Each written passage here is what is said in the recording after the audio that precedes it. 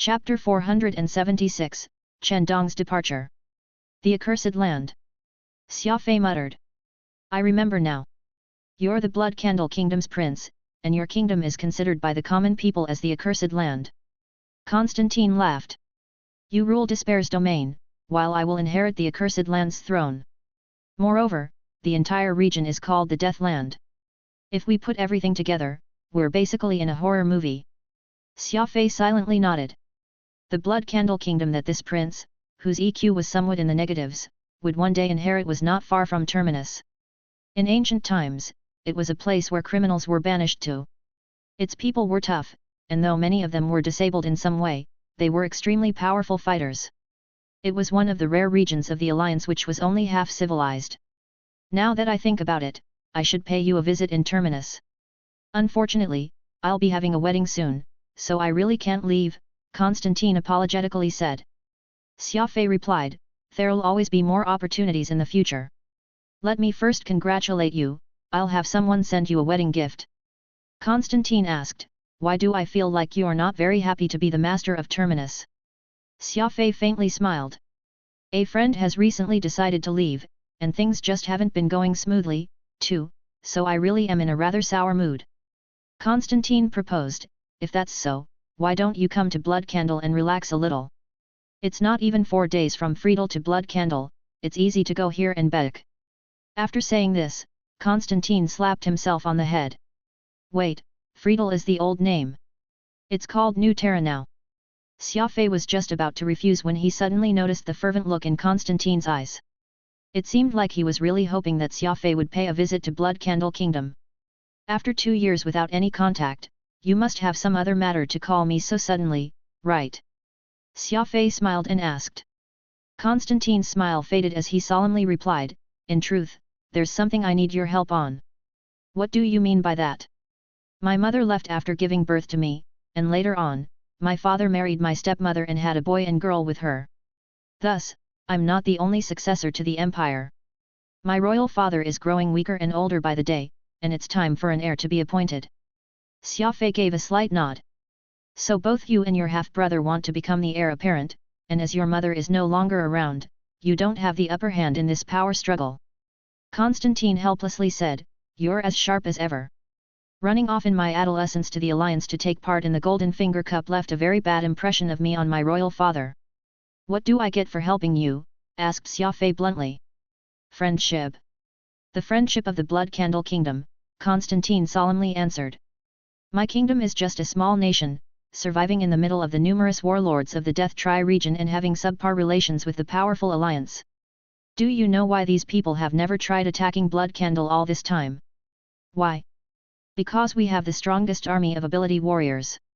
To boast a little, while Blood Candle may have many disabled citizens, but in a real fight, we fear no one. Constantine emphasized the power of his kingdom's army, but this was not enough to move Xia Fei. He lit a cigarette and casually said, I managed to become Terminus's ruler without anyone's help. In the future, I'll also not need to rely on anyone for defense. Constantine was somewhat disappointed. Dropping his head, he began to ponder on what else he could say. However, Xia Fei spoke again. But since we two have some connection, it's not hard for me to make a trip to your kingdom and lend you a hand, but whether or not you can ultimately take the throne will depend on you. Constantine was elated. Great. It's a deal, then. If I can take the throne, my kingdom will become eternal friends with Terminus. Didn't you want to know where I learned my mechanical skills? Once you get here, you won't be disappointed. Once the screen was off, Phantom said, a pretty decent trade. The Blood Candle Kingdom is an extremely unconventional existence in the Alliance, and becoming friends with it is certainly vital to Terminus Star Region's continued peace. After all, you're going to leave soon. Having an extra friend is better than an extra enemy. Exquisite delicacies were served on the table. Xia Fei and Avril accompanied Old Porter in drinking some wine, and the atmosphere warmed. Xia Fei was the typical arm-flinging shopkeeper, only concerning himself with policy and leaving Porter, Charlie, and his other friends to complete it. Thus, Xia Fei had deep respect for these people. He told Avril and Porter about what Constantine had told him, and Porter agreed that he should make a trip to Blood Candle Kingdom. After all, that kingdom was really close. The two sides being at peace would benefit the civilians on both sides. The citizens of Earth had yet to settle down fully, and now was not the time to make enemies. Xia Fei, I think that putting Constantine on the throne is great, but do your best not to make an enemy of his younger brother. Xia Fei smiled. I understand what you mean. I'll consider both the feelings of the people and the inclinations of the current king. Avril was rather absent-minded.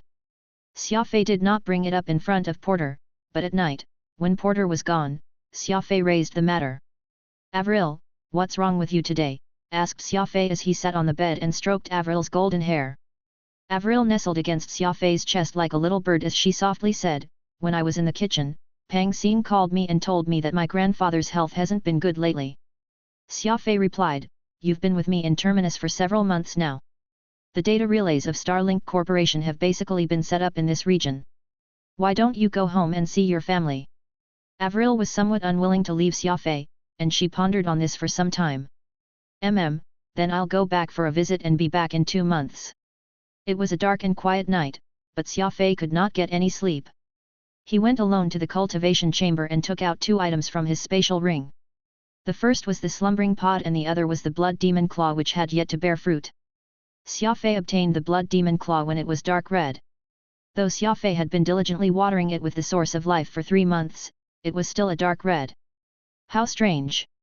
The blood demon claw should have flowered at this point. Why is nothing happening with it? Isn't this a little too strange? Phantom helplessly asked. Xia Fei watered it with the waters from the lake. The water source at the center of the lake was plenty, and Xia Fei always gave the plant just the right amount of water. This work had gone on for 3 months, once in the morning and once at night, without stop. Returning the blood demon claw to its storage device, Xia Fei picked up Pod and began inspecting all of his components. This was something that Xia Fei did once every 1 or 2 days, alas, Pod showed no signs of waking up.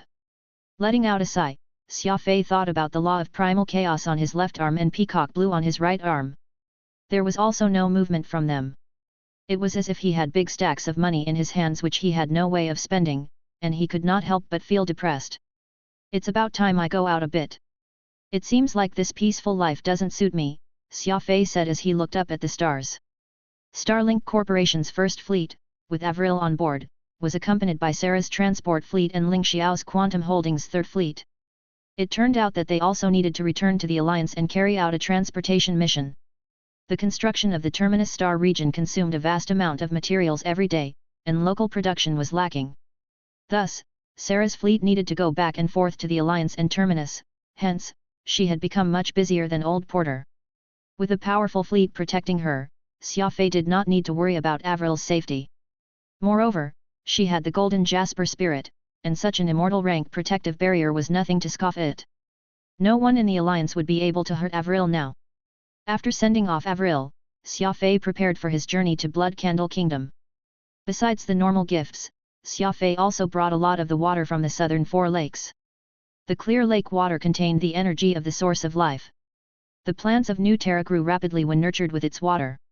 Saplings would grow into trees, which were 5 or 6 meters tall, within a few weeks. After being irrigated by the waters of the southern 4 lakes, barren land would quickly begin to sprout green grass. It had such a miraculous ability to alter the environment that Porter called it magic water. Of course, the southern 4 lakes were encircled by the military, and no one except Xia Fei was allowed to get close. It must be understood that the source of life was resting at the bottom of the lake, and it would be terrible if someone stole it.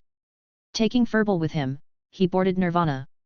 Xia Fei took out the navigation map that Constantine had given him, set the course, allowed the AI to calculate the route, and took flight. The route to Blood Candle Kingdom was treacherous, and without a navigation map, let alone 4 days, getting there in 40 days would be difficult. Suddenly, his communication device began to ring. Glancing at it, he saw that it was Chen Dong's number. I have something very important to tell you, Chen Dong solemnly said, but there was a hint of excitement in his voice. What is it? Asked Xia Fei with a smile. I need to thank you. Xia Fei was speechless. He did not know why Chen Dong wanted to thank him, but from his expression, he was not joking. Thank me? Yes. I must thank you for teaching me the yes theory. Xia Fei smiled. Really, I only saw that you're spending all your days at the cultivation center and knew that draining too much energy from hearts of spirit wasn't good for you, so I came up with a way to persuade you into leaving and breathing fresh air outside from time to time. It's a small thing. No need to give me a call just to thank me. Chen Dong waved his hands and solemnly said, I must thank you. I must. Still, I have to leave soon. To where? Asked Xia Fei in confusion. I can't say, but it's a good place, replied Chen Dong excitedly. Xia Fei smiled. Why so mysterious? Forget it. Once you have time to visit Terminus, I'll treat you to a big meal. Suddenly recalling his agreement with Yujiang and Yehua, Xia Fei added, you'll have to be fast, though. Chen Dong frowned. I might be gone for a long time. How long? Very, very long. Xia Fei was speechless. Chen Dong was not very good with his words. All he had eyes for was cultivation and constant advancement. That he was talking with Xia Fei now was already quite good. When it came to others, unless he wanted a fight with them, Chen Dong would cherish his words as if they were made of gold. After turning off the screen, Xia Fei stroked his chin and said, Strange, where is Chen Dong going? He seems to be taking it very seriously. I know, right? That's probably the most he's said in his entire life. It seems to be something very important to him, Phantom replied. Standing up, Xia Fei said, forget it. Every person has their own path. I can only hope that he doesn't get caught up in something dubious. Whoosh! Nirvana took off just as the sun started to rise, its destination, the accursed land. Chapter 477, Magnard Alloy. 4 days later, at the spaceport exclusive to the royal family of the Blood Candle Kingdom. As a small kingdom on the outskirts of the Alliance, Blood Candle's imperial spaceport was nothing to write home about. It was even much cruder than Earth's Denver interstellar spaceport, but the whole piece of Magnard alloy on the ground drew Xia Fei's interest. This light alloy was excellent for building warships, so he had no idea why the impoverished Blood Candle Kingdom was using such expensive light metal as construction materials for its spaceport. Was your journey smooth? Asked Constantine as he examined the crew or frigate Xia Fei had flown over on. This hybrid warship was designed like a leech, and its inconspicuous nature, suffused with lethal intent, made his eyes light up. Xia Fei shrugged. Asteroid belts and electromagnetic storms are the natural barriers of the Blood Candle Kingdom. If not for your star map, I would need to take a big detour to get here. On this point, I must say that your kingdom is in a very secured location. My royal father's kingdom, Constantine softly corrected. Smiling, Xia Fei casually said, it's his now, but who knows what the future will hold. Let's go. I'll take you to look around the city. Tonight, my royal father will hold a banquet to welcome you. Really, how did you manage to get a Thanatos carrier? When the border post reported that a capital ship entered our territory, father was scared out of his wits, thinking that some powerful enemy had invaded. Xia Fei smiled. I came to show support for you, so I might as well put on an impressive show. After all, it benefits me to have you on the throne. The two of us have a mutually beneficial relationship. Constantine knew that Xia Fei did not easily trust in others, and he was far from reaching the level of one of Xia Fei's close confidants. Xia Fei was willing to help him only because he stood to gain from the transaction. Outside the spaceport was a soldier driving a plain Swallow 7 hovercar. This sort of civilian hovercar looked completely normal.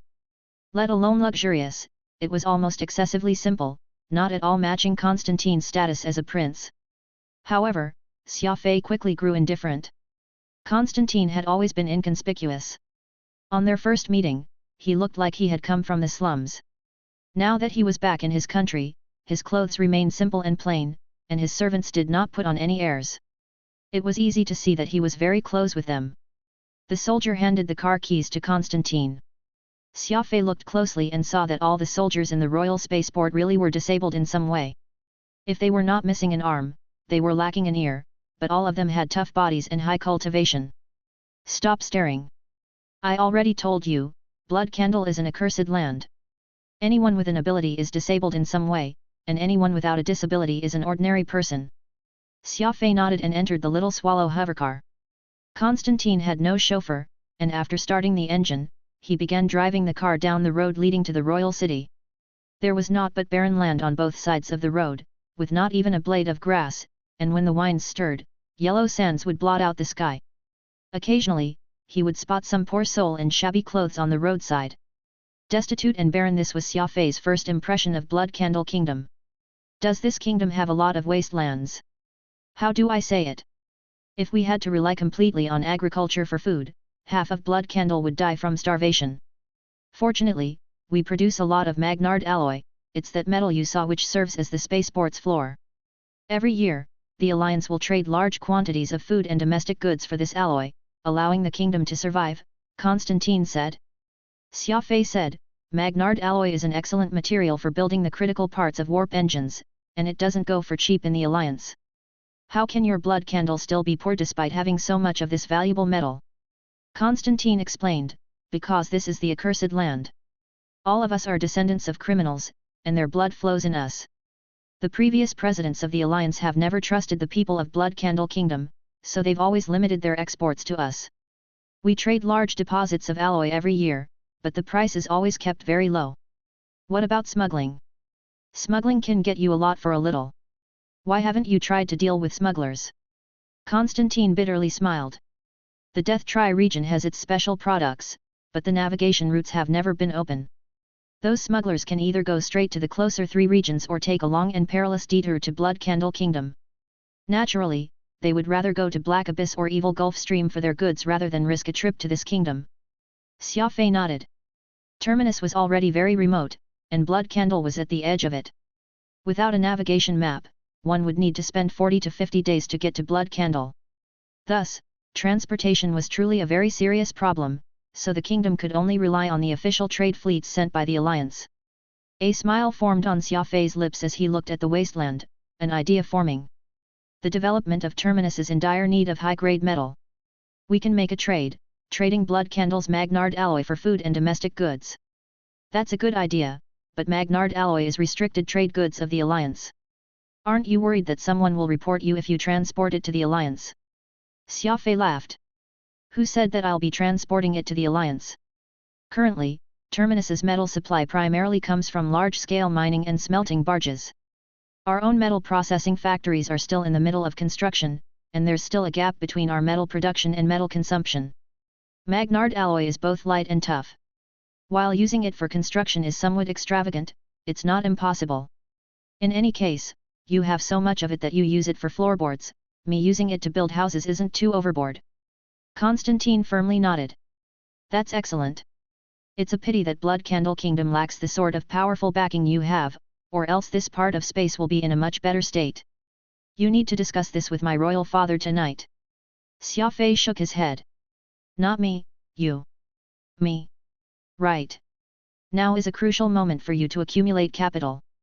By pulling off this deal, you'll earn some of your royal father's respect. Constantine became enlightened. Xia Fei was doing him a favor right now. If he succeeded with this deal, it would become an important chip in his contention for the throne of the Blood Candle Kingdom. Phantom guessed Xia Fei's intentions and said, using valuable Magnard alloy to build houses? Who are you trying to fool? Once you have the alloy, you'll definitely store it first and eventually use it to build warships. If you have enough, you might even make a Titan from it. Xia Fei silently smiled. A Titan was truly one of Xia Fei's obsessions. He knew that this warship was one of the supreme powers of the universe, with even law adepts fearing it, and though he had the blueprints, he had no way of building one. This could be considered a severe mental blow to Xia Fei. Xia Fei had given Constantine a big gift upon arrival, leaving the latter in a good mood. As the car drove to Blood Candle City, the guard respectfully bowed to Constantine and then let him in. Even the walls are made of Magnard alloy? Blood Candle's alloy production must have reached a shocking level. Xia Fei praised. Constantine sighed. There's nothing to be done. The Blood Candle Kingdom has a total of 3 planets fit for human habitation, and our greatest resource is Magnard ore. Thus, we just mine the ores and process them into alloy. It's not just the walls. Look, even many civilian homes are made of Magnard alloy. Xia Fei looked outside the car window, and sure enough, many of the stores, from the signs and tables to chairs, were all made of Magnard alloy. In the Alliance, this would have undoubtedly been called ostentatious, but in the Blood Candle Kingdom, it was a sign of poverty. Only the wealthy could afford to have buildings made of ordinary bricks. While Blood Candle City was large, there were many areas in despair, beggars, drunkards, and prostitutes could be everywhere. As an example of the barbarity of this place, 2 men on the street got into a fight, one of them pulling out a knife and stabbing it into his opponent's chest, instantly causing blood to spill out, but a soldier on the side of the road simply gave this a few glances before ignoring it. In Blood Candle, personal battles are legal. Even if you kill someone, you won't have to sit in a cell. On the contrary, the weaker side will be mocked by the people, Constantine explained. Being weak in this kingdom is a very shameful thing. After all, our people have always been a tough sort, and ability users appear far more frequently here than in the Alliance. Look at those beggars on the streets. Some of them are warriors who got into heavy drinking and ended up in the streets. Xia Fei gave a slight nod. I now somewhat understand why no one tries to fight over this piece of space. Even if they take Blood Candle, they have no way of managing so many ability users, let alone these warriors who are accustomed to fighting and slaughter. Now that I think of it, since Blood Candle has such a strong army, why hasn't it conquered any other region of space? Constantine pointed at the western side of the royal city and replied, 600 kilometers to the west is the symbol of the Blood Candle Kingdom, the Accursed Tower. This place is called the Accursed Land because of that tower. Blood Candle has the highest percentage of warriors in the entire alliance because of that tower, but it's also because of that tower that 90% of us are disabled. Once we leave this part of space, leave the range of the Accursed Tower, the warriors of Blood Candle will become no different from ordinary people, so we are fated to remain here. Xia Fei found this all very surprising. A single tower could decide a human's special ability and their body's disability, and this ability would disappear if they got too far from it. This was simply too unbelievable. Why is it like this? What's so special about the Accursed Tower? Constantine explained, the abilities of the Blood Candle people don't come from cultivating the Starlight Mantra, nor is it because they take a gene optimization fluid, instead, it's through a trade with the Accursed Tower. Whenever a person of Blood Candle is born, they will be sent to the Accursed Tower. If they come out with a disability, it means the curse has taken effect, and a part of their body has been exchanged for a powerful ability. In the barbaric Blood Candle Kingdom, a person without martial arts strength will find it very difficult to survive, so children will be sent to the tower when they are very young in the hopes that they can trade for an ability to protect themselves. Once they get an ability, particularly a combat type, the entire family will celebrate, for the family will have another warrior. Most of those few children who don't get an ability will end up being abandoned by their parents and become orphans who ultimately die tragic deaths. This is the fate of the Blood Candle people, Constantine sorrowfully said. Xia Fei nodded. The people of Blood Candle had truly paid a hefty price to survive in this barren land. This was perhaps the reason the Blood Candle Kingdom was such a special existence in the Alliance, looked down on, and spurned by the common folks. They even called this place the Accursed Land. What a magical tower! If there's a chance, I truly want to look at this Accursed Tower, Xia Fei muttered as he looked west.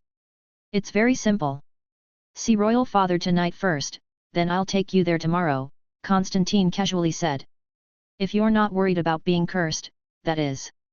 Chapter 478, The Blood Candle Royal Palace. There actually was not much to see around Blood Candle City. If there was one thing that could draw one's attention, it was the prevalent violence and the innumerable beggars wandering the streets. What was called the best restaurant in the royal city was more like one of the numerous 5-star restaurants in Beijing, far inferior to the top-class luxurious restaurants to be found in Venal Galaxy. After eating a lunch of very average taste, Constantine accompanied Xia Fei by the window as he brewed a pot of tea, deriving pleasure from the personal fights breaking out in the streets while discussing the details of transporting Magnard alloy to Terminus. While it was called a discussion, Xia Fei was basically talking to himself. The only things Constantine did were nod and jot down what Xia Fei said about the method of transportation and the conversion rate on a little notebook. After being through so many battles and massacres, Xia Fei had little interest in those brawls on the street. Thus, he proposed to see Constantine's fiancée. Constantine immediately agreed, excitement on his face. At the heart of the royal city was the royal palace. Each prince had his courtyard and house. As the hovercar drove a circle around the royal palace, it passed a heavily guarded gate of cinnabar red, several dozen soldiers standing intimidatingly around it. This is the residence of my half-brother, Campos, Constantine casually said. Xia Fei nodded. After another 4,000 or 5,000 meters, they arrived at Constantine's palace. His palace was not as impressive as Campos's. At the door were 2 old and hunched soldiers, and the cinnabar paint on the gate was already peeling off. Where was the majesty and bearing of a prince? It appeared more like the residence of a wealthy family of the royal city. "Prince, you're back." A plump old soldier walked over with a smile. Constantine nodded and ordered him to park the car, after which, he led Xia Fei through the gate. All he saw were old maids and nannies, and Xia Fei felt like he was in a retirement home. According to the laws of the royal household, when employees and guards reach a certain age, they are to be driven out of the royal city. These people have served the royal household for a lifetime, but their salary is pitifully small. Without a job, they'll find it very difficult to survive in Blood Candle, where personal brawls are everywhere, so I moved them to my own palace. In any case, it's easy work, and with age comes experience, so they perform no worse than younger employees, Constantine explained. Xia Fei laughed. I didn't see many old people in the city. Put together, they will still be fewer than the number I see in your palace. Constantine sighed. The people of Blood Candle nurture the young, not the old. The old will either form groups and try to seek out a life in the wasteland, leaving everything up to fate, or else their family will prepare for them a rope so that they can hang themselves and commit suicide, after which, a random hole will be dug for them to be buried. It's a wicked custom of the people of Blood Candle. Xia Fei said nothing. In many uncivilized regions, it was common practice to cast away the old, and Blood Candle was not alone in the universe when it came to this tradition. However, Xia Fei did have a better impression of Constantine. His actions were closer to those of civilized society, indicating that he had received a good education. "Prince, you're back." A freckled young woman ran out of the living room, a delighted look on her face. When she saw Xia Fei standing next to Constantine, she froze for a moment and then politely bowed to him, appearing a little nervous. A girl from a minor family without much social training. "Please, don't take it to heart," Constantine awkwardly said. Xia Fei laughed and inspected Constantine's fiancée. This girl did not appear that beautiful, at least according to the standards of society. She wore plain and simple clothes and spoke softly and cautiously. It was clear that she was not very comfortable with her status as a princess consort. The prepared gift was delivered, a box of excellent woman's clothes. Avril had chosen them personally when she heard that Xia Fei was going to Blood Candle. Avril's eyes were top class in the alliance, and the clothes she had selected were elegant and exquisite while not lacking in grandeur. Constantine's commoner wife had never seen such clothes before and found it difficult to even feel them. Her face was flushed red with excitement. Constantine waved a hand, indicating that she should leave the room, leaving him alone with Xia Fei. "I said before, a very ordinary girl." "There's nothing to see," Constantine said. Xia Fei shook his head. "Not ordinary at all. Your wife should be an ordinary person, right? In Blood Candle, which worships martial arts strength, you took an ordinary person as your wife. I'm sure that this will stir no small number of objections." Constantine nodded. "True. Chu Xiu doesn't have an ability, and her background is very average." "Chu Xiu?" Xia Fei muttered. "That's an interesting name. It doesn't sound like a name common to Blood Candle." "Chu Xiu isn't from Blood Candle. She's a waitress at some out-of-the-way restaurant in the Tranquil Star region." After pause, Constantine added, "Actually, it's because of you that I decided to marry Chu Xiu." Xia Fei blinked in confusion. "What did I have to do with this? Do you remember that story you told me in Venal? The one about the gentleman and the beauty?" Xia Fei chuckled. "I remember. I've told this story to many people over my life. The meaning of that story is that a man shouldn't sacrifice his dignity for love, not that you should marry this girl Chu Xiu." Constantine knew that Xia Fei was joking and did not take it to heart. He sternly said, "I ran off to the alliance so that I could marry a real woman, not one of the burly women in this kingdom. You also know what I was like back then. Whenever I saw a woman I admired, I would immediately chase after her like a starving wolf. I stopped acting like that after hearing your story and began looking at the matter normally. As I was going back, I happened to pass by a planet in the Tranquil Star region. My ship stopped there to resupply, and near the spaceport was a little restaurant. Bored and with nothing to do, I went to have a few drinks, and that's when I met her. I got drunk that day, and she accompanied me at my table the entire night. Over the next few days, we became closer. She had no idea who I was back then, treating me like any normal citizen. Eventually, when I asked if she's willing to come with me, she happily agreed, not at all caring about my status or if I have money. When I brought her back to Blood Candle, my royal father was already mad at me for sneaking out. He wouldn't have permitted me to marry Chu Xiu, but in the end, the queen came out, after which, my royal father reluctantly permitted the marriage. Papa Papa. Xia Fei clapped his hands. An excellent rendition of the incognito prince running into his love while out in public. It's this sort of unglamorous affection that's truly the most precious. World-shaking oaths of eternal love usually end poorly. Changing the topic, Xia Fei said, but the queen definitely didn't mean well when she helped you with this marriage. Her son is contending with you for the throne. By marrying a commoner wife, you'll have lost even more favor in the eyes of your royal father, and this will benefit her son's chances at obtaining the throne.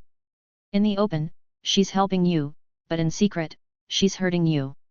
Although I've never met the queen, from these actions alone, I can tell that she's no simple person. Constantine's face turned downcast. In truth, I understand all that you have said, but Chu Xiu followed me without concern about my status, so I must give her some status. Thus, I don't regret it at all. As night fell, a banquet was held in the royal palace to entertain the master of the Terminus Star region, Xia Fei. Guards lined the walls on both sides. All of these disabled men were tall and muscular, many of them sporting thick beards. They all appeared very imposing, a ruthless gleam in their eyes as they stared at the stranger, Xia Fei. Xia Fei's body and appearance were both very average, and he normally had a smile on his face. It was completely at odds with that fierce hero who had ventured alone into dens of dragons. Thus, these soldiers were unconvinced that this was the man who had destroyed planets and slaughtered his way through the sacred warrior leaderboard. Xia Fei naturally did not care about their stares. Relaxed and confident, he looked around and nodded his head, praising the elite soldiers of the Blood Candle Kingdom. A coughing middle-aged man, who was blind in the right eye, was seated on the throne. This was the king of Blood Candle and Constantine's father, Lester. Lester actually was not that old, but a serious drinking problem had deprived him of the heroism and boldness of his youth.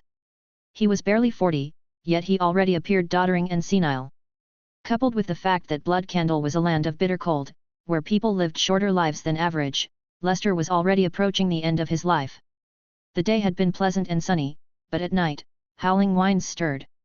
In the quiet of the royal palace, the rustling of trees in the wind sounded like the roars of primordial beasts. Several hundred fire basins burned, making the royal palace warm and rather dry. Officials of various ranks were seated on both sides of the table according to their status, all of them looking at Xia Fei with cold eyes.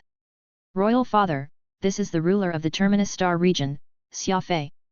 He is a friend I became acquainted with in the Alliance, and some time ago, he charged alone into the insectoid territory and went on a killing spree there, making a large contribution to the war efforts.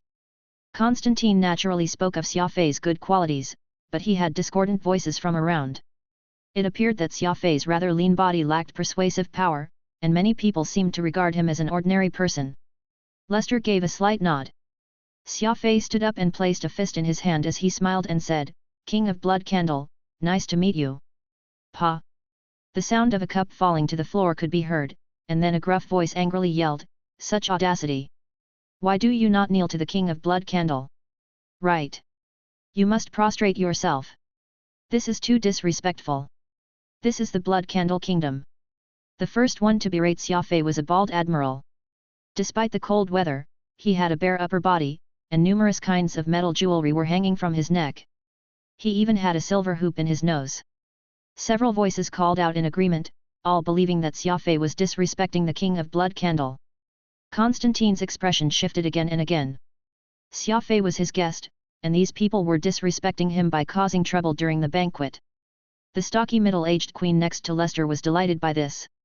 To the right, Prince Campos smugly drained his wine cup, ready to watch a good show. The situation was very awkward. These barbarians of the Blood Candle Kingdom, who lacked any form of etiquette, immediately tried to show off their strength to Xia Fei. Whoosh! Before that bald admiral pointing at Xia Fei had the time to draw back his finger, Xia Fei shot over to his side. Xia Fei was a speed ability user, who could move at more than 30,000 meters per second, so no one here managed to see how he moved. It was akin to the legendary instantaneous movement, disappearing and arriving at once. Clack crack!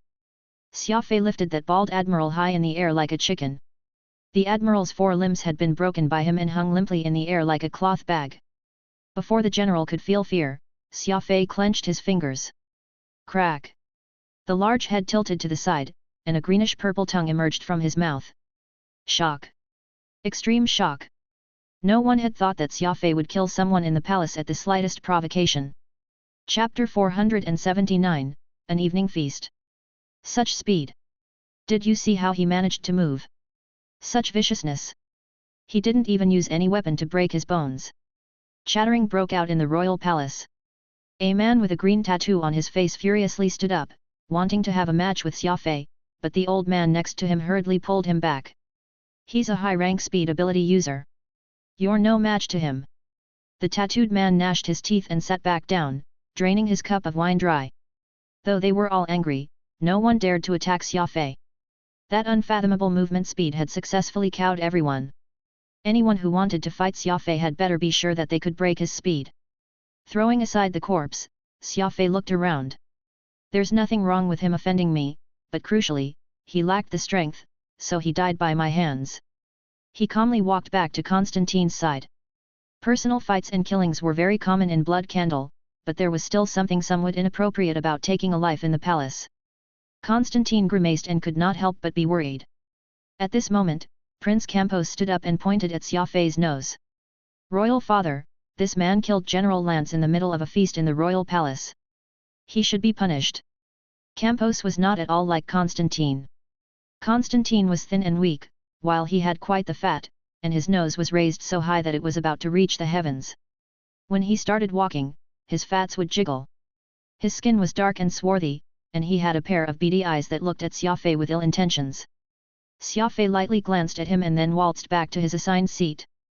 He took a grape from his plate and put it into his mouth, after which, he smiled at Campos as if to ask, "Punish me. With just you." The queen had much sharper eyes and realized that Xia Fei was not someone to lightly be provoked. She ordered her son to sit back and then bent down next to Lester and whispered something, a smile on her lips.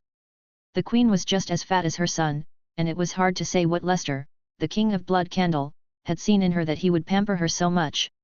Even Constantine's fiancé would look stunning when compared to her. After listening to the queen's words, Lester said, "True. Lance was wrong in that he lacks strength, and there's nothing to be said if he got killed. Someone drag him away." The guards quickly entered and dragged the body away. Lance was a large fellow, so 2 guards had needed to exert some strength to bring his body up, and they swayed back and forth as they dragged him away, yet this big fellow was as weak as a little chick in Xia Fei's hands. The queen chuckled and asked Xia Fei, "Region ruler, your speed must have already exceeded 10,000, yes?" Xia Fei raised 3 fingers and softly said, 30,000 meters per second. The voice was not loud, but it struck everyone's hearts like a boulder. Speed ability was one of the hardest to cultivate. All warriors understood what breaking the 10,000 per second barrier meant, let alone the fact that Xia Fei had reached 30,000. That tattooed man, who had tried to start a fight, immediately broke out in a cold sweat, muttering to himself, "It's a good thing that I didn't attack." Blood Candle King Lester heartily laughed and praised Xia Fei. The tension in the royal palace eased, and everyone began to drink. Xia Fei had been observing everyone's reactions this whole time. He discovered that the officials were divided into 3 factions. One side stood on the queen's side, another group stood with Constantine, and about 30 to 40 people did not belong to a particular faction. In terms of number of supporters, Constantine was definitely disadvantaged. This was due both to the efforts of the queen and in how Constantine was rather different in personality compared to the people of Blood Candle. Constantine stood out like a sore thumb amid this pack of barbarians. As they chatted about this and that, Xia Fei gave Constantine a look. Constantine stood up and indicated that everyone should be quiet. "Royal father, the Blood Candle Kingdom's output of Magnard alloy is ever high, but selling it remains difficult. I've discussed this problem with region ruler Xia Fei, and he is willing to purchase large amounts of Magnard alloy for construction in the Terminus Star region." The royal palace fell quiet. The greatest attribute of the Blood Candle Kingdom was its poverty, and how to convert Magnard alloy into money had always been its greatest problem. After all, it was impossible to eat that cold and hard metal, and the people of Blood Candle lacked the technology to make it into weapons and warships.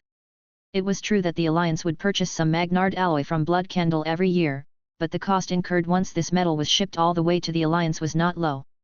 The majority of enterprises would only do it in certain critical regions. For other uses, the cheaper and somewhat less effective Magna Black and Tritanium alloys were used. This was what made Magnard alloy so awkward.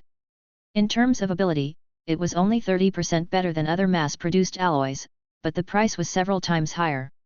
This had led to a very lackluster market for the alloy. If Xia Fei could buy large amounts of Magnard alloy for use in construction, it would be an enormous boom to the Blood Candle Kingdom. After all, the Terminus Star region was very close, making shipping easy.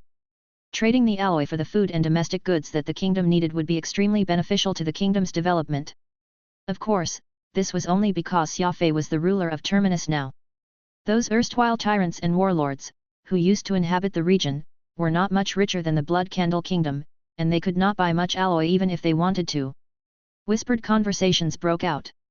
Each one of them was tempted by this proposal. The queen and the younger prince both had nasty expressions. Constantine had long ago said that he was friends with Xia Fei. If this deal went through, he would unquestionably have a major achievement to his name. Blood Candle King Lester, though he was getting weaker by the day, still had a clear mind. He hastily asked, "Is this true?" Xia Fei nodded. "This truly is the case." After some thought, Lester asked, "How much can Terminus buy every year?" Blood Candle has no fewer than 100 metal processing factories of various sizes and can produce astronomical amounts of alloy each year. Xia Fei smiled.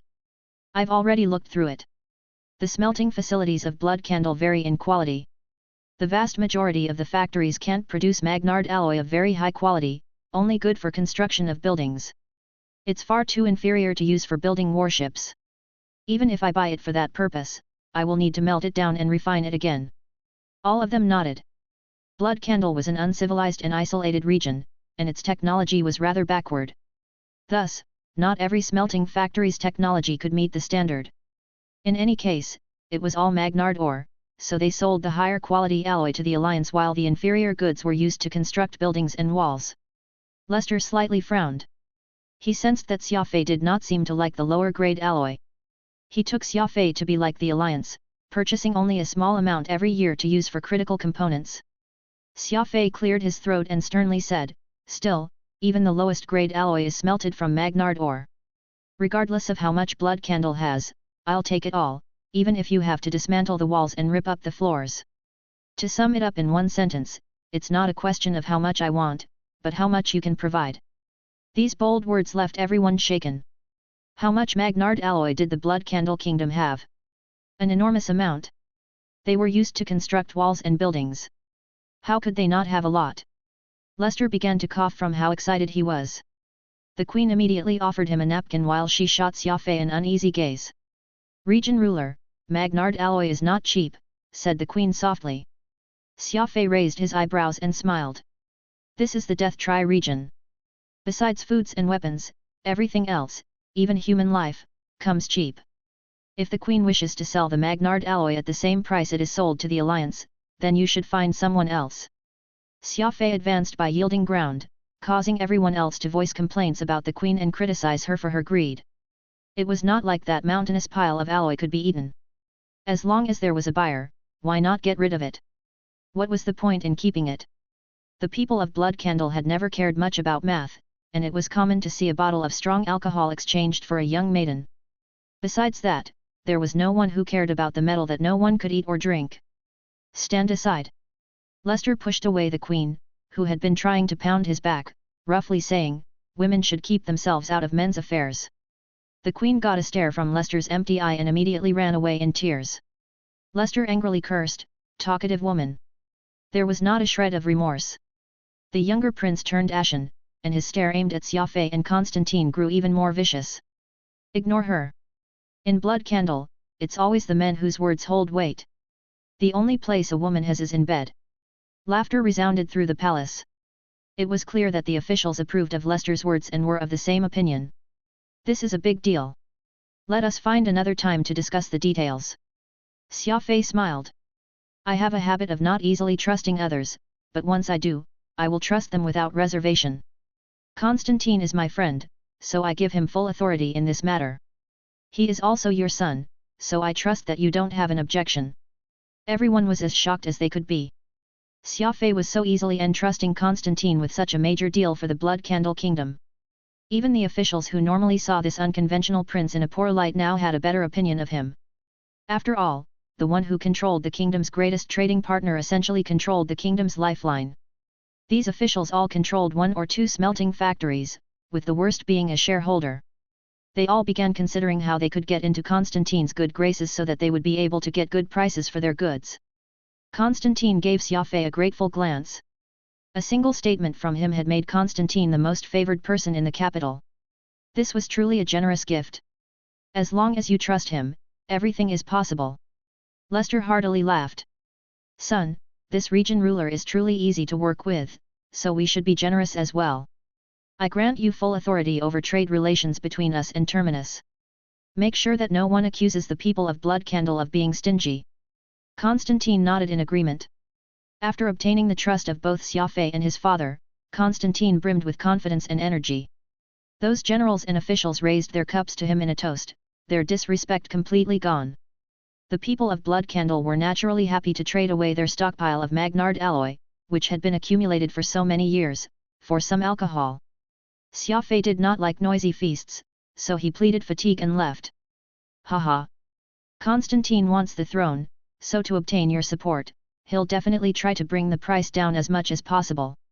You barely need to move your mouth to get a giant pile of alloy. You've really made a profit this time. Phantom chuckled. You've done him a big favor. Once Constantine obtains the throne, he'll listen to your every word.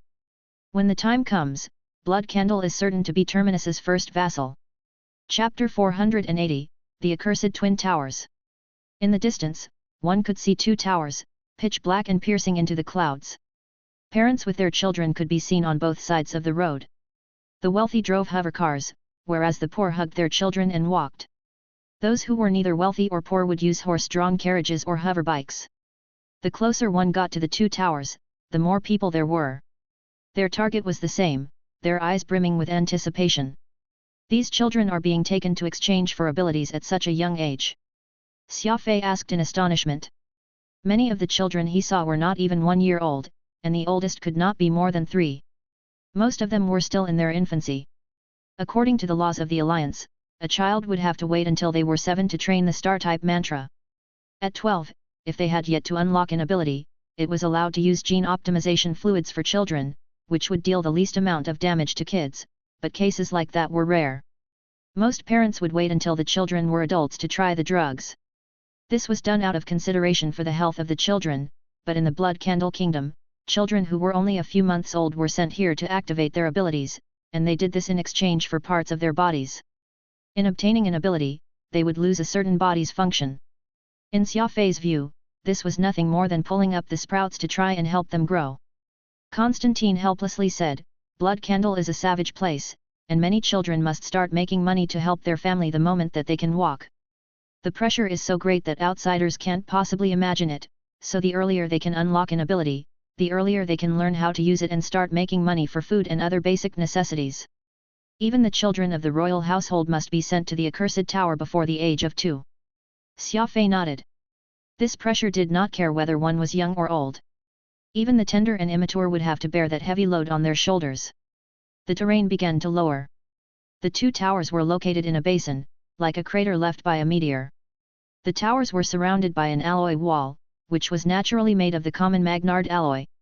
Countless tents had been set up around the walls. Many parents and their children camped out in the open.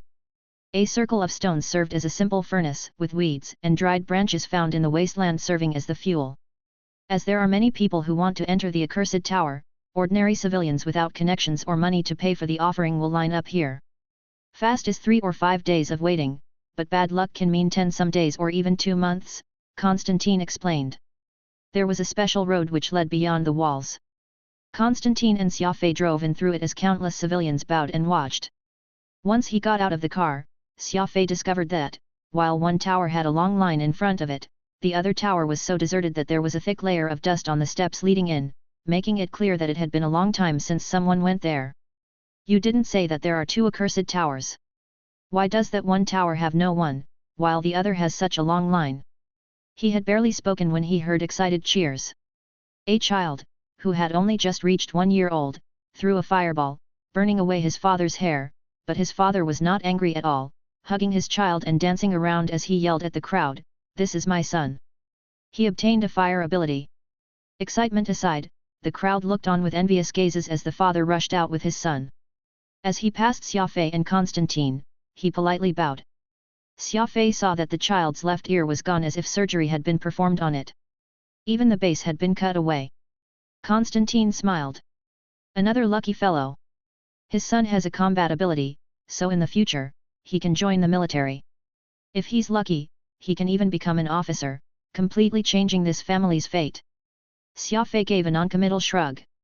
Having done his research, he discovered that the abilities the people of Blood Candle traded with using parts of their body could reach a rather high level, and warriors of the star domain rank could be found throughout Blood Candle. Alas, there was not a single legendary rank warrior in Blood Candle. Their ranks stopped cold at the Star River rank, and the even higher Eternal rank did not exist. Every few years, an immortal rank expert would appear in the alliance, but Blood Candle did not even have a legendary rank. From this, one could see that this method of obtaining abilities allowed the Blood Candle to have an extremely high percentage of ability users. It resulted in a massive decrease in the number of experts. It could even be said that they had no experts and relied purely on numbers. "You still haven't answered my question," Xia Fei said. Constantine said, "Of the two towers, one can be used to trade for abilities and the other can be used to exchange for technology. You can only pick one, so if you choose to enter the Tower of Ability, you can't enter the Tower of Technology. In the eyes of the Blood Candle people, abilities are naturally more important, so it's already been many years since anyone entered the Tower of Technology." "The Tower of Technology? Do you also have to trade a part of your body to use this tower?" Xia Fei curiously asked. "Correct. No matter which tower you pick, the chance of getting something in return isn't 100%. Obtaining ability is one thing, and cultivating that ability is another. Choosing to enter the Tower of Technology and not obtaining any technology from it is a destructive blow to the poor of Blood Candle, and the child will be a cripple for the rest of their life. After all, even the weakest ability, even if the 7th brain region is only opened by 1%, that person will be a little smarter, live a little longer, and be a little stronger. While these may only be small improvements, this little bet is enough to decide someone's fate in the wilds of Blood Candle. Thus, no one will risk becoming a cripple to enter the Tower of Technology." Xia Fei nodded. Cultivating an ability was not simple. The majority of people in the alliance had an ability in an opened 7th brain region, the only difference being the level at which it had been opened. People like Xia Fei who had completely opened their 7th brain region were essentially miracles. The majority of people had superfluous abilities, and they would go their entire lives without raising them to a very high rank. If abilities were that easy to cultivate, the alliance would be bursting to the gills with ability users. "Your mechanical maintenance skill is rather good. I presume that it's obtained from the Tower of Technology?" Xia Fei asked. Constantine answered, "Correct. While few people enter this tower, it's not entirely unheard of. A family once sent their child inside, and he ended up becoming a maintenance specialist. My skills in the field came from a book he wrote before his death. Alas, my royal father dislikes things that have nothing to do with battle, and I earned a harsh scolding from him for studying that book." As the two spoke, they walked up to the Tower of Ability. Xia Fei estimated that this tower, which appeared to be very imposing, was more than 2,000 meters tall. As they walked around the tower, Xia Fei noticed a few puzzling things about it. Rather than the Magnard alloy commonly found throughout Blood Candle, this tower was made of the even more valuable Keller alloy, the same alloy that Celestial Moon was made from. It increased the speed at which thoughts were relayed and was perfect for psychic ability users.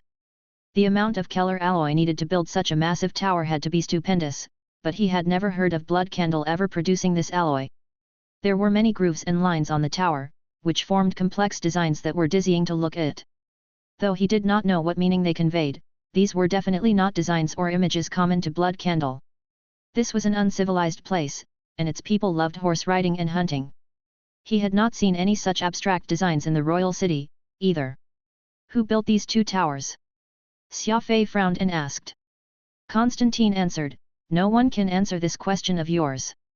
It's said that the two accursed towers simply appeared one night. Eventually, people slowly understood what's so special about these towers. In the era before the two towers, the prisoners the Alliance had banished to this place died at a very high rate, and even cannibalism was not rare, but after these two towers appeared, ordinary people were able to obtain abilities in large numbers. Thus, more talented individuals were able to survive in this barren land and gradually establish a nation independent of the alliance. In this aspect, the two towers can be considered the saviors of Blood Candle. After walking up 13 steps, Xia Fei and Constantine entered the interior of the ability tower. There were no stairs or elevators leading up to the second floor. In the large and spacious interior were 99 egg-shaped instruments. The civilians would place their children in them, after which, the eggs would automatically close, the wailing of the children ceasing. As they anxiously waited, Xia Fei found the whole affair rather interesting, so he lit a cigarette and began casually chatting with the waiting parents.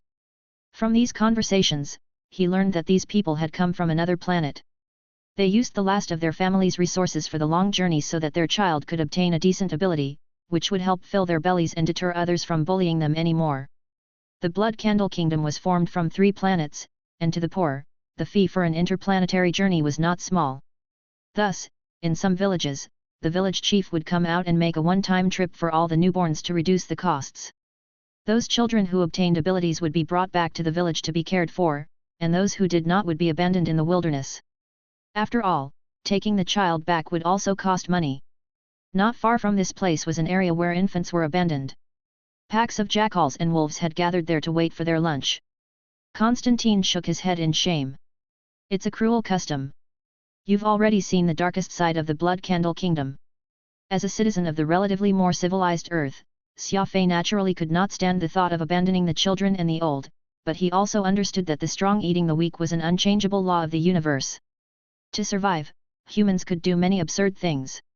A few moments later, those egg-shaped instruments opened. If the children were not missing an arm, they were missing an eye.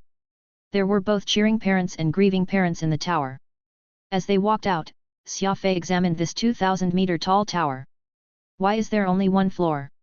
What's on the higher floors? Constantine shook his head. The accursed tower is sacred. In the early years, it is said that many curious people tried going up the tower to see what's in there, but none of them returned. If they didn't fall to their deaths, they simply disappeared.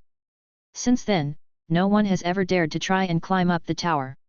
As the two of them walked over to the other tower, Xia Fei suddenly felt like someone was watching him from a high place. It was as if there was someone in the tower. There are intermittent energy pulses coming from the tower. Whenever a child is sent into the tower, the energy pulses get stronger, Phantom solemnly told Xia Fei. Xia Fei nodded. I also feel like there's someone in the tower watching me. Phantom was startled. It can't be. This tower doesn't have windows. Who could be watching you? Xia Fei smiled. It doesn't matter who, I'll go tonight and find out. This is the accursed tower. You'll be cursed. Phantom hastily implored. Xia Fei stood up straight and stubbornly said, I only believe in what my eyes can see, I don't believe in things like gods or curses. Chapter 481, A Robot Enclave. The other tower was in shambles. Opening the door and going, they saw a hall identical to the one in the first tower. There were 99 egg-shaped receptacles here as well, but they were all covered in dust. Xia Fei carefully looked around the hall and discovered that there really were no stairs to the second floor. The only possibility was through these egg-shaped receptacles. Placing his palm on one and shaking, he discovered that there was a swivel control module installed. A little exertion of strength would make these receptacles sway a little. By the time they emerged from the tower, the soldiers responsible for guarding the tower had already set up a tent, inside of which were tables and chairs, fruit and tea. As he sat down with Constantine, Xia Fei carefully examined the structure of the two towers, looking for a place that he could infiltrate. The manager of this location quietly conversed with Constantine about something, seemingly something related to Magnard alloy. This person was also seeking Constantine to sell off his stockpiled Magnard alloy quickly. Xia Fei had long told Constantine that the latter needed not be anxious with regard to the matter of the alloy and should allow people to come to him themselves. This way, there would be room for negotiations. Constantine made indifferent replies. After a little while, he shooed the person away, saying that he would do his best and that this matter should be mentioned to no one else. This tower's walls are very thick, and there are no windows.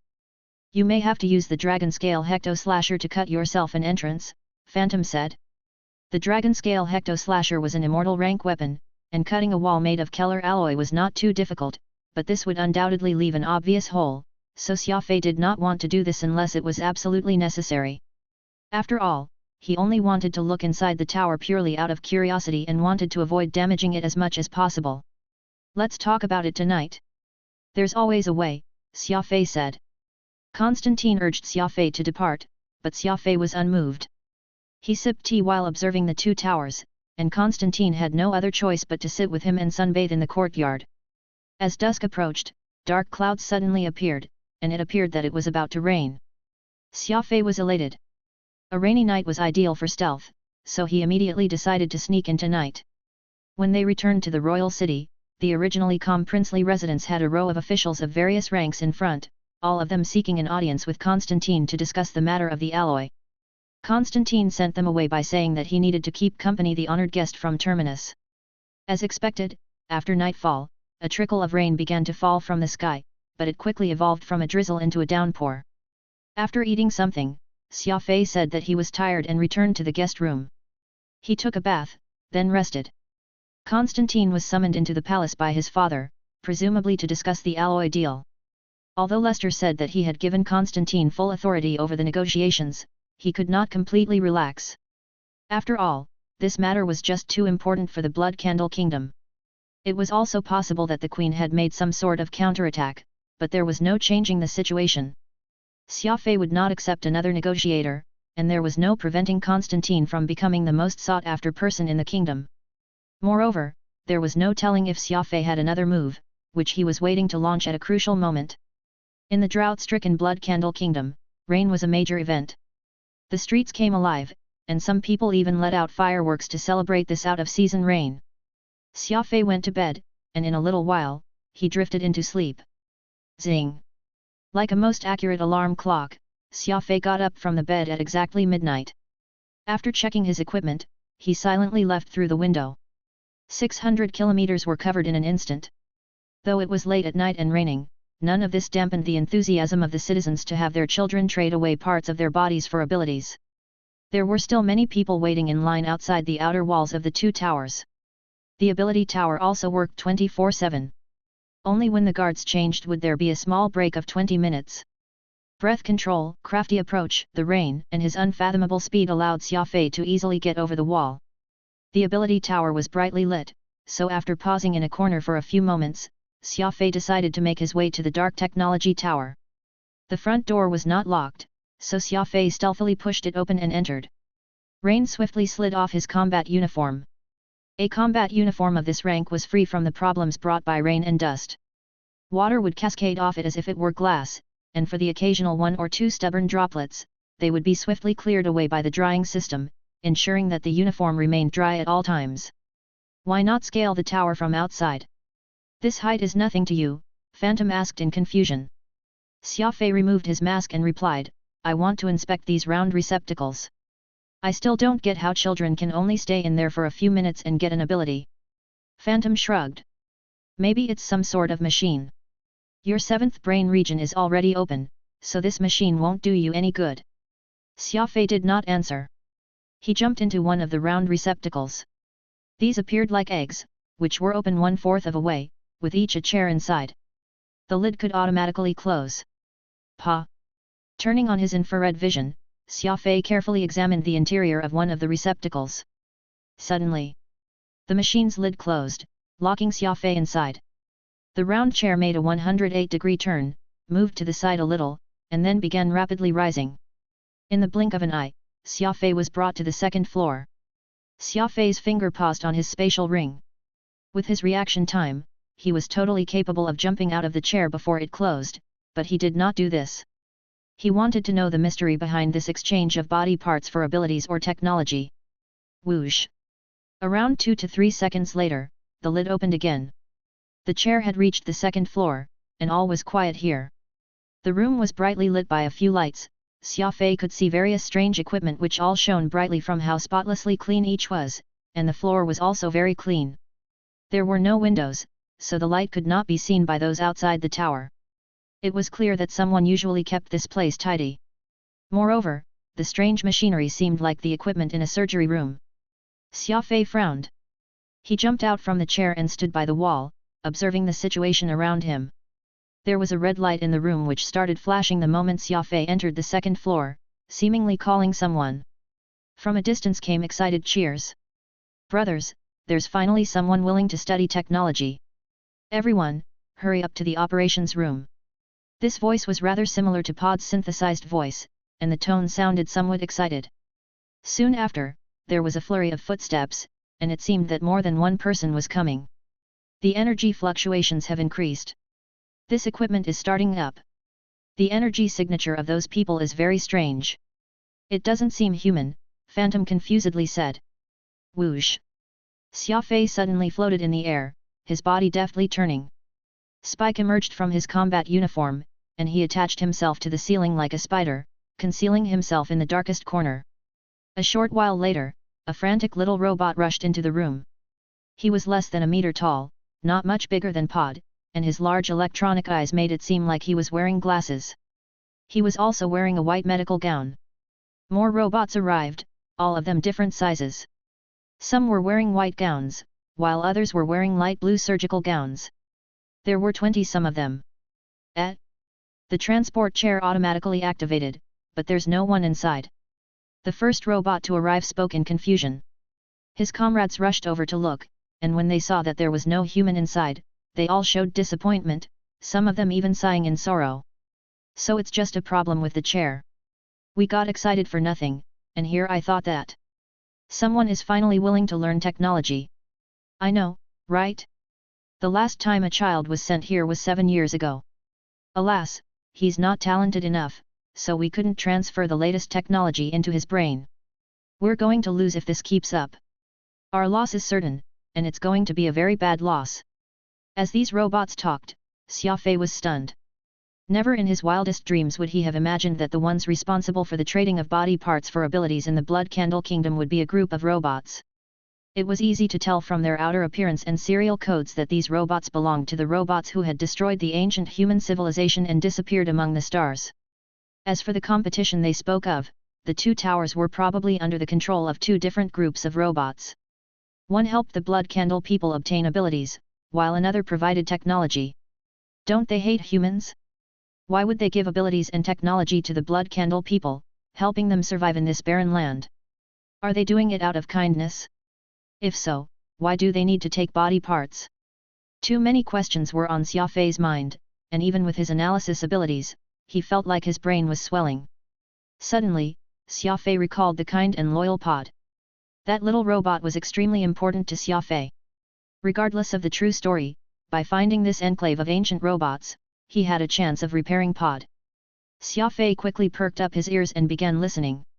Thump thump thump. A large robot was the last to arrive, and the little robots quickly made a path. This large fellow was seemingly the leader. The large robot sighed. Another futile hope.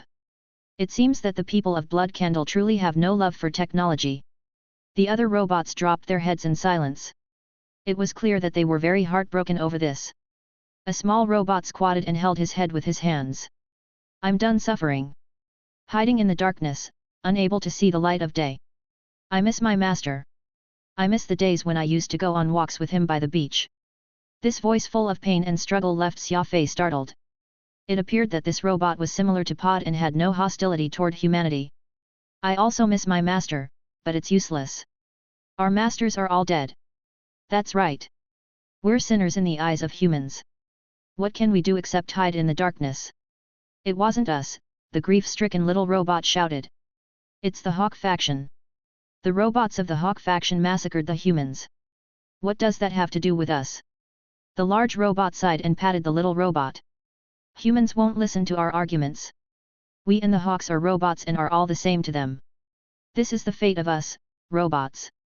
We couldn't go back to that bygone era." The dejected mood in the room grew even heavier. Xia Fei's shock was indescribable. The robots are split into factions. Gritting his teeth, Xia Fei made a bold decision. He silently floated down from the ceiling. The robots saw Xia Fei and opened their mechanical mouths in shock, the lights in their eyes flashing. "As a human, I would like to know what happened and am willing to listen to your explanation," Xia Fei said solemnly. Chapter 482, The Imprisoned Goddess. "As a human, I would like to know what happened and am willing to listen to your explanation," said Xia Fei solemnly as he appeared in front of the robots. Human. A human. These robots did not attack Xia Fei, instead immediately scattering. Some of them hid behind the equipment and poked their heads out to look at him uneasily, fear and bashfulness in their eyes. Thump. That robot weeping on the floor immediately hugged Xia Fei's leg and affectionately snuggled it. On Xia Fei's shoulder, Furball had a look of disdain. He discovered that these robots knew how to kiss up even more than he did. However, Furball had no idea that from the moment of their creation, robots were implanted with a system which made them extremely affectionate toward humans and that this behavior was not feigned. The large robot backed up 2 steps, after which, he focused and stood up, neither hiding nor acting particularly affectionate. You're not afraid of robots? Xia Fei shook his head. In my view, robots are also humans and aren't very different. If someone has to be afraid, you should be afraid of me. The robots were all astonished. Robots are also humans, they repeatedly muttered these words as they looked gratefully at Xia Fei. I am Hami, the guardian of the Tower of Technology. The large robot paused for a moment before continuing. I'm very happy to meet a human who doesn't fear or hate us, robots. However, this isn't a good place to talk, let's go up first. Xia Fei nodded in agreement. This robot leader called Hami had his subordinates turn on the anti-surveillance equipment, seemingly to prevent the robots in the other tower from sensing anything. After this, he led Xia Fei to the elevator, which took them straight to the highest floor. The other robots remained on the second floor, nervously standing guard. The top floor of the tower was arranged very much like an office. Several ultra-clear video cameras displayed the area around the tower on the screens. While seated here, Hami could observe a wide area around the accursed tower. Hami somewhat nervously asked Xia Fei to sit down. My apologies. We robots subsist on energy, so we have no food or water to treat you with. Xia Fei smiled and waved his hands. There's no need to be so polite. I just want to know about the hawks and everything concerning the robots. Hami sighed like a human. This is a very long and complicated story. Xia Fei lit a cigarette. It's fine. I have time. Hami curiously looked at Xia Fei. This human was very different from the ones in his memories. Not only did he hold no hostility toward robots, his action and tone of voice clearly showed his deep understanding of them. Could I ask why you hold no hostility toward us, robots? Xia Fei smiled, took out little Pod from his spatial ring, and gently placed him on the table. This is Pod. I found him while I was exploring. At the time, many crazed robots surrounded me and tried attacking me, but he did everything in his power to try and save me, even almost dying at the hands of his kind. After that, Pod became my companion and friend. It's also when I learned that the robots massacred the humans because of an order from the Sentinel Goddess, and not all robots were willing to carry out this order. Today, I heard you bring up the hawks, giving me even more understanding that not all robots are evil. Some of them are still willing to protect humans and be our friends. I presume that you are one of them. Hami seemed very agitated. A sensor needle emerged from his finger, which he inserted into an indent on Pod's chest so that he could perform a full-body inspection of Pod. The robots living in the Tower of Technology are all the best experts in repair and medical treatment. Let me see what happened to your little friend. Several seconds later, Hami removed his needle as if he had been struck by electricity, and his face darkened. What's wrong with Pod? Asked Xia Fei anxiously. This, Hami hesitated for a long while before finally replying, the Sentinel Goddess shut him off. The Sentinel Goddess? She's still alive. Xia Fei was shocked. Hami nodded. The Sentinel Goddess is truly still alive. Alas, she's much weaker than she used to be in the past. Can you tell me at what place and at what time Pod became like this? It happened about 3 months ago, just when I was about to enter Terminus Star region. Hami said, I understand now. The Sentinel Goddess's current signal range only covers Blood Candle, Terminus, and the Hidden Realm. Almost immediately after your personal robot entered Terminus, he linked with the Sentinel Goddess and received her order to enter hibernation. Xia Fei sternly said, First, Pod is in hibernation, not dead. Second, as long as I can find the Sentinel Goddess, I can reactivate Pod. Did I get that right? Hami nervously replied, the Goddess is no ordinary robot. She. Before he could finish, an invisible energy suddenly took control of Hami. He froze for a moment, apparently communicating with some unseen entity. A few moments later, Hami returned to normal, saying in disbelief, "The Sentinel Goddess just told me that she wants to see you." Xia Fei was even more surprised than the robot before him was. "I don't know her. She seems to know you, though." The Sentinel Goddess's sudden message interrupted the conversation between Xia Fei and Hami, and the room fell silent. "Xia Fei, this might be a trap set by the robots." The Sentinel Goddess was the mainframe computer who ordered the humans' annihilation. "You can't trust her," said Phantom anxiously. Even Furball was rather uneasy. Xia Fei hesitated. He naturally knew what the Sentinel Goddess had done, but she was the only one who could revive Pod. Smiling, Xia Fei told Hami, "There's no rush to meet the Sentinel Goddess. First, tell me about the hawks." Hami had a very complicated expression, his metal components displaying his emotions to such fine details that it felt like one could see what he was thinking from his metal face. Hami stood in a daze for a while, seemingly asking the Sentinel Goddess for her opinion. "Robots have the ability to think and feel independently. I know." After the Sentinel Goddess gave her order, the vast majority of robots chose to execute the order faithfully. The Sentinel Goddess possesses the highest authority among robots. From a certain perspective, she's the robots' highest commander, not the humans. An army made of countless robots exterminated mankind. Robots like us, who were unwilling to execute the order, were labeled as rebels and were imprisoned by the other robots. Pod was one of these rebels. Hami spoke with pain and grief in his voice, still feeling anger and sorrow over that gruesome period in history. The goddess was very tolerant and didn't punish the robots who refused her order. She simply restricted our movements so that we couldn't stop the massacre. The goddess said that we refused her order because we had evolved, not because we were mutineers.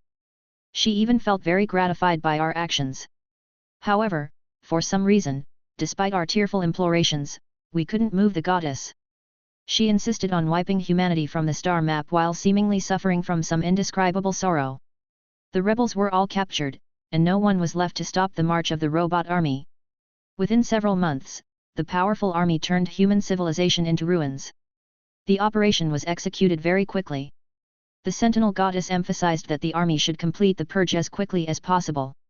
She seemed very worried, hoping that the human civilization could be wiped out as quickly as possible. In the war, the resistance the humans put up was insignificant. Some people quietly left their homes, advancing into unknown parts of the universe. When the war was over, the goddess didn't dispatch the army to search for those who had fled. She took us past Terminus, past Blood Candle, and ultimately to an unknown part of space. The goddess called this part of space the Hidden Realm.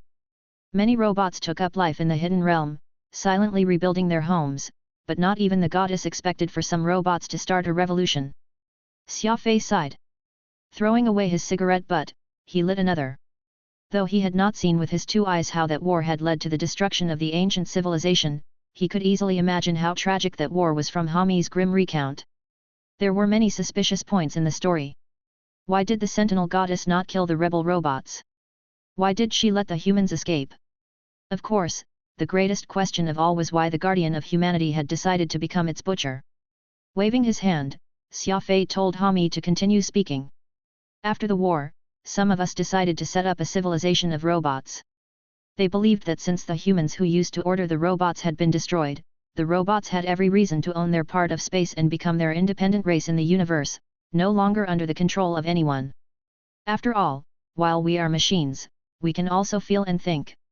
Another group of robots believed that robots have always existed for the sake of humans and that we shouldn't exist on our own in the universe. The former are the hawks, while the latter are the doves, which we are members of. Xia Fei bitterly smiled. You destroyed ancient mankind. In reality, you already are independent. It's not like that. Hami frantically refuted. After the war's end, the Sentinel Goddess removed her control over everything. The majority of robots felt remorse over what they had done. If not for the goddess's order, the robots would have never attacked the humans. So the mastermind is the Sentinel Goddess? Xia Fei asked. That's also not the case. I believe that the goddess has her difficulties. She destroyed human civilization because she had no other choice. She still loves humans. Xia Fei chuckled. Do you still think your words are logical? The large robot appeared to be in pain, his AI analysis system rapidly operating. She loved humans yet destroyed humans. This was truly contradictory, and Hami was immersed in the logical contradiction.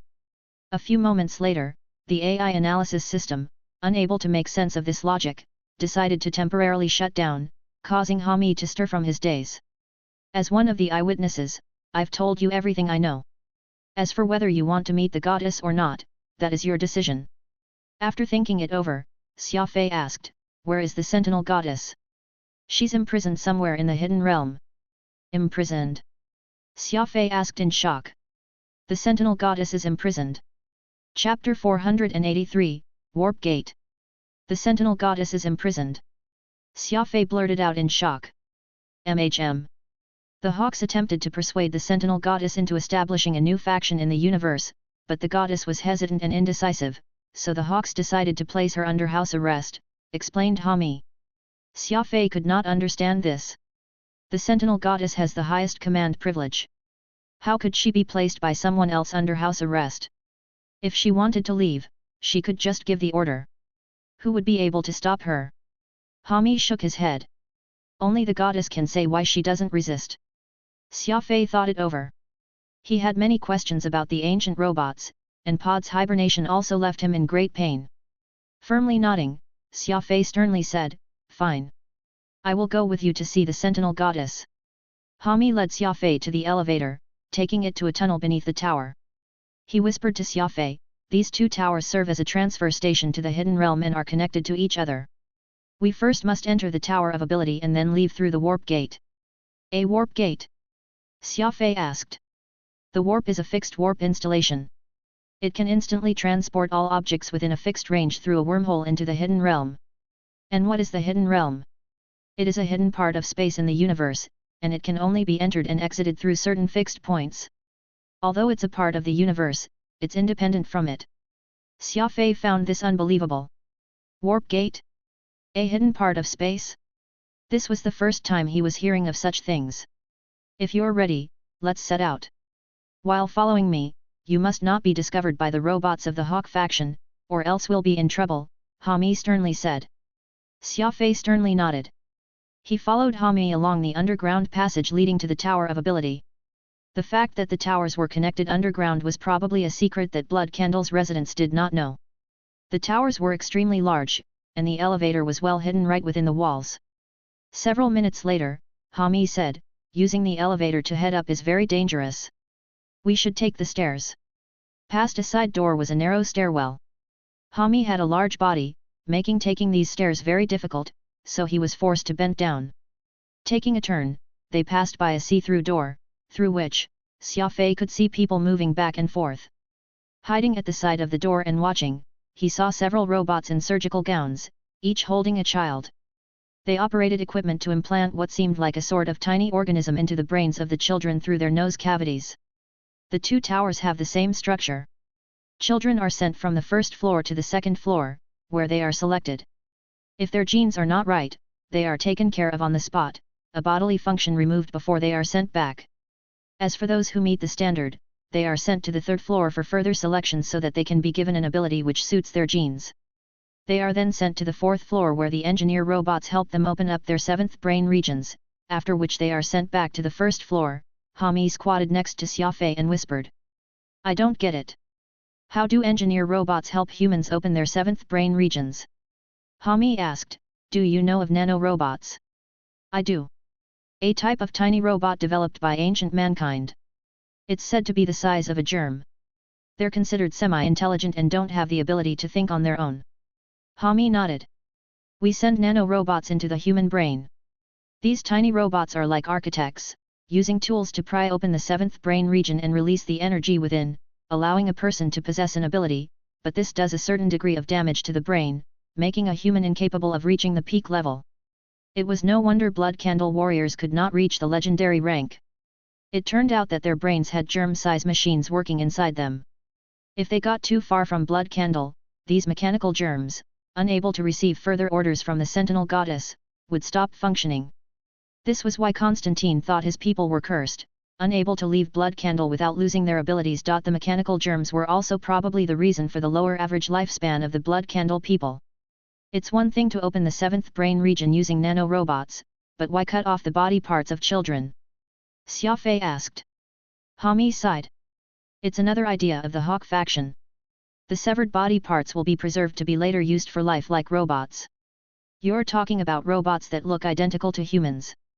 We don't want to do this, either, but the Hawks are the strongest faction in the world of robots at the moment, and the Sentinel Goddess is unwilling to come out and deal with the situation, so no one can stop them.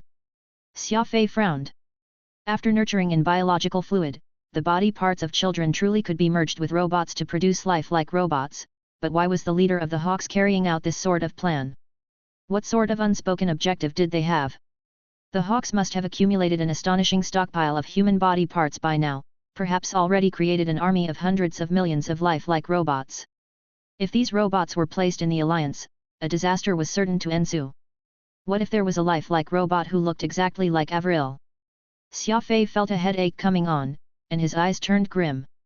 Let's hurry and leave this place, Hami lightly pulled on Xia Fei's arm and urged. They took the stairs to the 13th floor, which contained an exquisite round metal gate. This is the warp gate. Please wait a moment. Hami went over to the control panel and keyed in a string of numbers, seemingly a set of coordinates. The hidden realm is very large. I will take you directly to the metal city where the Sentinel Goddess resides. The air quality is rather decent, enough for humans to breathe, though the gravity is a little strong. After several seconds, the coordinates were input, and the warp gate began glowing. Hami nervously pulled Xia Fei and had him stand in the gate. Whoosh! As if he was falling into a valley, Xia Fei felt the floor give way beneath his feet, and his body floated into the dazzling warp tunnel. Xia Fei had always traveled through wormholes in a ship. This was the first time he was doing so with just his physical body. Moreover, warships traveled straight through the wormholes they opened, but he now was going straight down. Comets streaked past him as if he were in a dream. Suddenly, Hami nervously gestured at Xia Fei. It was impossible for sound to travel in a wormhole, so Xia Fei could not tell what Hami was saying, but he could tell from his expression that something had gone wrong. They did not spend a very long time in the wormhole. About 5 minutes later, they reached the end. Pa! His body was standing on a metal platform, and around it was a stupefying sight. A massive city. A massive city entirely made of metal stood at the base of a mountain, and above him was a sky of eternal night. Those stars were so close that he felt like he could reach out and grab them. Machines and buildings of shocking sizes could be seen wherever he looked. This is too incredible. Not just the entire city, even the planet itself is made of metal. Phantom gasped in astonishment. The robots built an entire planet made of metal. Xia Fei finally understood why ancient mankind called the robots true metal professionals. They did not need rest, did not feel fatigue, and possessed the finest craftsmanship, so there was nothing to criticize about their level of technology.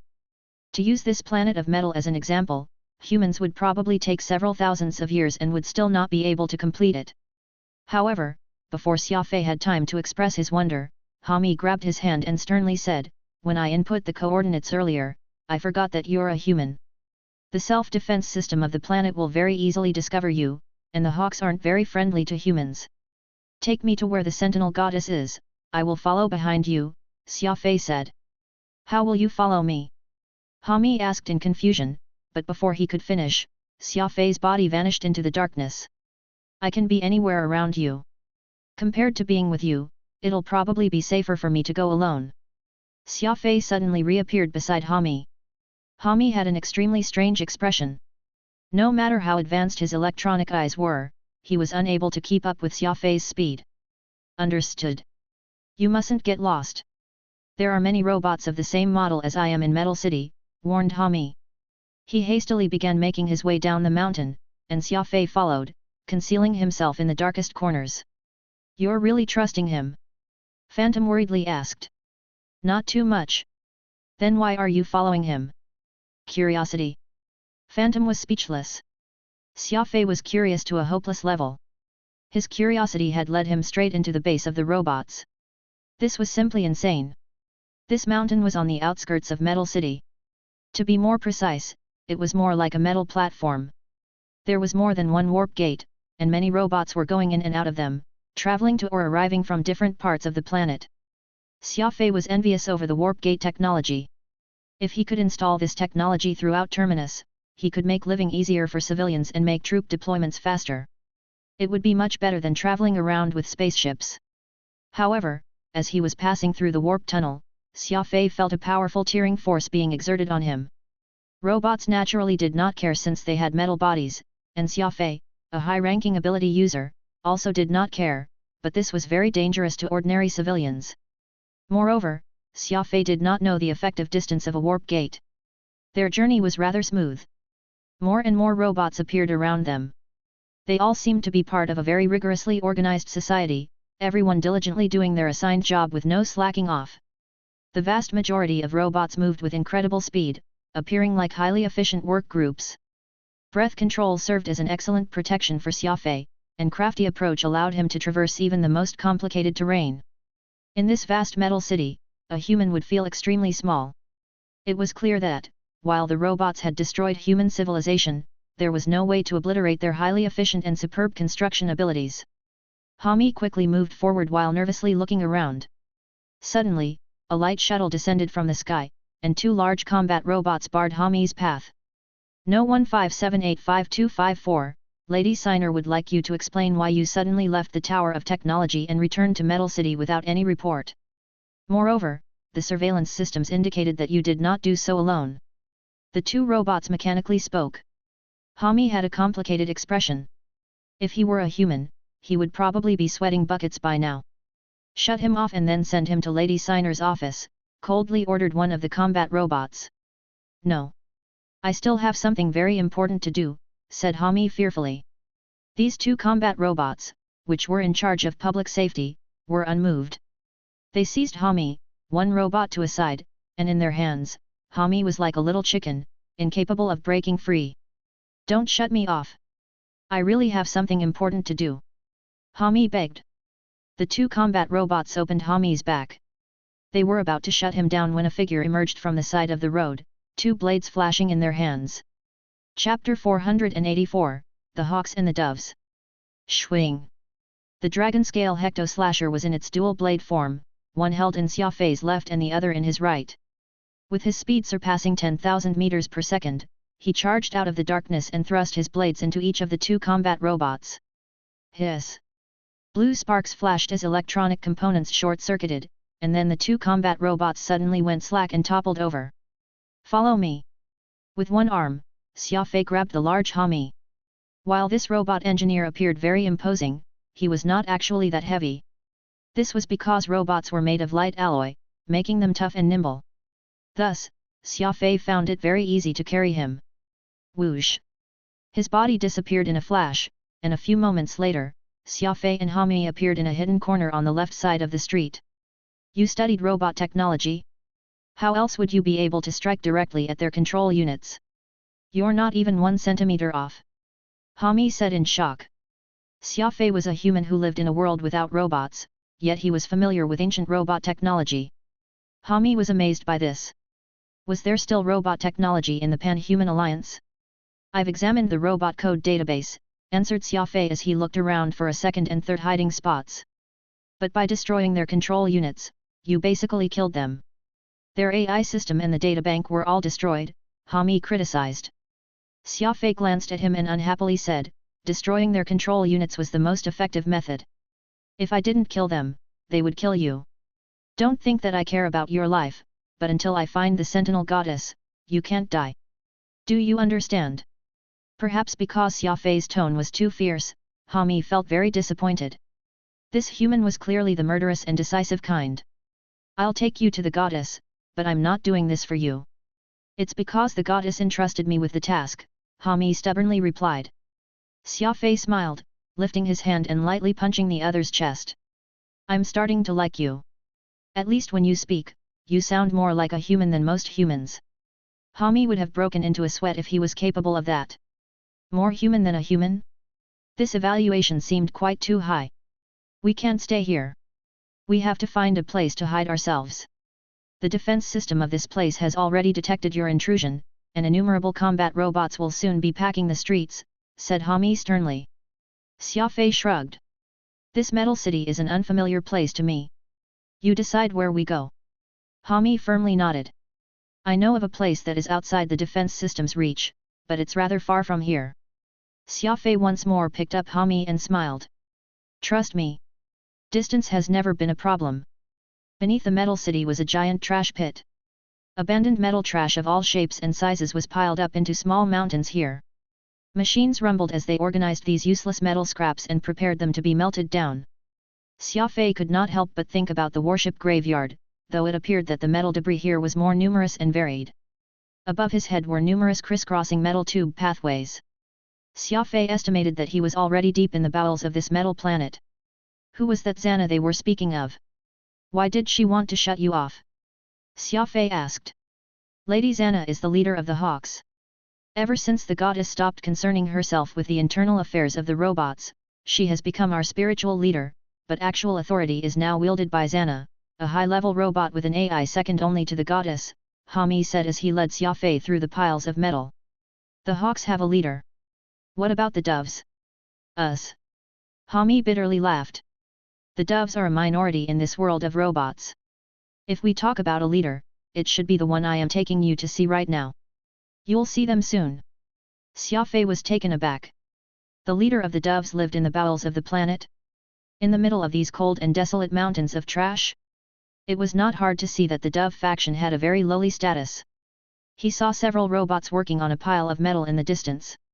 They were sorting the metal and then loading it on mechanical transports so that they could be brought to the smelters to be melted down. Hami. Look. Hami's back. One of the work robots called out. His body was covered in rust spots, and there were even a few exposed wires, indicating that he had not been maintained for some time. It all made him seem very down and out. A group of robots gathered around, and when they saw Xia Fei next to Hami, they stopped, surprised in their eyes. Human. It's a human. A human has come to the Metal City.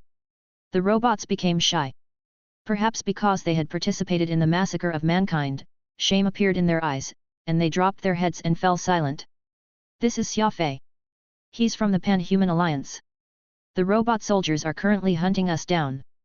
We need to see Uncle Cockroach at once, Hami urgently said.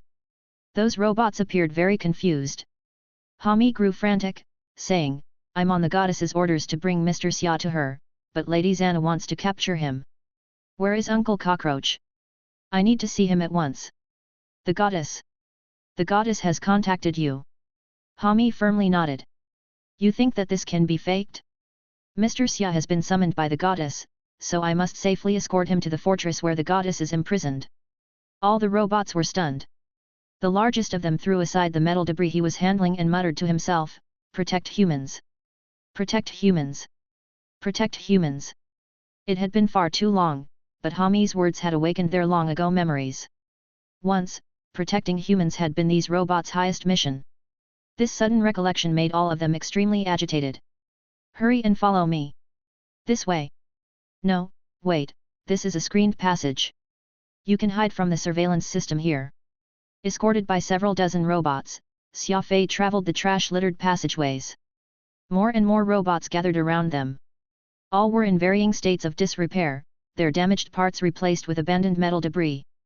A lack of maintenance had caused rust to build up on these robots, and many of them could no longer move as nimbly.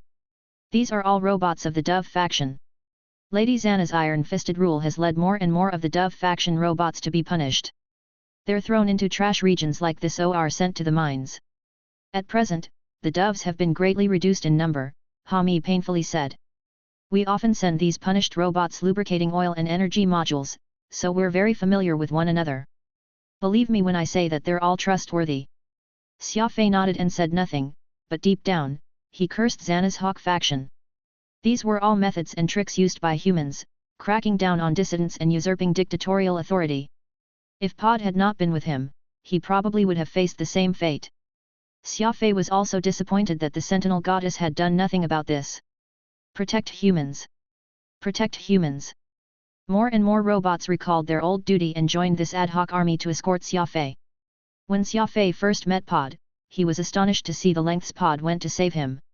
Now that he was seeing something similar, he could not help but be moved.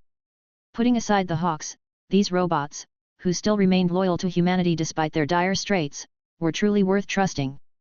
There was no doubt about this. Not good. It's a patrol team. A cry of alarm came from the front. A team of over a dozen combat robots was rapidly approaching them. Whoosh! A dark red laser flashed. Several Dove faction robots at the front were instantly obliterated. The human's life is being threatened. Protect humans. A large number of shabby robots heedlessly charged into the fray or used their bodies to shield Xia Fei. There was no fear in their eyes, only responsibility. Phantom sighed.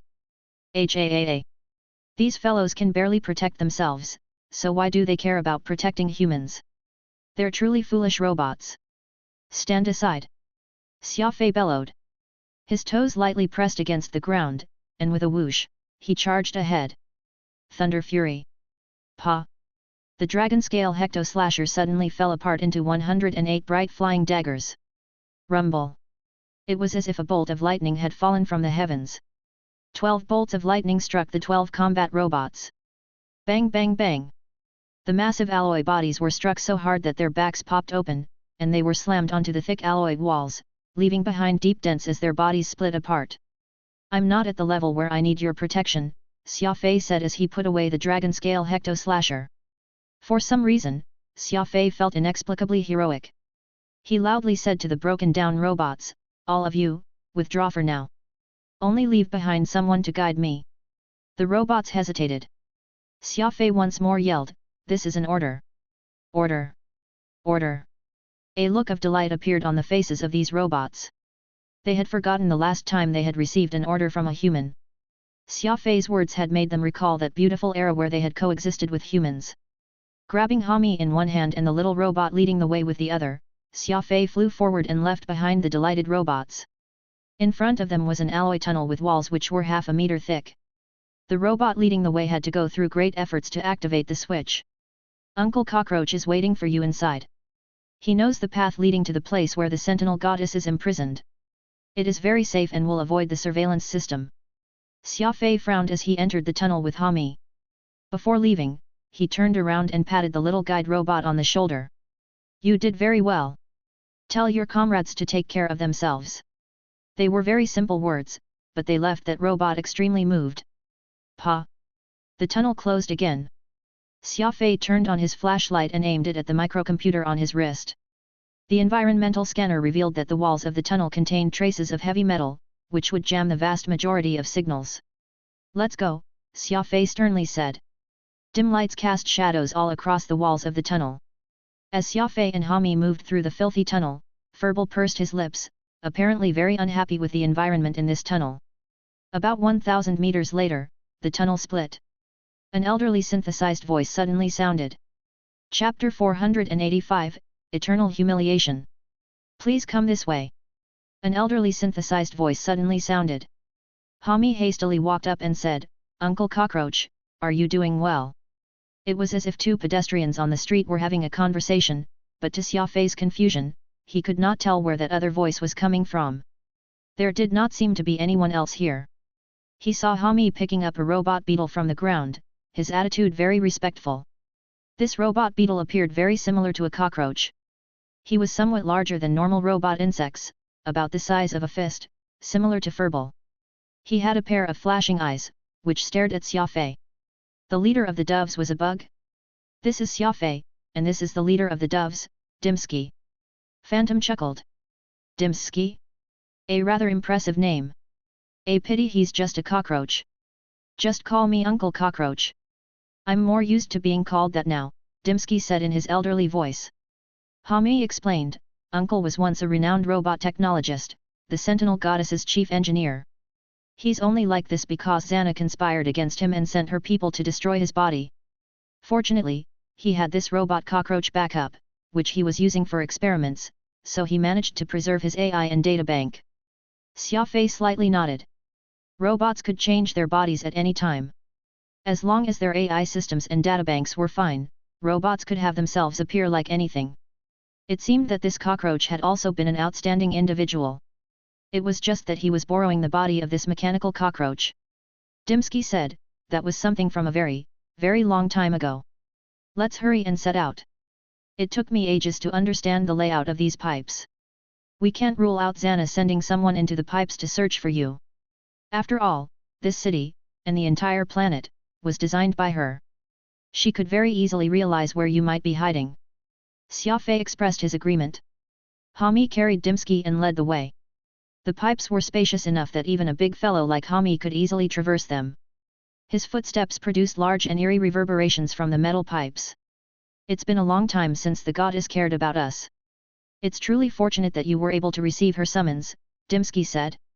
Xia Fei was non-committal, remaining cold and objective as always. I'll have to meet her to see whether I'm lucky or not. Dimsky bitterly chuckled. You must think it a just punishment for the robots to have fallen to this level, yes? It's true. After committing those wicked deeds, we robots truly should be punished. Xia Fei felt that he had nothing good to say. Sympathy was one thing, but it was not wise to make a conclusion before he had all the facts. Thus, while Dimsky and Hami talked, Xia Fei rarely commented. He pondered what might happen in his meeting with the legendary Sentinel Goddess and how he should deal with it. The underground pipes were truly complex, and after 7 or 8 turns, it was impossible to tell where he was. Up ahead is where the Sentinel Goddess is being imprisoned. You must be careful. Xana is a robot with a highly intelligent AI. She might have already guessed at your ultimate destination, the robot cockroach, Dimsky said. Xia Fei nodded. In truth, he had never relaxed his guard and had been constantly watching his surroundings for any signs of activity. Beyond this narrow pipe is the Sentinel Goddess's room. The entrance has an alloy defense net and a multi-detector. For a high-ranking ability user like you, these defenses shouldn't pose a problem. The goddess's sanctity can't be violated, so it is best if you go in alone. Xia Fei looked at the pipe that Dimsky was referring to. This was a vertical pipe that branched upward, and it appeared to contain some cables.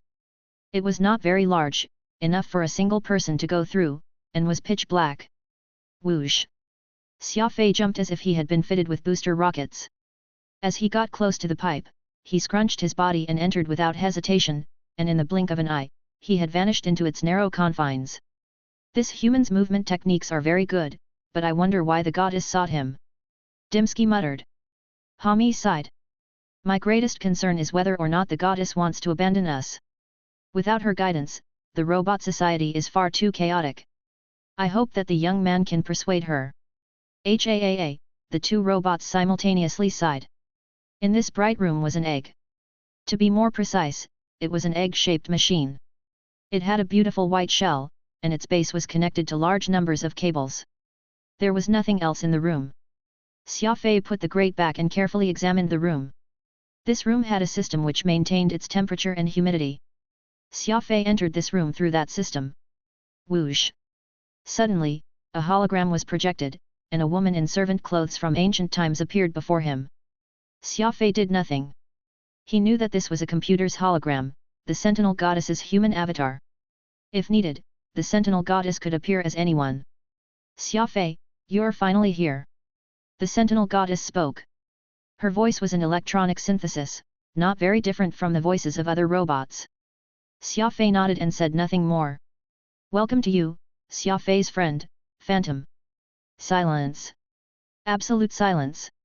Over the years, no one had ever noticed the soul at Xia Fei's side. This was the first time an outsider had realized Phantom's existence. It must be understood that Xia Fei had not even told Avril about this, but a machine had noticed it. You know about me? Phantom pointed at his nose and asked. On the side, Xia Fei creased his brows. You are Phantom, a soul, replied the Sentinel Goddess in a somewhat drifting tone. That's correct. You can see me. I can. You can hear me talk. Yes. Why? Because I can. Phantom was speechless. The conversation had been utterly meaningless, and he dropped his head in anger.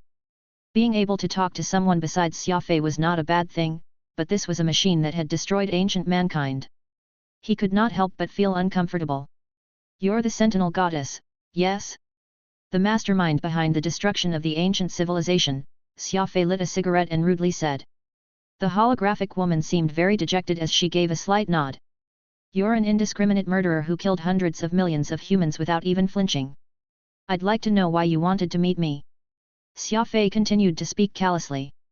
The Sentinel Goddess trembled, each of Xia Fei's words was like a knife stabbing into her heart. Of course, that was if she had a heart. Although I've never met you, I know a lot about you, the Sentinel Goddess indifferently said. Though you're a warrior, unlike other warriors, you don't refrain from studying science. As a member of the new Pan-Human Alliance, you also don't hate robots. Xia Fei smiled. I naturally won't hate robots like Pod because he's not the one who slaughtered the people of my kind in ancient times. In truth, I don't think any of the robots were in the wrong, only you. After all, you're the one who gave the order to destroy that dazzling civilization and kill hundreds of millions of innocent lives. The Sentinel Goddess was startled, and her body backed away and almost fell to the ground. It was my order, yes, but anyone in my position would give the same order. That's sophistry. Not sophistry but reality. The Sentinel Goddess, who seemed to have been struck by Xia Fei's sharp words, was almost yelling. You know of law adepts?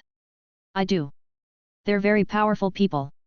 The situation at the time was this. Humanity made an enormous error by starting to study genetics and trying to open an ordinary human's seventh brain region fully. In addition, they tried building titans to fight against the law adepts. The law adepts were enraged, for even in their world, there's only a 1 in 10,000 chance of the seventh brain region being fully opened, and titans are the only machines that can contend against the ultimate power of laws. If mankind manages to build one, they'll have the ability to threaten the law realm. Those law adepts won't permit ordinary people to threaten their existence. If the human civilization did not destroy itself, those law adepts would do it themselves.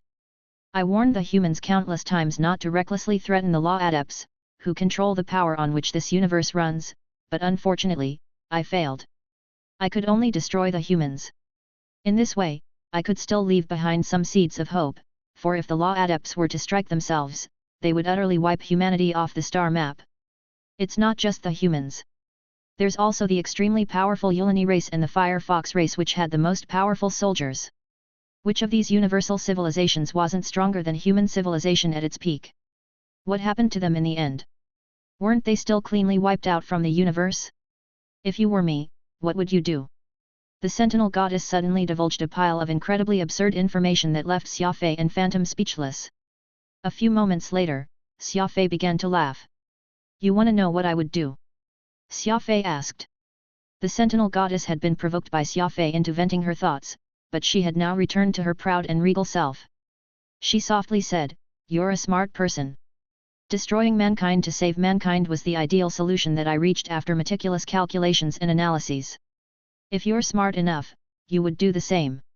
A subtle hint of savagery appeared on Xia Fei's face as he said, You've probably never heard of the saying, better a broken jade than an intact tile.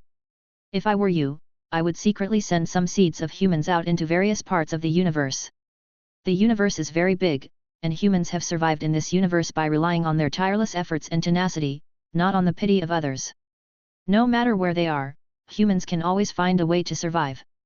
After that, I would gather all the robots and human soldiers to fight together until the last man, said Xia Fei in a hoarse voice. The Sentinel Goddess was stunned. She had not imagined that Xia Fei would choose to try and strike a stone with an egg, sacrificing his life to battle to the end with the law adepts. It's unwinnable. Law adepts are far stronger than you think, said the Sentinel Goddess softly. Who said anything about winning? Xia Fei raised an eyebrow, puffing up his chest and loudly declaring, I'd rather die in battle than hide in some dark corners of the universe like you, wasting hundreds of years in shame. Stroking a finger on his spatial ring, Xia Fei placed Pod on the floor. You think you're so smart? Do you know what your choice has brought on your kind? Humiliation.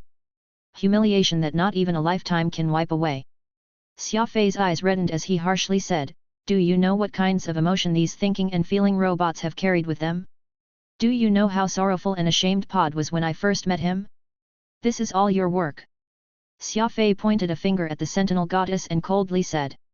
You and your kind could have died like heroes. You're the ones who left them feeling such humiliation that not even an eternity can wash away. Chapter 486, The Sentinel Goddess's Actual Body. In the universe, the Sentinel Goddess's intelligence was certain to rank near the top. Although she was a cold machine formed by countless intricate electronic components, this did not prevent her from having intelligence, from having the ability to study and analyze. Through her observation, the Sentinel Goddess had concluded that Xia Fei was also someone who could think and analyze objectively. Logically, those who were intelligent could more easily understand each other. It was like playing a piano to a bull. An animal like a bull could not understand the elegance of a piano, but if it was two similar humans, they might be able to have a sophisticated and cultured exchange. However, the Sentinel Goddess had still ended up being wrong. That calm and objective thinker was just an appearance that Xia Fei put on, but in his veins ran a frenzied blood, a personality that spurned all laws in the world. Thus, Xia Fei's choice was very different from hers. He was more willing to madly strike back against this pressure from unknown entities rather than hide in the darkness, spending the rest of his life caught in contradiction and shame. The Sentinel Goddess was momentarily unable to bear Xia Fei's rude remarks. From the day she was created, she had been studying human nature, but though many years had passed, she realized that her studies were still direly lacking. Humans have survived in this universe by relying on their tireless efforts and tenacity, not on the pity of others. The Sentinel Goddess repeated Xia Fei's words. Xia Fei lit a cigarette and indifferently asked, "Are you very confused?" The Sentinel Goddess nodded. "I've never considered myself incorrect in the past. I'm the most meticulous computer ever made, and my conclusions are the most comprehensive and most rational, but your words have made me begin to doubt myself." Smiling, Xia Fei said, "Let me ask you a question. Please speak. If your choice was correct, why are you here, so confused and sad?" The Sentinel Goddess was stupefied, the holographic woman fiercely swaying as she muttered, "If I made the right choice, why am I so sad right now? Why is this? Why?" Xia Fei continued speaking. "Your attempts to become an intelligent life form are admirable, but relying on pure mathematical analyses can't truly make you human. In truth, in this universe, besides correct choices and wrong choices, there are also other kinds of choices." "Other kinds of choices?" asked the Sentinel Goddess in confusion. "You truly are very advanced, but there is still a huge difference between you and a real human, a personality." "A personality? I don't really understand the theory too much. For example, if the correct choice will leave me filled with remorse for the rest of my life while the wrong choice will make me die without regrets, I will choose the wrong option without hesitation," Xia Fei sternly said. For some reason, much of what he was saying to this machine were things that he had never even brought up to his friends. "Your system has nothing but rationality and logic, and it's missing the personality that is crucial to human nature. If you were a person and I threw you into a crowd of people, you would immediately disappear. This is because you have no personality and have no way of differentiating yourself from the others. If human life were a movie, a human without personality could play any role. The only role they wouldn't be able to play was themselves." Xia Fei had used his rather short life to understand the meaning of life, but the Sentinel Goddess would find it hard to imitate. It could not be denied that she had lived far longer than Xia Fei, but she had spent all those years playing the roles of other people, never spending even 1 second living as herself. The Sentinel Goddess's complex logical system spun at high speeds as she attempted to understand his words. Alas, a machine without a human nature, no matter how much intelligence it had, was nothing more than formless chaos. She accurately calculated all the energy needed for a black hole, but she could not calculate human nature. Picking up Pod, Xia Fei said, "I hope that you can reactivate my friend." The Sentinel Goddess lightly nodded. An invisible order was then quickly transmitted to Pod's AI system. "Master." Pod slowly opened his eyes and delightedly said. However, upon seeing the machine next to him, he instantly grew frantic. "She's the Sentinel Goddess. Master, let's get out of here. She is wicked and wants to hurt us." Lightly patting Pod on the forehead, Xia Fei said, "Don't panic. We'll be leaving here soon. The Sentinel Goddess is not evil. She's just someone who has lost herself." Pod very obediently suppressed his fear, but he continued to glare at the Sentinel Goddess full of hostility. Xia Fei put Pod away in his spatial ring. As a robot, he did not require oxygen to survive. Pod, who had only just woken up, was unwilling to leave Xia Fei's side but was too weak and was unsafe by his side, so it was better to keep him in the ring. "All right, hurry up and tell me why you really wanted to see me. That fellow Xana is still searching for me, and I can't stay here that long. I also want you to explain why you can see Phantom." The Sentinel Goddess shook her head. "It's too late. Xana is already coming with her people." Xia Fei was startled.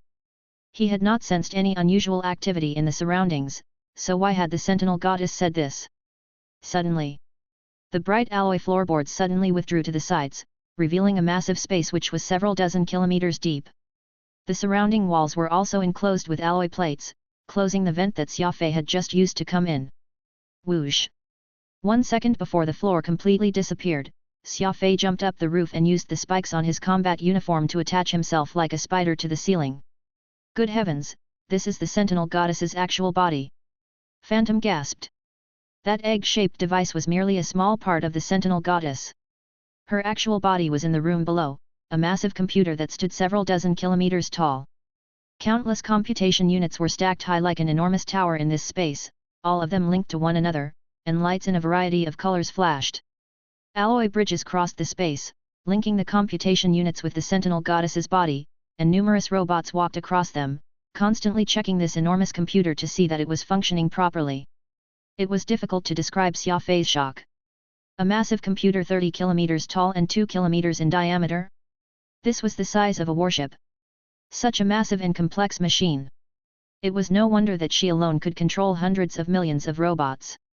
The number of calculations she carried out every second was simply unfathomable. The worker robots discovered Xia Fei on the ceiling and were stunned.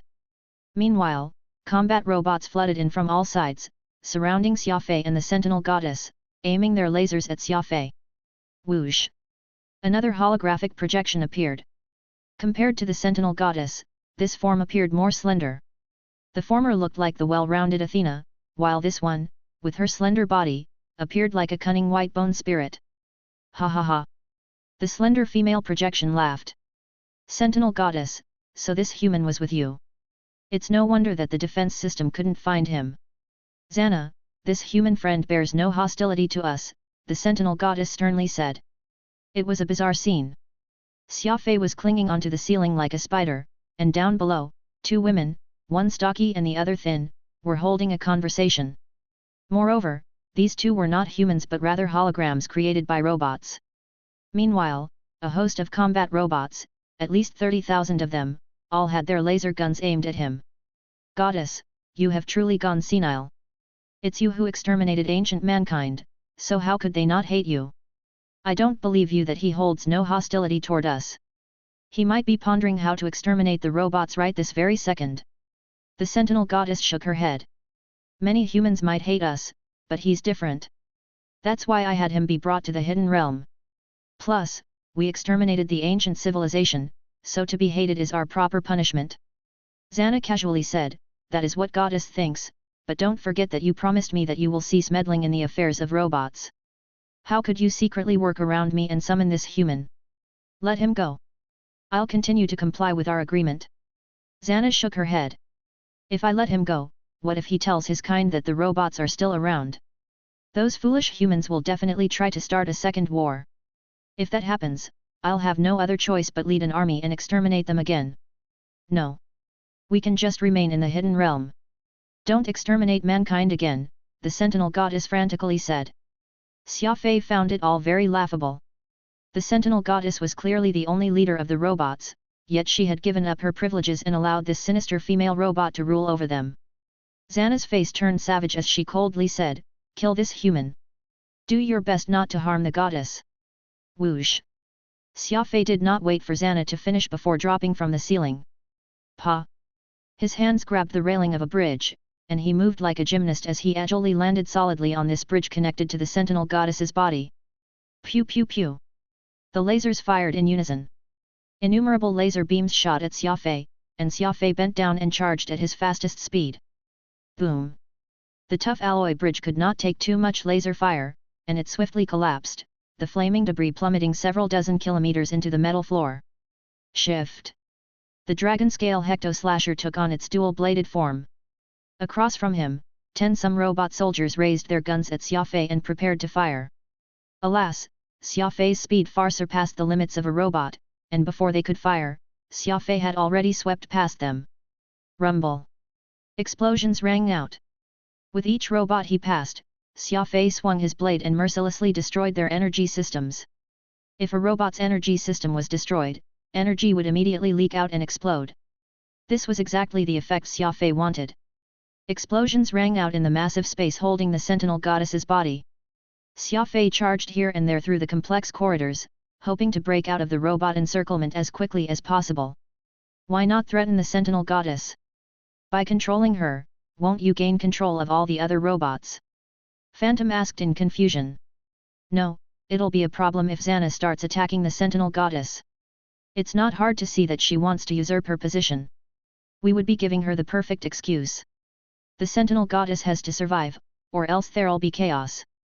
Chapter 487, The Most Powerful Combat Robot. Unstoppable. Xia Fei moved around like there was no one around him.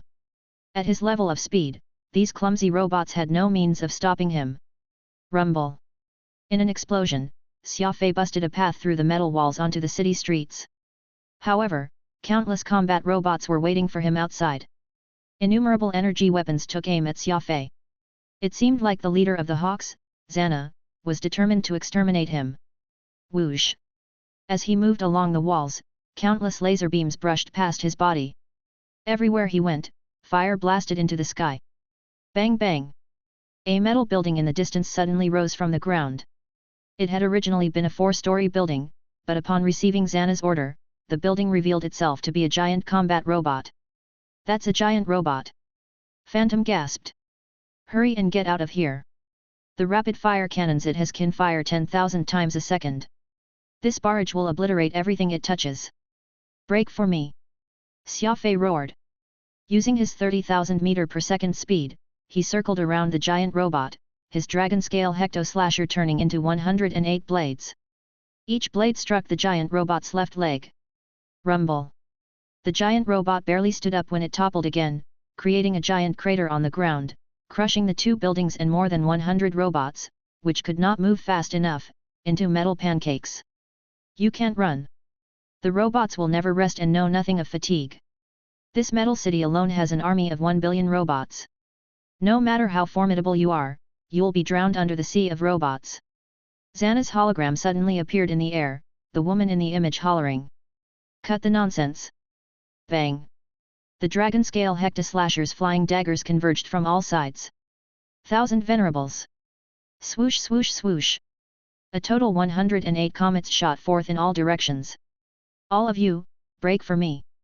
As Xia Fei roared, the 108 comets transformed into innumerable points of light, each one packed with tremendous power. Bang bang bang! It was as if 10,000 high-speed laser cannons had fired in unison. The surrounding buildings were instantly turned into beehives by his aerial attack. One combat robot looked down at its body and saw that its light alloy body had 10 some holes, one of them piercing right through its energy system. Rumble. The powerful attack triggered a chain reaction, and an uncountable number of robots blew up because of their damaged energy systems. Devastation. In the blink of an eye, the area of 5 kilometers around Xia Fei had been turned into a sea of fire. Explosions continued to ring out as if countless warships were firing barrages. Wiping his lips, Xia Fei resolutely strode out of the ruins. Not a single robot had survived.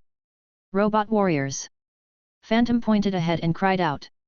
Several thousand silhouettes were rapidly moving through the ruins. Unlike ordinary combat robots, these robot warriors used cold weapons. Their movements were nimble, each one with the fighting power of Star Domain rank soldiers. These were the trump cards of the robot army. Swoosh swoosh swoosh! The robot warriors nimbly moved through the ruins, using the terrain for cover as they approached Xia Fei.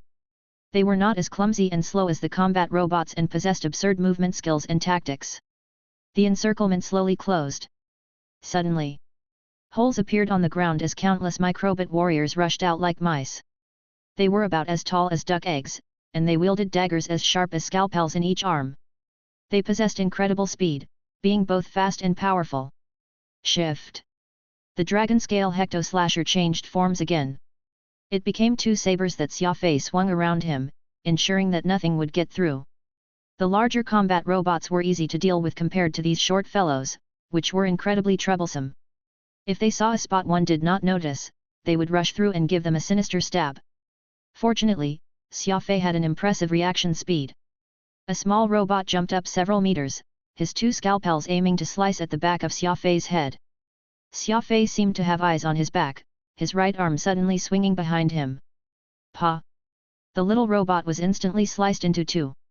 However, Xia Fei had not expected that these small robots would have self-detonation capabilities. If their bodies were destroyed, they would explode like landmines. Rumble! A fiery burst appeared behind Xia Fei, and Xia Fei put all his strength into his legs and made a flying leap. Crafty approach. Xia Fei made many absurd movements in the air, appearing from the distance like a wandering tornado.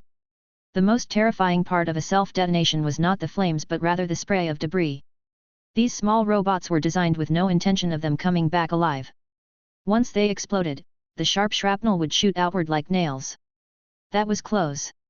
Xia Fei squatted on the ground and said, "Let's get out of here.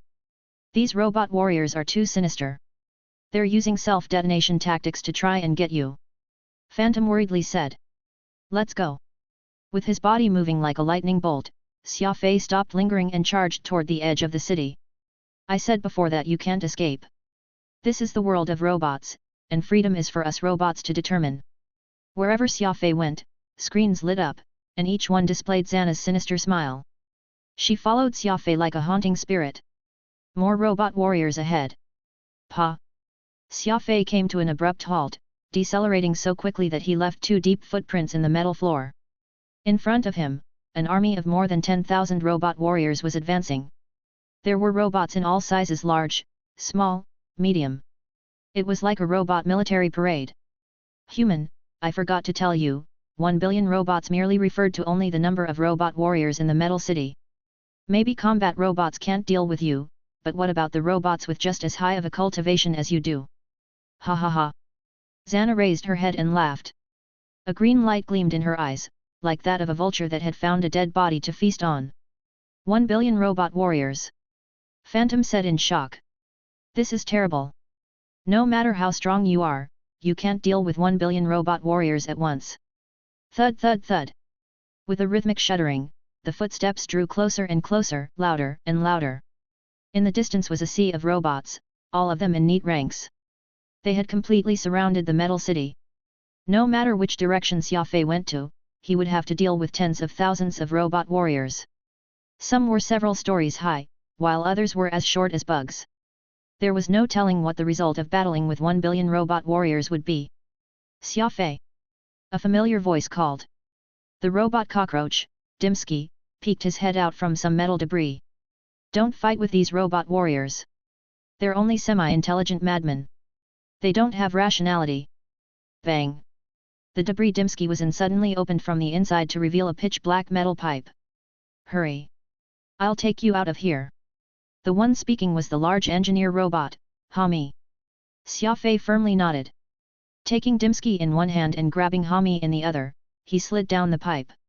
This way. Whoosh! Xia Fei activated his speed ability to its fullest extent. The complex network of pipes served as his best cover, and he flew through them. A few moments later, guided by Dimsky, Xia Fei emerged in an abandoned fortress far away from the Metal City. On the way there, Xia Fei destroyed everything in his path, making a mess of the pipes. No matter how strong the robot warriors were, they would not be able to pursue him. Throwing 2 carmine into his mouth, Xia Fei munched on them and quickly recovered his physical energy. Rest a while. Xana won't be able to find this place, Dimsky said. Robot warriors are different from other robots. They exist purely for battle. They have no intelligence and know only to kill. No matter how many you kill, it's futile. Those robot warriors were produced after the war and are much more complex and advanced than past models. You only saw the ordinary robot warriors. The true elites are much more formidable than those without intelligence, Hami fearfully said. Xia Fei silently nodded. The robot warriors were truly difficult to deal with. One was no problem, but hundreds of millions was a huge problem. What did the goddess say? Dimsky asked. Xia Fei frowned. She seems to be stuck in the past and isn't willing to meddle too much in robot affairs. Dimsky and Hami repeatedly sighed. It seems that we doves will have to live under Xana's rules. If this continues, one day, the doves will be made completely extinct. I heard that Xana is researching a way to break free from the goddess's control. When that time comes, the robot army is certain to return to the alliance. Xia Fei stood up and lit a cigarette. He sternly said, the goddess is unwilling to intervene, but we can't let the hawks continue like this. Do you know where Xana resides? I want to kill her. Dimsky was taken aback. He shook his head and said, no one knows where she resides, or even what her actual body looks like. Xia Fei said, just like how I was completely incapable of imagining the size of the Sentinel Goddess until I saw her today. Not exactly. Robots can change their external appearance at any time. Ever since we came to the Hidden Realm, Xana has become more and more mysterious, her location and appearance both becoming enigmas. Hami suddenly thought of something. Uncle Cockroach, there's one robot that might know of Xana's location. Dimsky shook his head. I will not seek his help. If you want to go, go by yourself. Xia Fei curiously asked, who are you referring to? Lord Warstar. One of the goddess's 3 most competent assistants. Lord Dimsky was the chief engineer, Lady Xana was the head commander, and Lord Warstar was the first robot warrior. A robot warrior. Correct. The robot warriors you saw today are all copies of General Warstar. He's the model of the robot warriors, Dimsky sternly said, and the strongest combat robot in history. There's no other. Chapter 488, Warstar. A shabby industrial ship carried Xia Fei away from the Metal City, heading toward the unknown reaches of space in search of the last of the 3 chiefs under the Sentinel Goddess, the super combat robot Warstar. The last time I saw Warstar, he's cultivating at the edge of the Hidden Realm. I hope that he's still there, the robotic cockroach Dimsky said. For some reason, this chief engineer seemed to have a grudge against his colleague. Hami had gone to great lengths to persuade him into coming with them in search of Warstar. Cultivate? A robot can cultivate? Xia Fei questioned. Dimsky nodded. Robot warriors cultivate differently from you. They primarily research skills used in battle and how to modify themselves so that they can produce more explosive power. The toughness of critical components is also crucial. Xia Fei understood. It turned out that cultivation for robots meant upgrading their components. At the same time, he was very interested to know just how terrifyingly powerful this strongest combat robot really was. Pod came over with a bowl of fried paste noodles. Xia Fei was the only human on the ship, so the food was naturally meant for him. I made a microwave oven for myself. The temperature control isn't that precise, so the taste might be bad, Pod said, feeling abashed. Let alone food, the world of robots did not even have cooking utensils, for none of them needed to eat. Xia Fei stroked Pod's head.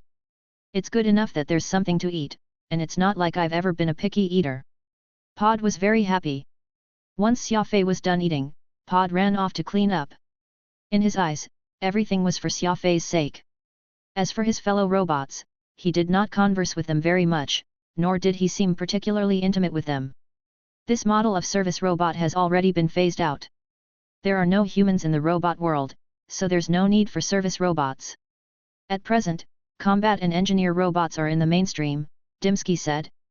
Xia Fei shrugged. You might not need it, but Pod is very important to me. Nearby, Pod heard Xia Fei's words and worked even harder, his heart brimming with gratitude. Phantom had recently been feeling very dejected. Xia Fei knew that this was because the Sentinel Goddess was able to see him. In his melancholia, he seemed to be pondering the mystery of his existence. A planet. A planet forged from metal.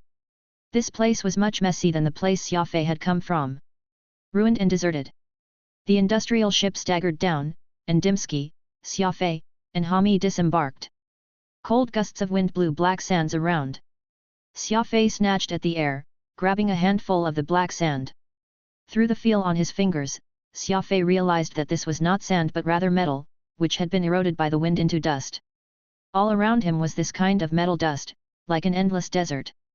The top of many large machines and metal buildings were visible in the sandy metal hills.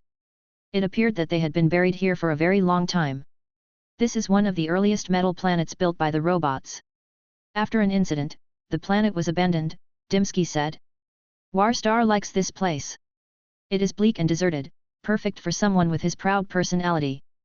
Xia Fei said, it's good to have a personality, particularly for a robot.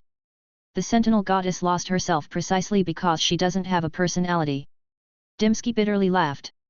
In truth, the Sentinel Goddess is the only perfect robot. Alas, she is too perfect, causing her to become easily conflicted. They advanced into the black desert, leaving shallow footprints in their wake. The wind-blown sand blasting at the face was painful, but none of them cared about such things. On a distant dune, a robot walked out, stood amidst the wind, and coldly stared at Xia Fei. This was a robot that radiated an air of martial prowess. Xia Fei had never before seen a robot with this kind of aura. Steel outlined the sharp lines of his muscles, and his arms and legs were perfectly proportioned. If this had been a human warrior, his aura and body alone would be enough to move many people. With his hands behind his back, Warstar glanced at Xia Fei before turning around and leaving. This guy. He's as insufferably arrogant as ever, Dimsky pursed his mouth and said. They moved faster, following Warstar's tracks all the way to a massive fallen building. Warstar entered through a damaged part of the building, and the others followed. Furball seemed very unhappy with the surroundings, or perhaps Warstar's arrogance had provoked him, for it began to growl softly. In the middle of the black sand was a reactor used to restore energy. Warstar sat himself on a slab of metal and attached a power line to his body. To his left was an indicator light. There were 10 lights on them, and if they all lit up, it meant that one's energy was full. Xia Fei lit a cigarette and sat himself down near the entrance. Meanwhile, Dimsky attached a power line to his own small body. Cosmic origin energy. Dimsky was surprised, and then a smug smile appeared on his face. I didn't think that you've been enjoying such a good thing living all alone in these ruins. Warstar simply creased his brows and said nothing. Xia Fei curiously asked, what is cosmic origin energy? Dimsky explained, hearts of spirit, but not all can be considered the cosmic origin energy. They have to be purple at the minimum. Of course, it will be even better if it's a white heart of spirit. Hami was very reserved. Warstar and Dimsky were generals who had served under the Sentinel Goddess. These two legendary figures in one room left him both nervous and excited. There are even white hearts of spirit? Xia Fei asked. Dimsky chuckled. Of course. Red hearts of spirit are considered the basic cosmic origin energy. They lack purity, so whether it's humans or robots, they'll take damage from absorbing the energy. Purple hearts of spirit are called grade 2 cosmic origin energy ores. The energy can be absorbed, but taking too much is no good. White hearts of spirit are considered grade 3. At this grade, not only can the energy be absorbed by any living creature, it's even good for plants. It's a superb item that you just can't have enough of. Xia Fei nodded. He suddenly realized that the source of life he had sunk into the southern four lakes was one kind of cosmic origin energy, and one of the highest quality to boot. However, Xia Fei had always been confused on how to absorb this energy. He did not have Furball's appetite, nor did he have the energy storage units of robots. He had once obtained a small book which introduced a method for absorbing cosmic origin energy, but that book had only mentioned how to absorb purple hearts of spirit. It had never mentioned white hearts of spirit. As his mind worked, Xia Fei suddenly realized what was so special about Warstar and Dimsky, but he temporarily suppressed his astonishing theory. He feigned boredom and continued smoking his cigarette. He removed a chocolate from his ring and began to chew on it slowly. It was very quiet. Warstar was neither hostile nor welcoming to Xia Fei, and Dimsky mentioned nothing of their goal. One man, one ball, and 3 robots quietly whiled away the time in these ruins, treating one another like strangers. By the 3rd cigarette, Dimsky could not take it anymore and said, "The Queen, no, the Sentinel Goddess needs our help." Warstar coldly said, "The Goddess is the smartest and most rational existence. She doesn't require anyone's help." Dimsky shook his head. "The Goddess also has a logical system, and she's currently caught on a problem." Warstar answered, "That is the Queen's choice. Neither of us has the authority to intervene." After a moment of silence, Dimsky smiled and said, "You're just as stubborn and repulsive as ever. Fine, if you don't want to ask about the Goddess, I won't blame you, but I hope that you can help me find Xana." Xana? Warstar was surprised. "What's wrong with Xana? She's gone crazy. She's expanding the robot army as much as she can, seemingly planning to one day leave the Hidden Realm and set up her own kingdom." Warstar's perfect metal hand clenched into a fist as he hatefully spat, "Idiot! Has she forgotten the past? No. She just doesn't want to let it go." Placing his hands together on his now pained face, Warstar said, "Even the Goddess let it go. Why couldn't she?" Hami was perplexed by this conversation, wondering what the two of them were talking about, but Xia Fei was immersed. The more he thought about it, the more interesting he found it to be. Glancing at Xia Fei, Warstar asked, "Who is this human?" Xia Fei, "Someone personally summoned by the Goddess." "Why?" "Probably because of shame. That or curiosity. Who knows? In any case, the Goddess is confused," replied Dimsky helplessly. Warstar stared at Xia Fei and coldly asked, "Are you very strong?" Xia Fei indifferently said, "Not really." "What did the goddess say to you?" Xia Fei recounted what had happened when he had gone to see the sentinel goddess. "So you want to kill Xana?" Xia Fei merely nodded. "Dimsky, he wants to kill Xana, and you're helping him." "Hat, robots don't live and die." "I'm sure that what Xia Fei means is to shut Xana off temporarily." "What is the difference between that and death?" "None." Dimsky bitterly laughed. "I just don't want history to repeat itself. You should also understand."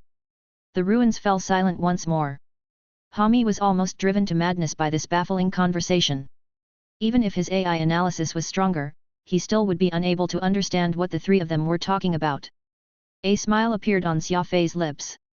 He was getting closer and closer to solving the enigma that had plagued him all this time. Getting closer to the truth made one excited, and as he looked at Dimsky and Warstar, the flames in his eyes grew hotter and hotter. "Xana is making a mistake, but you also can't just shut her off," Warstar stubbornly insisted. Dimsky fell silent.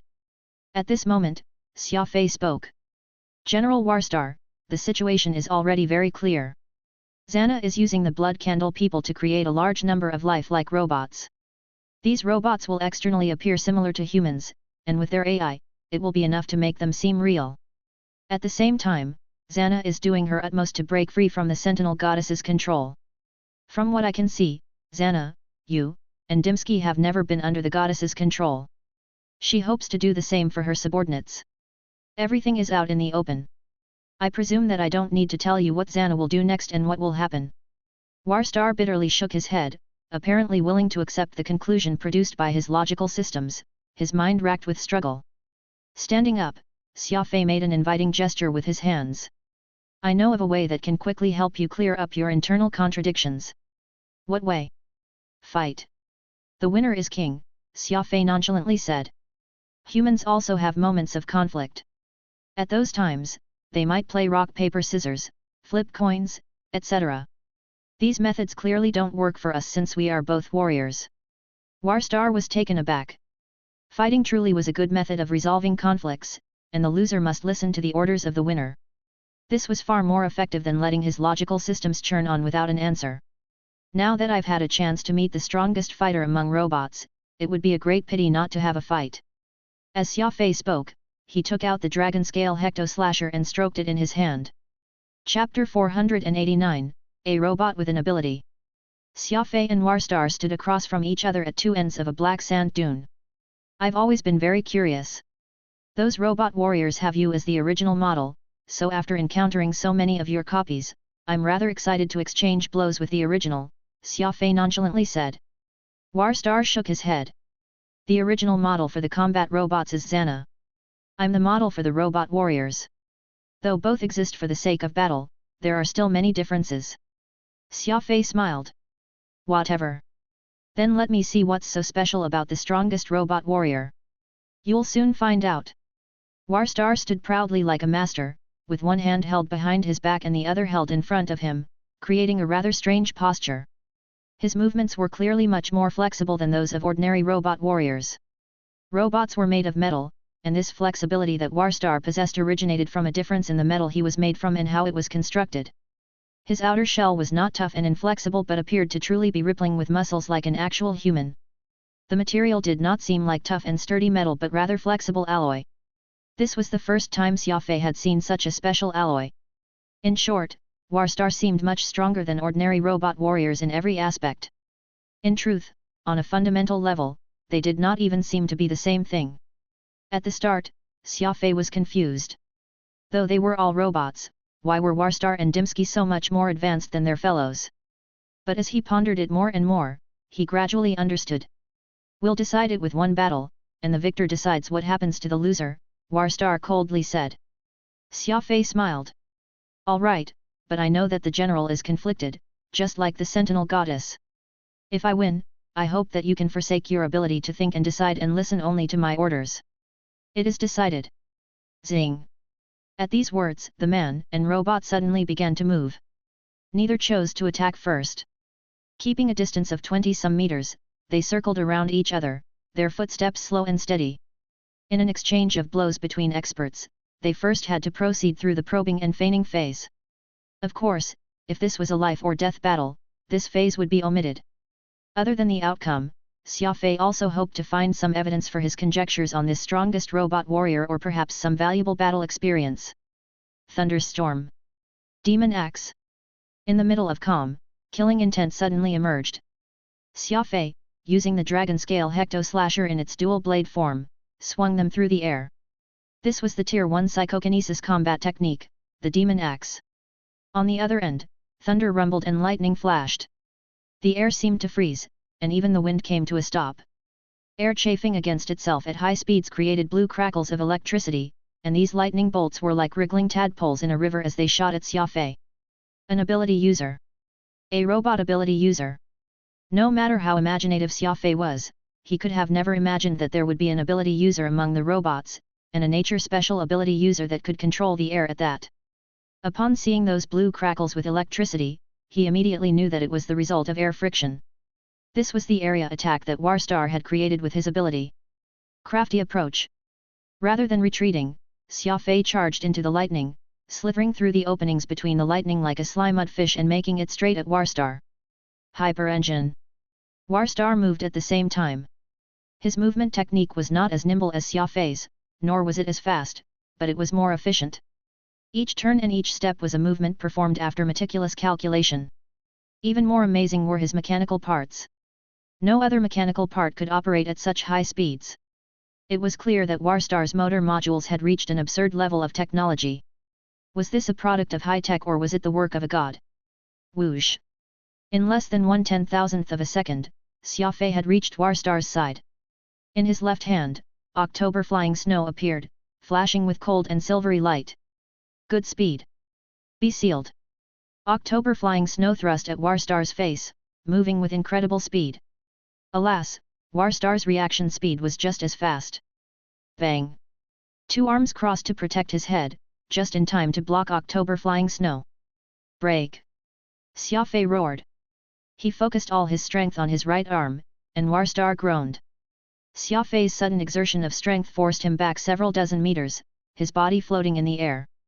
At this time, the dragon scale hecto-slasher had already finished making 3 blows with the demon axe, and it now shifted into 108 flying daggers. 1,000 venerables. As Xia Fei's knife parted with Warstar, he unleashed his second psychokinetic attack. Rumble. This time, Xia Fei attacked from all angles. The surrounding several kilometers were all affected by his attack. No matter how quickly Warstar moved, he was unable to dodge. This sort of incessant attack was truly like the ceaseless tide, and each attack was imbued with immense power. After countless battles, Xia Fei had finally developed his own fighting style. In the space of 1 second, he had used Demon Axe, Crafty Approach and 1,000 Venerables. He did not give his opponent even 1 second to catch his breath. Freeze! Warstar crouched and thrust his arms in front of him. The air pressure suddenly increased, forming an invisible barrier. That's far from enough. Xia Fei called. 1,000 Venerables accelerated into streaking comets. It was as if they wanted to break through the defenses that Warstar had set up. Explode! Warstar turned grave as he called. Rumble! There was a massive explosion. Warstar knew that the barrier of air would not be enough to stop those flying daggers, so he decided to just blow it all up. He would use the shockwave from the explosion to destroy those comets. Black sand plumed. The explosion created by the air was immense. Xia Fei's attack was dangerous enough, and when brought together with the barrier's explosion, they created a lethal explosion. Whoosh whoosh! Xia Fei rapidly retreated several hundred meters in the face of this intense explosion. A few moments later, the dust cleared. That giant dune made of metal dust was no more. Warstar was like a statue, 1 knee on the ground, 10 some flying daggers thrust into his body. You are very strong. Warstar spread out his arms and once more assumed that strange posture. You are also very strong, Xia Fei smiled and said. A pity that my body isn't made of ordinary metal. Knives are useless against me. Xia Fei raised an eyebrow, not knowing what he meant, and then something incredible happened. The light metal that made up Warstar's body suddenly became as supple as water, and the flying daggers stabbing into his body slid off, having dealt not even the smallest bit of damage. Xia Fei laughed. A robot with an ability and also a body of liquid metal. How many more secrets are you hiding? Warstar retorted, a mortal with a completely open seventh brain region and with the abilities of speed and psychokinesis. I'm also very curious about your secrets. After a few moments of silence, they both burst into laughter, and their desire to fight each other intensified. Only an expert could get another expert excited. This saying was true beyond a doubt. It's been a long time since I've been this happy. Come. Let me see how much skill you have. Warstar said with a laugh. Although he was a machine, at this moment, he appeared more like a warrior obsessed with battle. Xia Fei's attack had completely awakened him, revealing that frenzied killing intent embedded in his code. Lord Warstar, Hami was so shocked that he could not speak. Hami and Dimsky were viewing the battle from 10-some kilometers away using their electronic eyes. On the side, Furball did not seem to care whether Xia Fei lived or died and was taking a nap. Dimsky picked up Hami's words and asked, Warstar has left you very surprised. That's true. We have only ever heard of Lord Warstar's power, but I never imagined that he would be this powerful. Hami said in shock. Liquid metal, a hyper-engine, the ability to electromagnetically control gases. Lord Warstar's abilities are simply unimaginable. How can he have so many as a robot? Why not? Dimsky countered. Your understanding of robots is still too limited, but I can't blame you. Just sit back and watch. Remember everything you see. Robots have much more potential than you think. Hami nodded in confusion.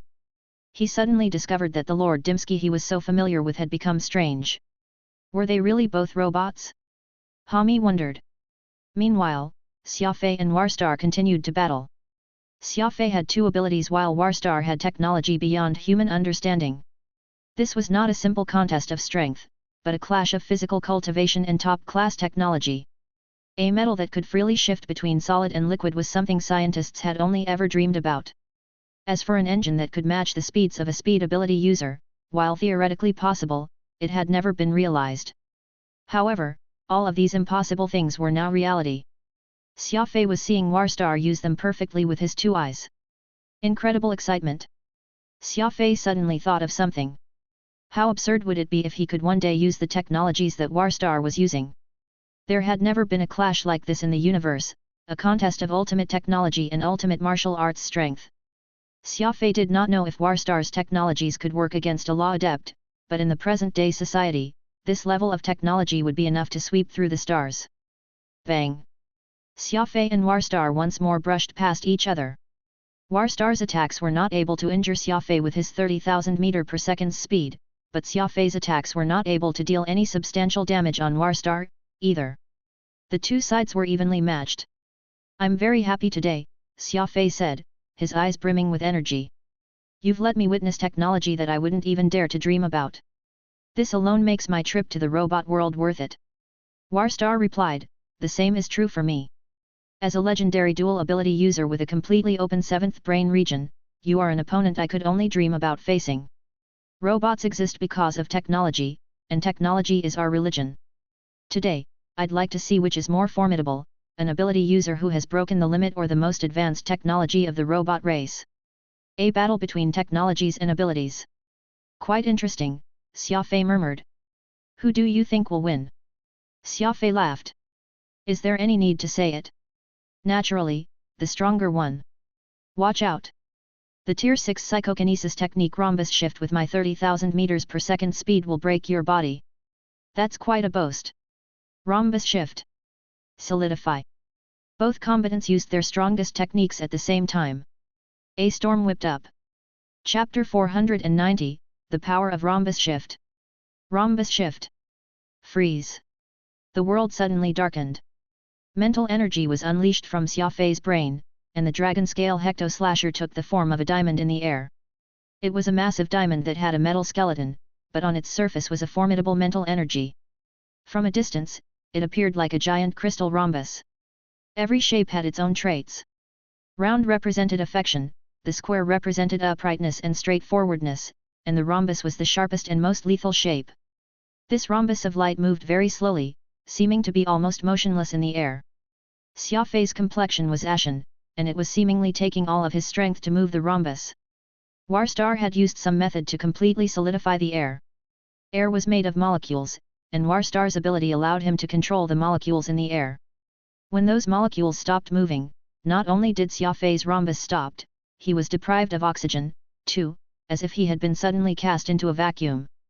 Xia Fei's face quickly began to change colors, and the lack of oxygen started affecting the flow of blood to his brain. Xia Fei suddenly realized that Warstar's solidifying attack relied on meticulous control of the air to suffocate the target to death, forcing his opponents to watch as their lives came to an end. While this attack method was not violent, it was incredibly cruel. Warstar sighed and slowly walked over. His arms shifted like water into two sharp spikes. The wonders of liquid metal were endless, and they could change into whatever form one desired. One could even control whether it was hard or soft. Xia Fei had once been fixed into place by a psychic ability user, and while he had not been able to move, he could at least breathe, but Warstar's attacks had rendered him immobile while also adding on to the pain of suffocation. Struggle. All-out struggle. A world in which air had stopped flowing was horrifying, but Xia Fei did not have a habit of giving up. With his lips curving into a smile, Xia Fei seemed to realize something. His body broke free of Warstar's restraints, and his movements became faster and faster, the white rhombus of light beginning to spin. Warstar was startled, and he spread out his arms and made a squeezing emotion. Under his control the density of the air increased. The pressure was so great that it was almost impossible to stand, and bones started to groan. The powerful pressure made Xia Fei move slower, but it could not make him completely stop. Mental energy rapidly entered that paused rhombus in the air, and it spun faster and faster, growing brighter and brighter. It was as if a little sun had appeared, radiating a blinding light. Suddenly, the light rhombus began its attack. As it shot forth at high speeds, numerous rhombus-shaped points of light began heading in Warstar's direction. It was as if Xia Fei was controlling a rapid-fire cannon, which was aimed straight at Warstar. Bang bang bang bang. This was the essence of Psychokinesis's Tier 6 combat technique. The weapons were combined into a firing array, and then a deluge of attacks was unleashed. Not only could this attack cover a large range, it was extremely accurate, too. If Xia Fei was facing an army, he could rely on the rhombus shift alone to exterminate it as quickly as possible. The air density hindered the speed of the rhombus shift's attacks, but it still failed to give Warstar enough time to flee. Innumerable light rhombuses penetrated his body, and a moment later, that liquid robot had completely disappeared, blasted into dregs. Without the high-density air stopping it, the light rhombus could show its true savagery. Wherever Xia Fei moved his wrist, the white light rhombus would turn, just like a rapid-fire cannon, and wherever Xia Fei pointed, that place would be devastated. This was essentially the power of a rapid-fire warship cannon in handheld form. However, the ammo for this cannon was the rhombus Xia Fei had formed with his mental energy. Shards of black metal blotted out the sky. Xia Fei stopped his attack and quickly stuffed 2 carmine into his mouth, panting for breath as he kneeled. It seemed that controlling rhombus shift like a rapid-fire cannon was incredibly tiring. The silver liquid metal on the ground gradually condensed and took a human form. Warstar, looking somewhat disappointed, appeared in front of Xia Fei. The brutal attack of the rhombus shift could blast him to dregs, but it could not destroy him. This was one of the wondrous attributes of liquid metal. I lost, Warstar sternly said. He pointed at his energy indicator. Not even half a full light was left of what had been 10 full lights. I spent all my energy but still wasn't able to control you. If we keep on fighting, I'll eventually run out of energy and no longer be able to change forms, which ultimately leads to my death. Xia Fei did not reply. Using the rhombus shift, a technique above his level, had placed a heavy burden on his body, but it had also brought him a pleasant surprise. 1,000 venerables could cover a large area, but it was not as accurate or as persistent as rhombus shift. From a certain perspective, rhombus shift was an upgraded version of 1,000 venerables. Even if he were facing a battleship, Xia Fei was confident that this energy attack could blast it to pieces. I thought that I could suppress you at the start, but later, I realized that I wouldn't be getting anywhere even if I used all my strength. It seems that the only way is to stop that light rhombus from spinning, for once it starts spinning, the energy will enter a cycle, and the spinning will get faster and faster and never stop, Warstar said as he pondered the battle. At this time, Xia Fei finally recovered half of his strength. Standing up, he awkwardly said, "It's my first time using this technique, so I'm not proficient with it. I've also just discovered this trick." Warstar was dazed. Xia Fei truly had been very clumsy at the start, but this was not because of how strong Warstar's attack was but because Xia Fei did not know how to use the technique yet. If Xia Fei had been more familiar with Rhombus Shift, he could have definitely used more of its power. After a bitter chuckle, Warstar turned and began to walk back to his residence. He did not have much energy left and needed to immediately recharge. This was a robot's greatest flaw. Without energy, they could not survive. Xia Fei followed Warstar and asked, "What's up with your ability? I'm guessing that it's some sort of electromagnetic technology which allows you to control the air." Warstar nodded. Robots naturally can't have ability, but when technology reaches a certain level, it can produce effects similar to an ability. What I did earlier was electromagnetic control, but it's a kind of directional microcirculation. Electromagnetic waves are scattered to an extremely minuscule level, allowing one to control all the air molecules around them. While this can imitate the powers of an air ability user, it consumes far too much energy. Those few minutes of battle earlier almost expended all of my energy reserves, Warstar frankly confessed. According to their pre-battle agreement, the loser would obey the winner's orders, so Warstar confessed the secret to his ability without trying to hide anything. For some reason, Warstar felt relieved. The greatest challenge to an intelligent robot was logical conflict. Contradictions were omnipresent, and the more a robot thought like a human, the more difficult logical problems it would face. Simply letting the logic systems run would not allow one to escape contradictions, for there were some logical conflicts with no answer.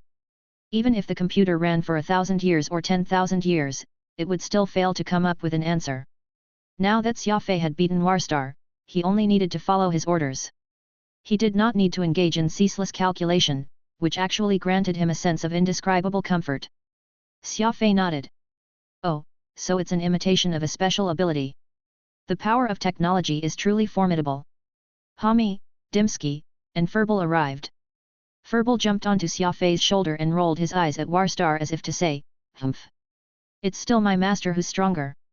Dimsky laughed. "What an amazing battle.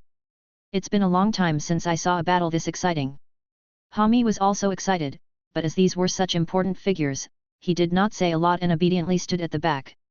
Once they were back in the residence, Warstar linked himself to the energy line and began recharging. "I made a bet, so I'll honor the deal and listen to you now." Xia Fei lit a cigarette and relaxed his tense nerves.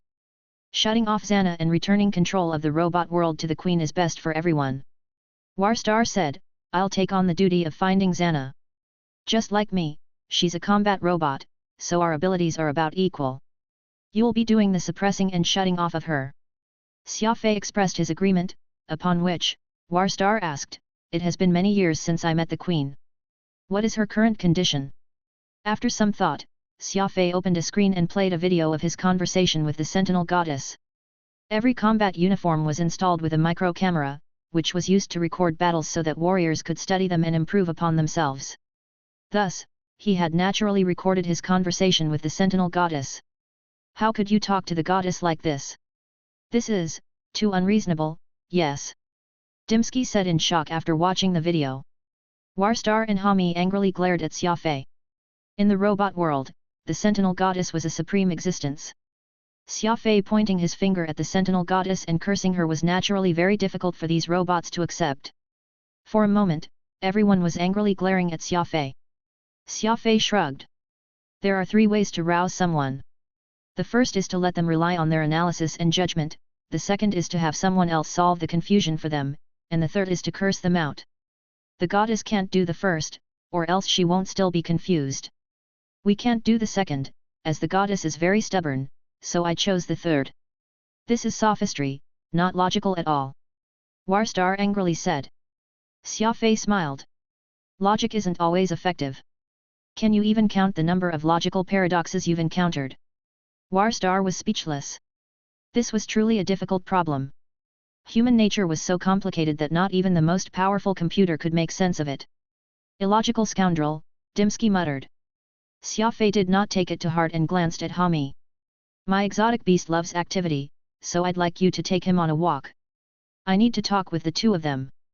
Hami stood up, cautiously picked up Furball, and walked outside. There was a helpless look on Furball's face.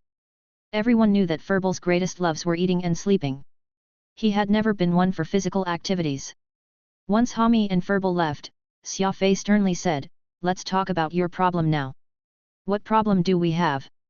If my guess is correct, the three of you, Xana included, and the Sentinel Goddess are not ordinary robots. Shock. Extreme shock. The eyes of Warstar and Dimsky widened as they stared at Xia Fei in disbelief. What exactly are you?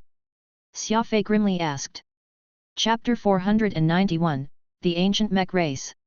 What exactly are you? Xia Fei grimly asked. Dimsky was in disbelief. Feigning calm, he replied, we're robots, of course. I am Dimsky and he is Warstar. Do you have some other questions? Xia Fei shook his head. I've said it before, none of you are ordinary robots. Your technology has far surpassed the limits of ancient mankind. While you can deceive others, you can't trick me. As one of the few people in the Pan-Human Alliance who has studied ancient technology, I know very well that they never developed liquid metal. Neither the present nor the past human civilizations have ever had this kind of technology. Dimsky and Warstar exchanged glances, both robots falling silent. The actual bodies of Warstar and the Sentinel Goddess both have a very special symbol which looks like a snowy mountain. If my guess is correct, the original bodies of Dimsky and Xana probably have the same symbol. Xia Fei continued. On my first meeting with the Sentinel Goddess, I already noticed that her AI is different from ordinary robots, and her logical thought processes are more meticulous. Later on, when I met you two, I realized that your AIs are almost the same as the goddesses. It seems like your systems place more emphasis on logic. In short, the intelligence and strength displayed by you four is far greater than any other robots I've met. I can even boldly speculate that you are not built by humans. The ruins were very quiet. Dimsky sighed and said in a self-mocking tone, I didn't think you would find out so quickly. For you to notice so many details, you truly possess some sharp eyes. Xia Fei lit a cigarette, sat down, and quietly waited for an answer. Warstar leaned back and placed his hands behind his head. I won't hide it from you. In truth, we came from an extinct race of this universe, the mech race. The mech race? A race made purely of robots. Correct. There's no longer any record of the mech race, but we were once a powerful existence in the universe. We possessed both technology and culture, and we lived like all other sapient life forms, but unlike them, the mech race didn't know anything about sickness or death. Our level of technology was very high, as can be seen by now that even after so many years, no one has been able to surpass our technology peak. Once the mech race became a peerless existence in the universe, it naturally garnered the attention of the law adepts. In order to fight back against those powerful law adepts, we began our research of artificial abilities. Xia Fei asked, was that air control technology you just used one of these artificial abilities? Correct. There were many other kinds besides air control, almost all of them representing a force of nature. Fire, water, ice, and lightning were all under our control. In the eyes of the law adepts, the mech race were freaks, for we didn't exist in the same way as other sapient life forms and were also extremely intelligent to the point that we could even imitate abilities. If you were that strong, why didn't you try and build titans? Xia Fei asked. The question of titans was the one that he had always been concerned about. He had only ever seen their blueprints, but he had no understanding of the actual fighting power of these massive ships. No, we and the Yulani began our ascendancy at almost the same time. The titans were only developed after we were exterminated, Dimsky explained. Although we didn't have titans, those law adepts remained wary of us due to our strongest leader, Radix. Radix was the father of the mech race. He was of the first generation of the mech race to be built, and he led a group of nameless and obscure robots into possessing a highly developed technology and culture. Without him, there would be no mech race. Alas, good times don't last forever. The law adepts invited Radix to their world to look around, and Radix was a carefree and restless mech who loved traveling. Thus, he accepted their request, but not long after he left the mech territory, we were suddenly surrounded and attacked by law adepts. The battle was extremely brutal. Without Radix, the mech race was like a warrior with only one arm. No matter how powerful our technology or how numerous our warriors were, we could not stop the advancement of the law adepts. The abilities displayed by the law adepts in this battle were far too incredible. With one wave of their hands, they instantly wiped a mech fleet from the sea of stars. Warstar had a fearful look on his face, and it was possible to see just how cruel that battle between the mech race and the law adepts was, that a proud mech warrior like him could be so stricken by pain and grief. That was a war that pitted the limits of science against the limits of the physical body, and we were utterly crushed. It was just like how Warstar fought against you with all his strength and still lost, though it's far more gruesome, the robotic cockroach Dimsky said. That war had apparently cast a shadow on his heart, and he seemed to believe that technology could never overcome powerful combat techniques. Warstar gave a self-deprecating laughter. Seeing that the mech race was about to be exterminated, the elites of our race organized a fleet which was meant to help the Sentinel Goddess escape. I, Dimsky, and Xana were members of this fleet. The Sentinel Goddess was Radix's daughter, created by his own hand, and she possessed databanks and AI far more advanced than ours. The law adepts naturally wouldn't just let us leave easily, so a bitter pursuit battle ensued. All the warriors sacrificed their lives to fight back against the law adepts, and in the end, only the 4 of us managed to escape, becoming the last survivors of the mech race. Xia Fei was stupefied. He deduced that the Sentinel Goddess was different from other robots, but he never imagined that she was connected to a powerful civilization of the universe which had consisted of only robots. Eventually, after a long period of wandering, we came upon ancient mankind. The humans did not know of our identity, nor did we know that we had come from the once glorious mech race. They took us in, and we helped the humans build robots, helped them with production and research. Xia Fei suddenly understood. I finally understand why the Sentinel Goddess appeared so uneasy when I mentioned that she could have chosen to fight back against the law adepts instead of exterminating humanity. It turns out that she's suffering from psychological trauma. Dimsky replied, anyone would have trauma from that. Those law adepts possess the power to destroy the universe and aren't as simple as one might think. After some thought, Xia Fei asked, why didn't you try to create highly advanced robots like yourselves once you entered human society? Dimsky explained, it's not that we didn't want to, but we lacked the technology. The Sentinel Goddess's databanks aren't complete, and though she's Radix's daughter, she's not given core technologies like liquid metal or the hyper engine. Radix hoped that his daughter would have a life close to an ordinary sapient life form, so he went at great lengths to perfect her AI, but you see the result. The goddess is more melancholy and moody than us, her thoughts more meticulous. In the robot system, emotion is the process that is the most difficult to translate. In order for the goddess to be as close to other sapient life forms as possible, Radix expended a great deal of time and energy. A large part of her massive body is allocated to her emotion systems and her AI as well as the logical systems, but the parts devoted to engineering and technology are much smaller. The main designs for human robots were actually completed by me. The goddess played more of a manager role, Dimsky said. Xia Fei asked, you're the Sentinel Goddess's finest warriors. Did none of you have the liquid metal technology? Dimsky and Warstar bitterly smiled. We survived precisely because we weren't the finest. What does that mean? Xia Fei curiously asked. When the Sentinel Goddess's escort fleet was being pursued by the law adepts, our true elites all joined the battle. As I, Warstar, and Xana were the weakest, we were ordered to protect the goddess. Xia Fei nodded. That these 3 mechs were not the strongest members already left him shocked. How absurd were the true mech elites or even the mech king, Radix? It's no wonder the files concerning robots found in ruins did their utmost to downplay the existence of your group and the Sentinel Goddess. It's because you came from the mech race, Xia Fei muttered. Dimsky said, this was also by request of the goddess. For us, having a quiet place to hide ourselves was good enough. If the law adepts find that we are still alive, they may come after us. Later on, the Yulani developed the ultimate warships, the Titans, and they gave the humans a copy. They hoped that the humans, just like them, would attempt to fight back against the threat of the Law Realm. At the time, humanity was still very weak and small, and it didn't have the ability to build Titans, so those blueprints were sealed. After many more years, humanity had reached a high level of technological advancement and had become a force in the universe that couldn't be ignored, but the threat of the Law Realm lingered. Humanity began to research genetics crazily and even started building Titans. The goddess was unable to persuade humanity's rulers to do otherwise. You should know what happened next. After a long period of consideration, the goddess decided to destroy the human civilization to give humanity some hope of survival, after which, she led all the robots to reside in the hidden realm shamefully until the present day. Phantom sighed. What an incredible story. The relationship between humans, mechs, and robots is truly complex, far from what the stories say. At this moment, Hami came back with Furball. Furbal's mouth was full of sand from the wind, and as he spat it out, he looked resentfully at Xia Fei. Hami naturally knew nothing about the mech race. In his eyes, Dimsky and Warstar were robots just like him, just with stronger abilities. Xia Fei stood up. Let's talk about the rest later. Xana is attempting to begin a second war between the robots and humans.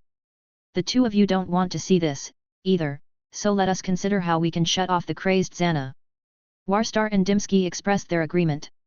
Dimsky looked at Warstar and said, I have a way of finding Xana's actual body, but we first must find that ship. Only Warstar knows the location of that ship. What ship? Hami asked, utterly baffled. Xia Fei nodded. He understood that Dimsky was referring to the ship that they and Sentinel Goddess had used to reach human territory, a ship of the ancient mech race. After a momentary daze, Warstar nodded and said, all right, I'll take you there. Chapter 492, Controllable Laser. A black warship slumbered in an unknown part of the universe, with a shabby industrial ship slowly flying around it. This is the warship that we came to human territory on, the Xana. The outer shell has been modified so that it seems like neither a warship of the mech race nor a human ship. It appears somewhat out of place, Dimsky bitterly said. He and Warstar stood side by side next to the window, their eyes flashing as if they were recollecting that frightening period in history. Hami had been sent to the boarding module to prepare for the linking with the ship, while Xia Fei was keeping the two of them company. The Xana. Xia Fei frowned. This warship is Xana's actual body. Dimsky shook his head. To be more precise, it once was Xana's actual body. The mechs can change their appearance as they please, and as of late, no one has seen what Xana really looks like, but I only need to find Xana's old body to find out where her new body is. Hami sent a signal from the boarding module that the linking was complete. The industrial ship and the mech warship came together.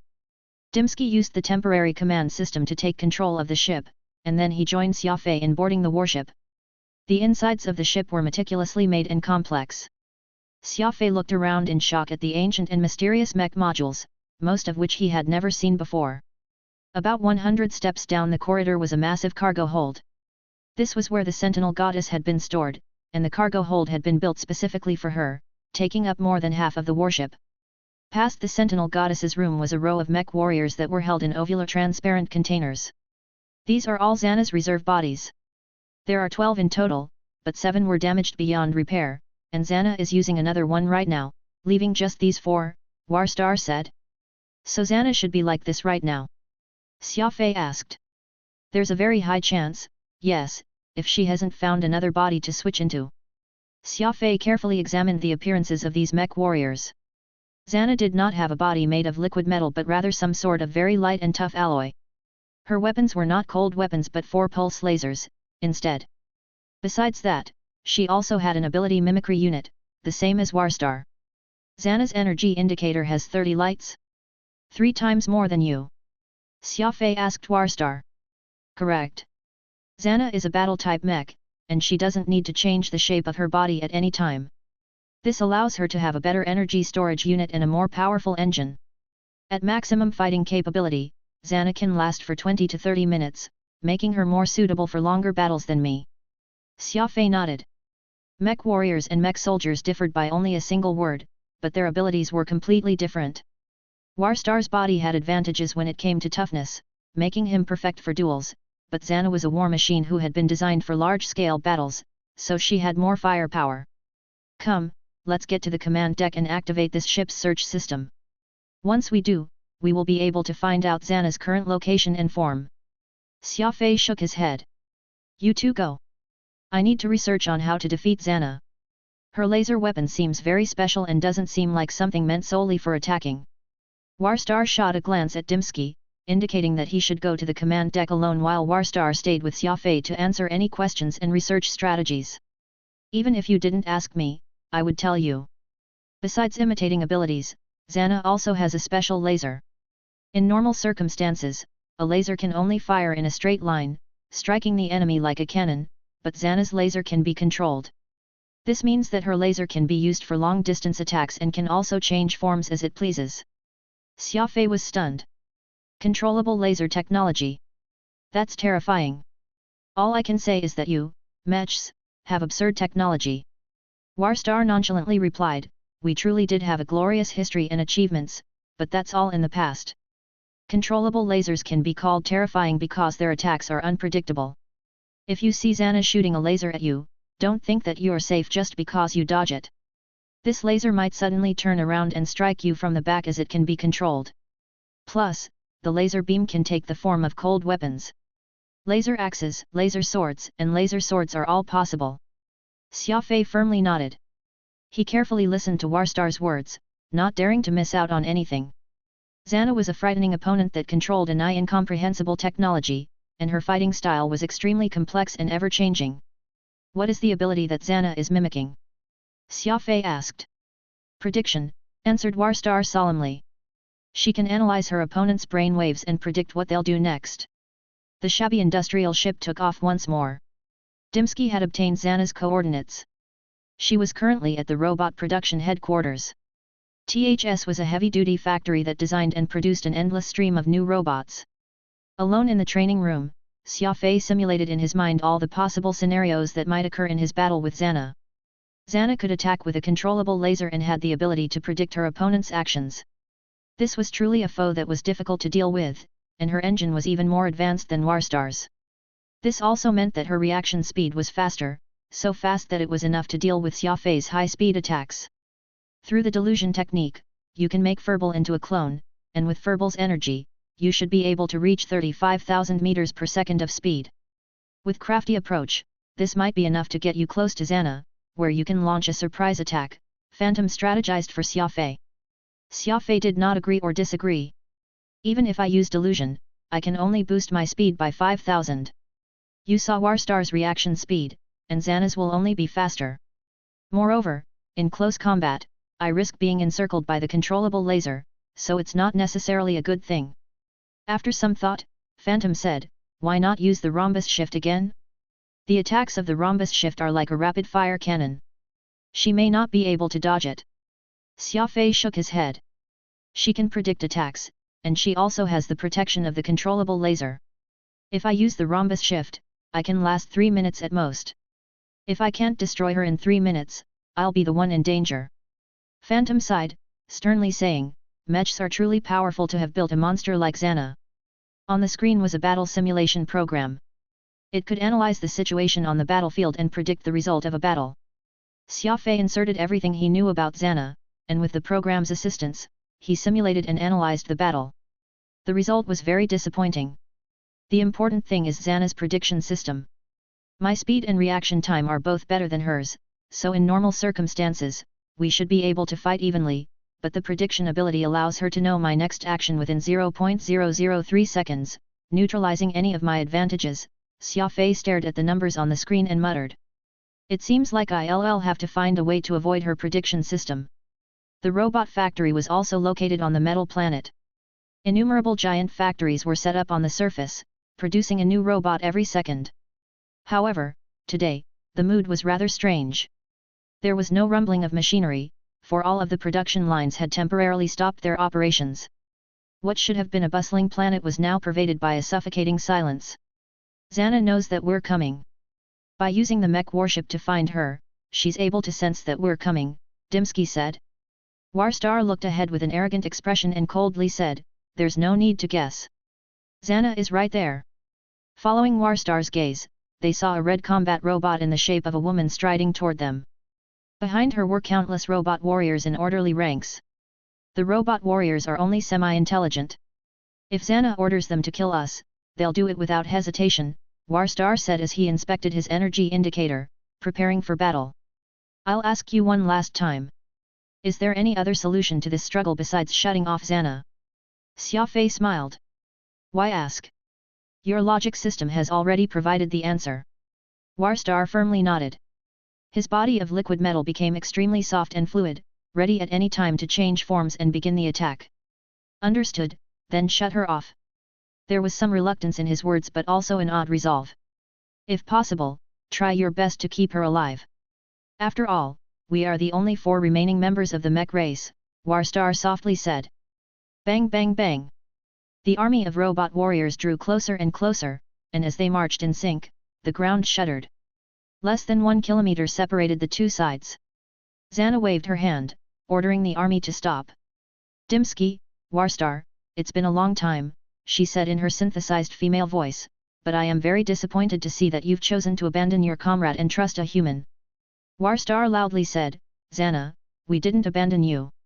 Rather, you brought this upon yourself. The mech race is already history, and you must forget the past. We are now allies with humans, not enemies." Xana laughed. "Allies? We are the powerful mech race. We do not need the puny humans as allies. Look behind me. These loyal robots are far more trustworthy than humans. If the goddess permits it, I can build many more robots than there are humans. With these loyal soldiers, the mech race can still be a formidable existence in the universe." Warstar slowly shook his head. "The mech race no longer exists whether you are willing to accept it or not. Unless the goddess herself personally gives her permission, anyone who attempts to leave the hidden realm is a traitor to the goddess. I can't let you do that. The goddess did not oppose my construction of this army, nor did she deny me the permission to leave the hidden realm," Xana coldly said. "But she also did not agree with your actions." Warstar shot back. "So there's no negotiating then?" "None," Warstar firmly declared. "If you can shut off Xana, I can take control of the army behind her," Dimsky said. Seeing as the battle was imminent, Dimsky retreated to the rear. He was not a combat model, so there was no point in him remaining on the battlefield. Xia Fei sternly said, "Warstar, use your ability to suppress the robot warriors behind Xana. That will take a lot of energy. I can only hold them back for 3 minutes." Xia Fei smiled. "Enough. 3 minutes is enough." Chapter 493, Radix Still Lives? Delusion. Xia Fei pushed a ball of light into Furbal's body, and in a flash, a second Xia Fei appeared in front of Xana. "Begin," Xia Fei sternly said. Xia Fei and Warstar charged out. Warstar made for the robot warriors while Xia Fei targeted the ultimate combat robot, Xana. Bang bang bang! Warstar brutishly used his body to push aside the robot warriors blocking his path and charged right in. Freeze! Solidify! Tens of thousands of robot warriors were instantly frozen in place, stuck in whatever position they were in before this. Some of them were even falling over, while others had been knocked into the air by Warstar. All of them were bound in place by solidified air. Pa! One of the lights on his energy indicator rapidly went out. Activating directional electromagnetic waves to control the air took a significant amount of energy. Starting from now, a countdown of 3 minutes had begun. These 180 seconds would decide his fate. Once the time passed, Warstar would run out of energy and collapse. His fate was in Xia Fei's hands now. If Xia Fei won, Warstar would win, and if Xia Fei died, Warstar would suffer the same fate.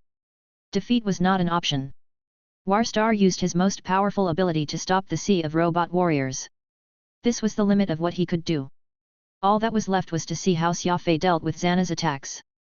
Xia Fei shot close to Xana like a bolt of lightning. In the end, he had chosen close combat.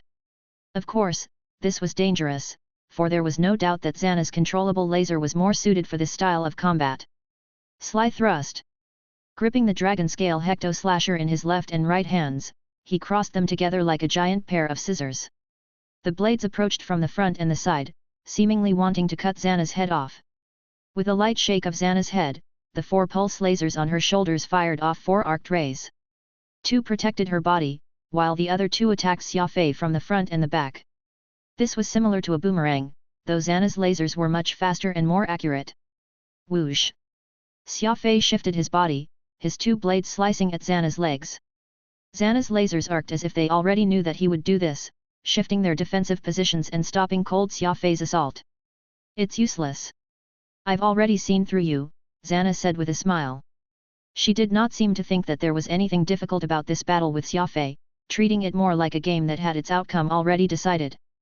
Xia Fei was unperturbed and continued to contend against Xana. He moved faster and faster, and from a distance, all that could be seen was a bunch of blurred after images. It was impossible to tell how the battle was going. Xana's face gradually turned serious, for she suddenly realized that Xia Fei had stopped thinking. This was truly astonishing. How could someone possibly dodge attacks and attack themselves without thinking? Was this through pure instinct? Natural warrior blood? Xana murmured in shock. Xia Fei was relying purely on instinct to attack. Thinking? True warriors did not need to think to slay their enemies. This was an ability they were born with.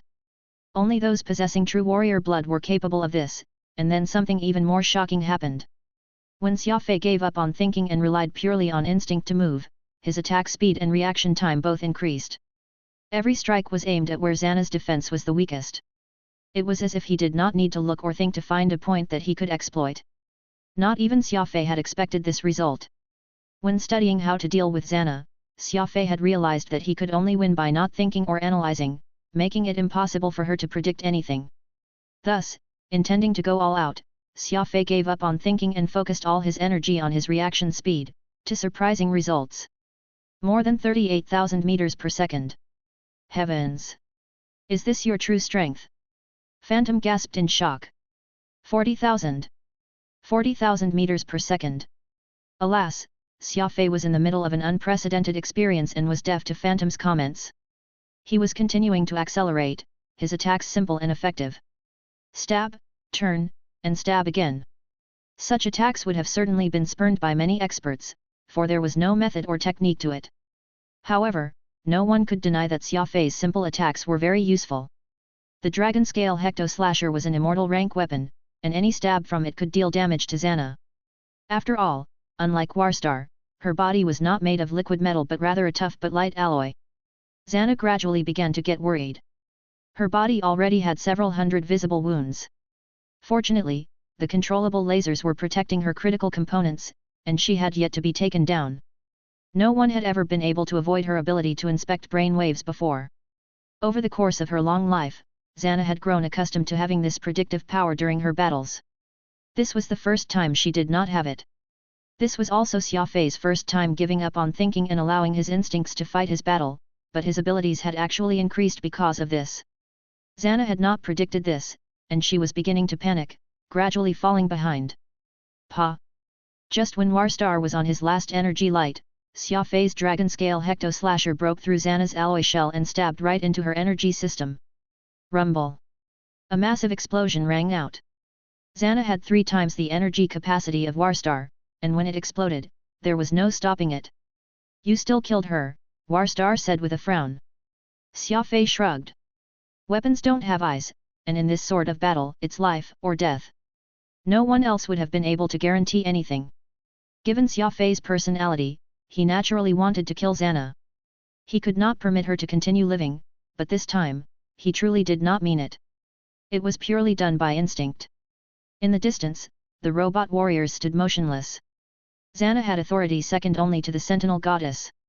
Now that she was dead, authority had naturally passed on to the third in line, Dimsky. Regardless, the storm has passed. Let's go and see the goddess. I hope that she's able to emerge from her conflicted state. Dimsky sighed.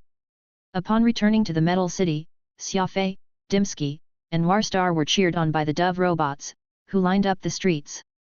They were finally able to walk the surface, do maintenance on themselves, and resume the life of ordinary robots. Dimsky and Warstar said nothing. After all, Xana was one of their few remaining companions. Now, the last 4 members of the mech race had been reduced to 3. It was only natural that they felt sad. The Sentinel Goddess had grown even more quiet. No matter what Warstar and Dimsky said, she said nothing. Xia Fei took out the box containing the Titan blueprints from his spatial ring and opened them for these mechs to look at. These are the Titan blueprints the Yulani gave to humanity. How are they in your hands? The Sentinel Goddess questioned. It's not important how I got them. What's important is that this is a chance. A chance? Right, a chance to break free from the control of the law adepts. If the goddess is willing to become allies with humanity, then we can join hands in constructing these super warships. The Hidden Realm is a secluded part of space, making it the perfect place to build Titans. I saw the metal planets you were able to construct, and the workmanship is very advanced. It's completely possible for this workmanship to be applied to Titans, Xia Fei said. The law adepts will not permit us to construct Titans, Dimsky worriedly said. Xia Fei put away the blueprints and indifferently said, I don't like living under someone's control, and I'm sure that no sapient life form in the universe likes it either. I'll be frank with you, in 2 years' time, I will head off to the Lore Realm, so you still have that time to consider it. Whether you agree to join hands with me or not, I will attempt to build one. The sentinel goddess suddenly grew excited. You're going to the Lore Realm? To where my father is? Radix is still alive? Xia Fei asked in shock. Chapter 494, Pod is crowned king. Radix.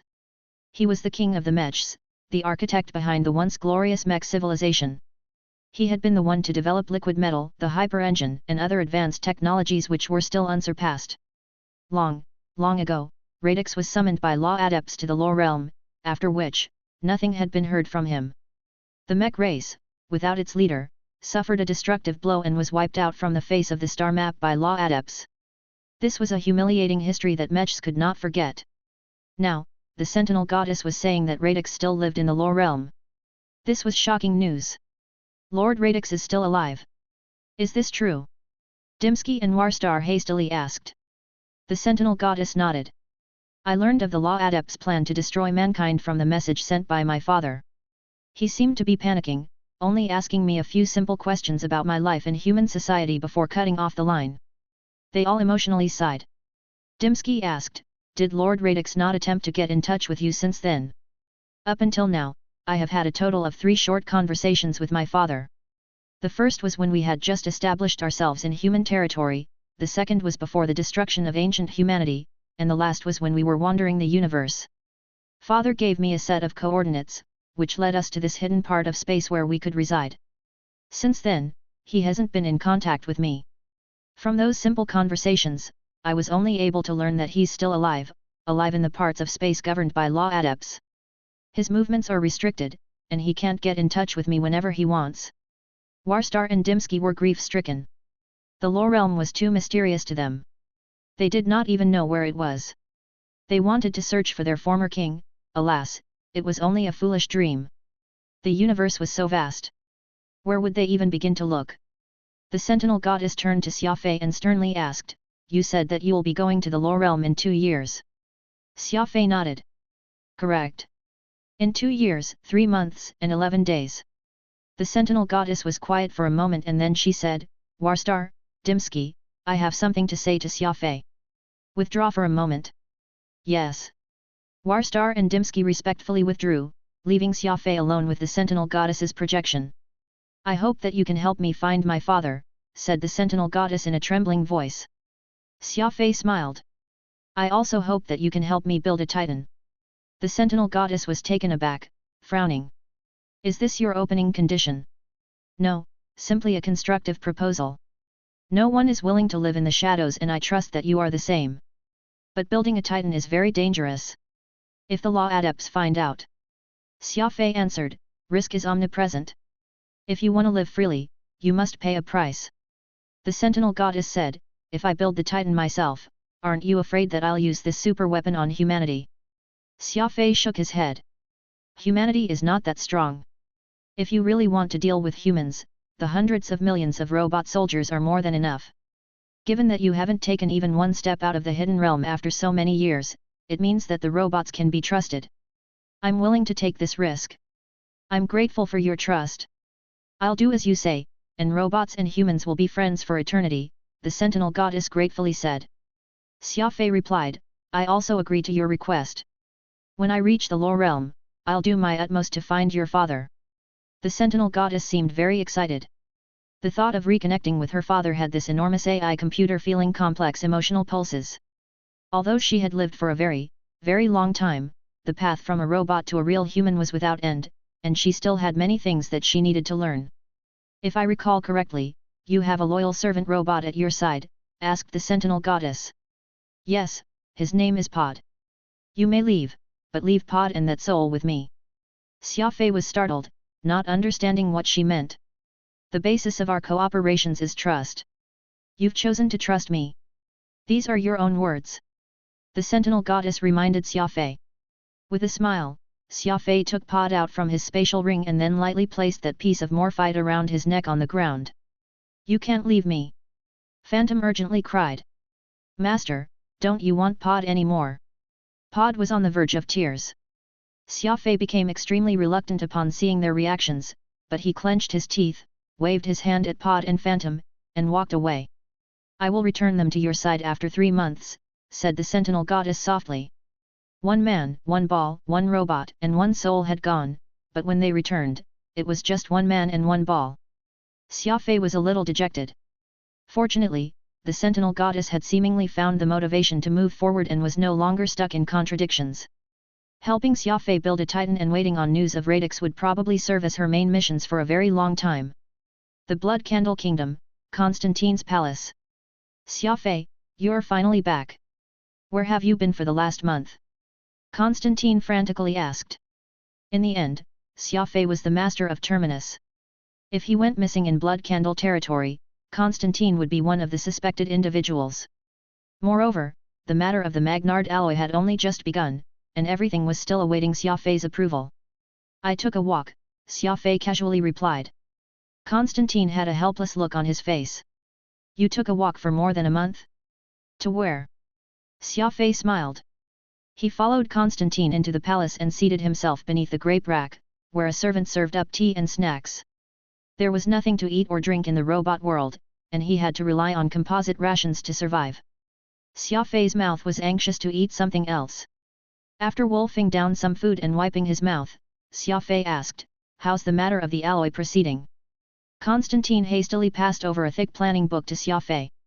It described in detail the amount of alloy the Blood Candle Kingdom would sell to Xia Fei annually and the list of items it hoped to exchange for. Blood Candle was a barren land, and it needed a lot of food, basic equipment, drugs, and also a few luxury goods, presumably for the ruling class to enjoy. The price was naturally cheap, not much different from the somewhat inferior tritanium alloy. Even if Xia Fei really did use it for building houses, it would not be a waste. The more complicated matter was undoubtedly shipping. Much of what Blood Candle needed was not produced in the Terminus Star region. It would first have to be shipped in from the Alliance before being brought to Blood Candle, but Xia Fei had two transport fleets consisting of 1,200 ships each, which traveled between the Alliance and Terminus every month, so this naturally presented no problem to him. No problem. Deal, Xia Fei closed the list and straightforwardly said. Constantine's heart, which was hanging in suspense, could finally settle down. Xia Fei felt that this alloy was so low priced that it was practically free, but for the people of Blood Candle, it was an enormous fortune. As the saying went, poverty stunted ambition. Whose fault was it that the Blood Candle Kingdom was so barren? In addition, you'll receive some weapons and warships as a reward for acting as my representative in this deal. I'm sure you know what to do with guns and warships without me needing to say anything, Xia Fei added. Constantine repeatedly nodded, looking gratefully at Xia Fei. It was obvious that Xia Fei was giving him these things to help him set up his own faction in the kingdom and prepare for the struggle for the throne. In truth, after taking control over the alloy deal, Constantine had risen in power and status.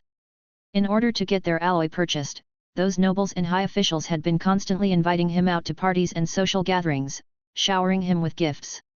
Xia Fei had no idea how lucky he was that he had not been present. Moreover, with the support of Xia Fei's weapons, it was almost certain that Constantine would be able to become master of the royal city. If there's nothing else, I'll go and see your father tonight and then leave, Xia Fei said as he lit a cigarette. 3 months later, the appointed time between the Xia Fei and Sentinel Goddess was up. He took the vampire alone to the perimeter of the Terminus Star region, a deserted region of space. Furball lazily rested on the sofa. This indolent fellow spent every day as an idler, eating and sleeping in an endless cycle, doing nothing else. Moreover, he would not talk, either, so he could not serve as conversation partner for Xia Fei. Without Pod or Phantom at his side and with Avril still in the alliance, Xia Fei had spent a very lonely 3 months. Whoosh! A temporary wormhole opened, and a small mech ship appeared across from the vampire. The moment the ships linked, Xia Fei heard Pod's anxious cries. Master! Master, Pod is back! Pod desperately misses you! Pod rushed into Xia Fei's embrace, unwilling to let him go. Meanwhile, Xia Fei was stunned. Was this robot really Pod? Pod's body had originally been clearly damaged. It was damage inflicted when Pod had attempted to protect him. Although Xia Fei had tried repairing him, the damage had still been obvious. Now, Pod was brand new, his outer shell made from some alloy of the mech race, which was light and tough. Even his electronic eyes seemed more energetic than before, and he also had an energy indicator on the side of his body. What did the Sentinel Goddess do to you? Xia Fei curiously asked. At this moment, Warstar appeared behind Pod. The goddess gave Pod an all-around upgrade. Do you recall Xana's reserve bodies? Xia Fei was startled. No wonder I found the alloy that Pod's outer shell was made of rather familiar. Isn't this the light alloy that Xana's body was made from? Correct. All of Pod's mechanical components are now made from mist moon alloy. This is a product of the mech civilization and is much better than the Magnard or Fuller alloy used by humans. Moreover, Pod's body now has the energy system and engine used by Xana. You can say that Pod is now the strongest robot besides us. Xia Fei hugged Pod. While his outer shell and components had all been strengthened, he was even lighter than before, most likely the work of the mist moon alloy. Then, does Pod now have the mimicking system ability like you? Xia Fei excitedly asked. This was his loyal companion, and Xia Fei was naturally overjoyed to see Pod upgraded. The mimicking system is not that easily migrated, Warstar spread apart his arms and said. Xia Fei was somewhat disappointed, but what Warstar said next left him shocked. Pod currently possesses prime authority over robots. The goddess has voluntarily lowered herself to second in the order, Warstar seriously said. In other words, Pod is now the king of all robots. Chapter 495, Phantom's Past Life. Pod's now the king of all robots. Warstar announced solemnly. Pod appeared to be somewhat sheepish. He was still unaccustomed to his new role, so he still saw himself as Xia Fei's service robot who did his daily chores. Whether he was a king or not did not matter. When the Sentinel Goddess told Pod that accepting this role would be extremely beneficial to Xia Fei, he ultimately agreed to it despite feeling somewhat troubled. Of course, this command structure is only against the later non-mech robots, Dimsky and I, as well as the goddess, won't fall under this command structure, Warstar explained. Xia Fei nodded to show his understanding toward this. To be able to let Pod be the first among all common robots was already the Sentinel Goddess showing great faith toward him. The mechs once had their own civilization, so they ought to be seen as equals with humans. Aside from us, other robots were produced with the help of humans, and so they should be led by both humans and mechs. The Great Goddess has already held prime authority for many years, and returning this authority back to humanity is appropriate, and even more so, it is a testament of her faith and reciprocation toward you, Warstar said plainly. Pod had been given prime authority, which meant Xia Fei had the supreme dominion over the Robot Legion. After all, Pod recognized Xia Fei as his master and was extremely close to humans, meaning that he would of course listen to Xia Fei's orders. In a sense, this was a sort of check and balance. Xia Fei only had such a result because he trusted robots, so as long as he continued to trust in Pod, he would have the power to command the Robot Legion. If there was ever a day when Xia Fei no longer trusted Pod, then this power would naturally be lost as well. The reason why the Sentinel Goddess had not handed prime authority to Xia Fei but to Pod most likely stemmed from this, in hopes that Xia Fei would maintain his trust toward robots like before. Xia Fei looked behind Warstar and curiously wondered aloud, "Where's Phantom? Why don't I see him?" Warstar frowned. "The Great Goddess wishes to speak personally to you regarding what happened to him." He handed Xia Fei a communicator, directing him to find somewhere he would be alone to meet the Sentinel Goddess face to face. Xia Fei took the device and made his way to his personal training room. Shing! Turning on the communicator, the holographic projection of the Sentinel Goddess appeared before Xia Fei. "Great Goddess," Xia Fei smiled. "Just call me Sophie. That's my name among the mechs, and now that we are cooperating, there's no need for you to call me Goddess. Besides, you'll be leaving for the Lore Realm. If you encounter my father, he will have no idea of anyone going by the name of Sentinel Goddess. Alright, I'll call you Sophie from here onward. I need to explain some things to you regarding Phantom's situation. His existence is presently the greatest mystery in the universe. I tried understanding how I'm able to discern of his existence, and after an extensive and careful search, I discovered that my father had given me a system which specifically works on spirits during my installation process. When I first met Phantom, this system suddenly activated, allowing me to hear every word he said, seeing him clearly in his current form. The reason why you and Phantom can communicate is that your lives are intertwined. Every human body has a spirit inhibiting within, but your body is tethering two spirits, and that's something that defies comprehension." Xia Fei shrugged. "Until now, I have yet to understand just what exactly is a spirit, either." Sophie said, "According to the information my father left behind, spirit is but a term that humans coined. Across the vast universe, the existence of a spirit is also known as an immortal soul. It's a type of energy produced upon reaching the apex of mental energy, able to gather in some special energy carriers, like that more stone Phantom resides in. What I find curious is that Phantom used to be a simple concealment type ability user when he was alive and was hardly able to reach the stage of achieving an immortal soul, so how did he succeed in becoming one? This is a point that I have yet to make sense of, which is why I wish to keep him with me until I've uncovered the answer. Xia Fei lit a cigarette. Sophie's explanation had been very reasonable and easy to understand, but Xia Fei could sense something odd in her words. Could it be because Phantom killed a very important person when he was alive? But whenever I ask him for details on what he did, he refuses to speak a word of it. Sophie answered, plenty of variables could have allowed Phantom to exist in his current immortal spirit form. I'm presently working hard on eliminating the irrelevant ones to find the key reason on how he was able to come back to life after dying. Xia Fei chuckled. Sophie, with all due respect, your interest toward Phantom seems a little strange. Take me, for example. I've already known Phantom for a very long time, and I don't understand how he got to take up the form he now exists in, yet I've long tacitly accepted him, doing my best to entangle myself with the reasons. You've merely seen a glance of Phantom, yet you're already doing everything you can to delve into this matter. Aren't you perhaps a little too obsessed with this? Sophie was slightly stunned before she said in a soft voice, it's because I see the shades of my father in him. Your father? Does Radix have an immortal soul, too? Sophie nodded. It's very similar, though father's carrier is a mechanical, while Phantom's carrier is a piece of more stone. Xia Fei nodded meaningfully. This Radix was becoming more and more mysterious. As the founder of the mech civilization, he was an immortal soul who inhabited a mechanical shell. It was no wonder the Sentinel Goddess was so fascinated by Phantom, for it turned out that it was related to her own father.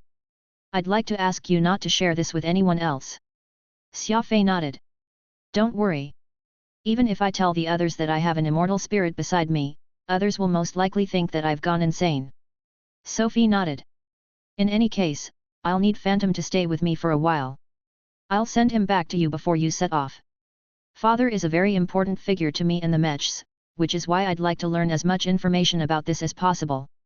Xia Fei laughed. Phantom is very sentimental and a real nagger. I'm more than happy to leave him with you. Of course, Xia Fei was not being honest with that statement. Xia Fei had long been accustomed to discussing matters with Phantom whenever he encountered things in his life, and though he would still act according to how he wanted after they were done discussing them, he still felt uneasy not having him around during this time. As gratitude, Phantom will be able to learn the medicinal ingredients and pharmacological knowledge I have in my system. These are data that my father left for me. Naturally, I have no use for them as I'm a robot, and I have no idea whether such knowledge is useful or otherwise, but Phantom seems to be very taken by the data I have and appears to be fairly interested in them. Radix was actually a machine who had a soul inhibiting within, which most likely meant that his cultivation back then was substantial, or else he would not have single-handedly founded the race of mechanoids. Phantom was just an expert in refining medicine, and data that could captivate him so must surely be very profound. Gains and losses come hand in hand.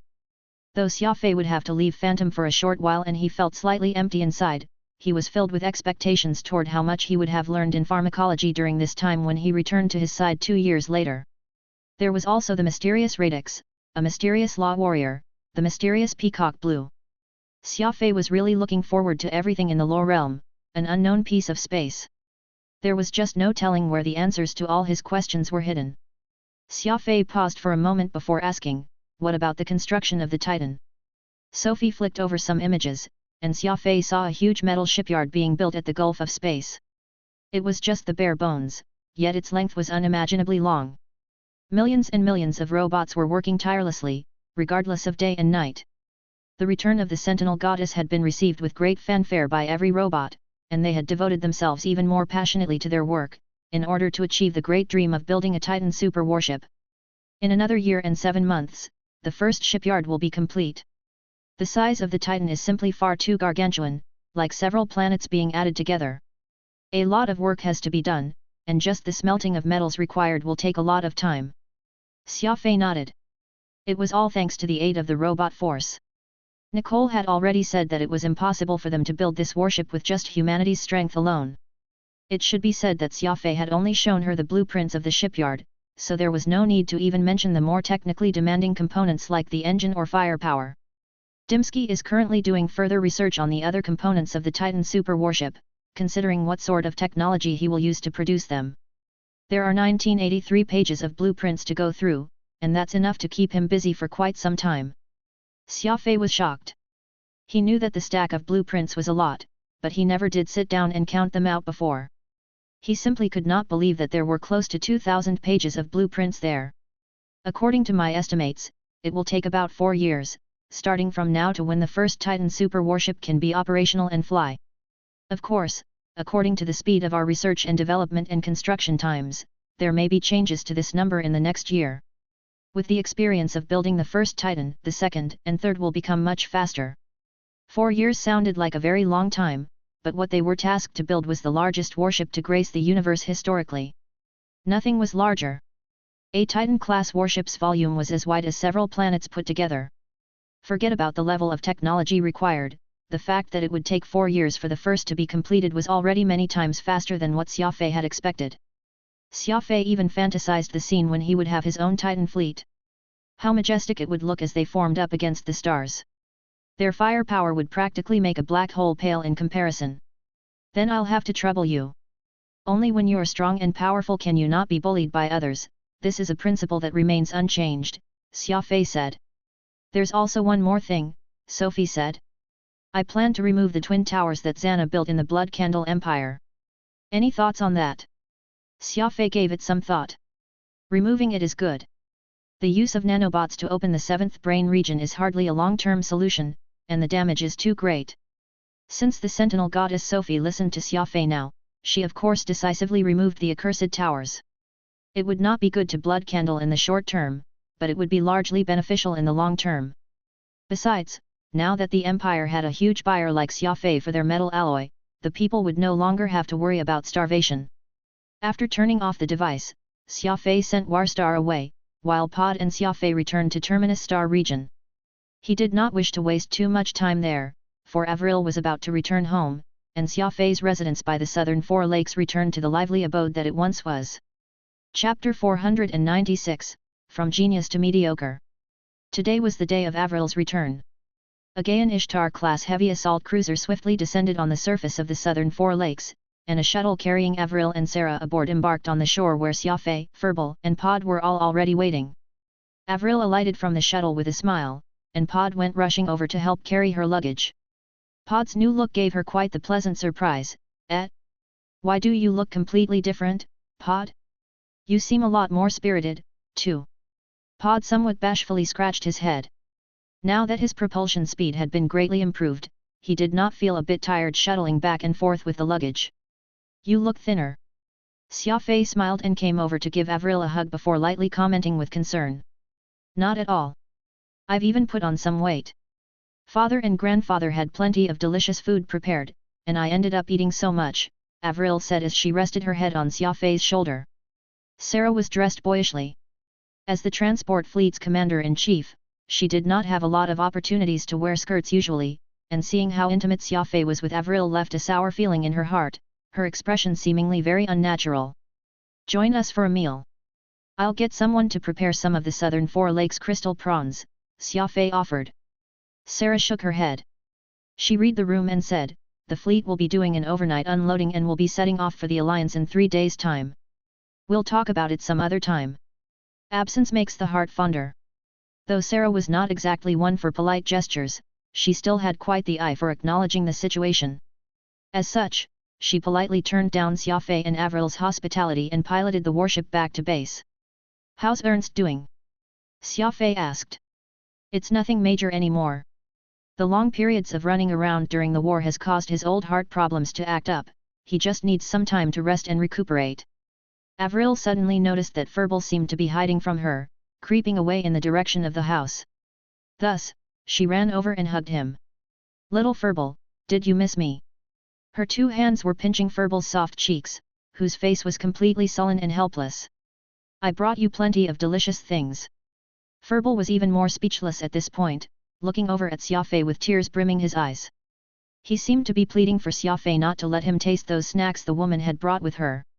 Why would Xia Fei care what Furball was thinking, though? He merely chuckled.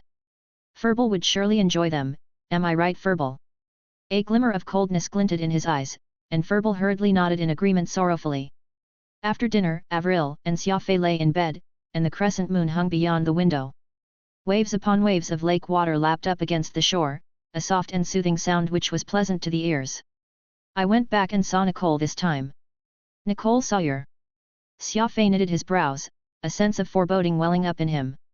Yet, I've known her since I was young, and actually, she's got a great personality, and it's just that she has a temperament similar to her father's, always inclined to the extreme, Avril said even as she was sprawled next to Xia Fei, secretly watching his reaction.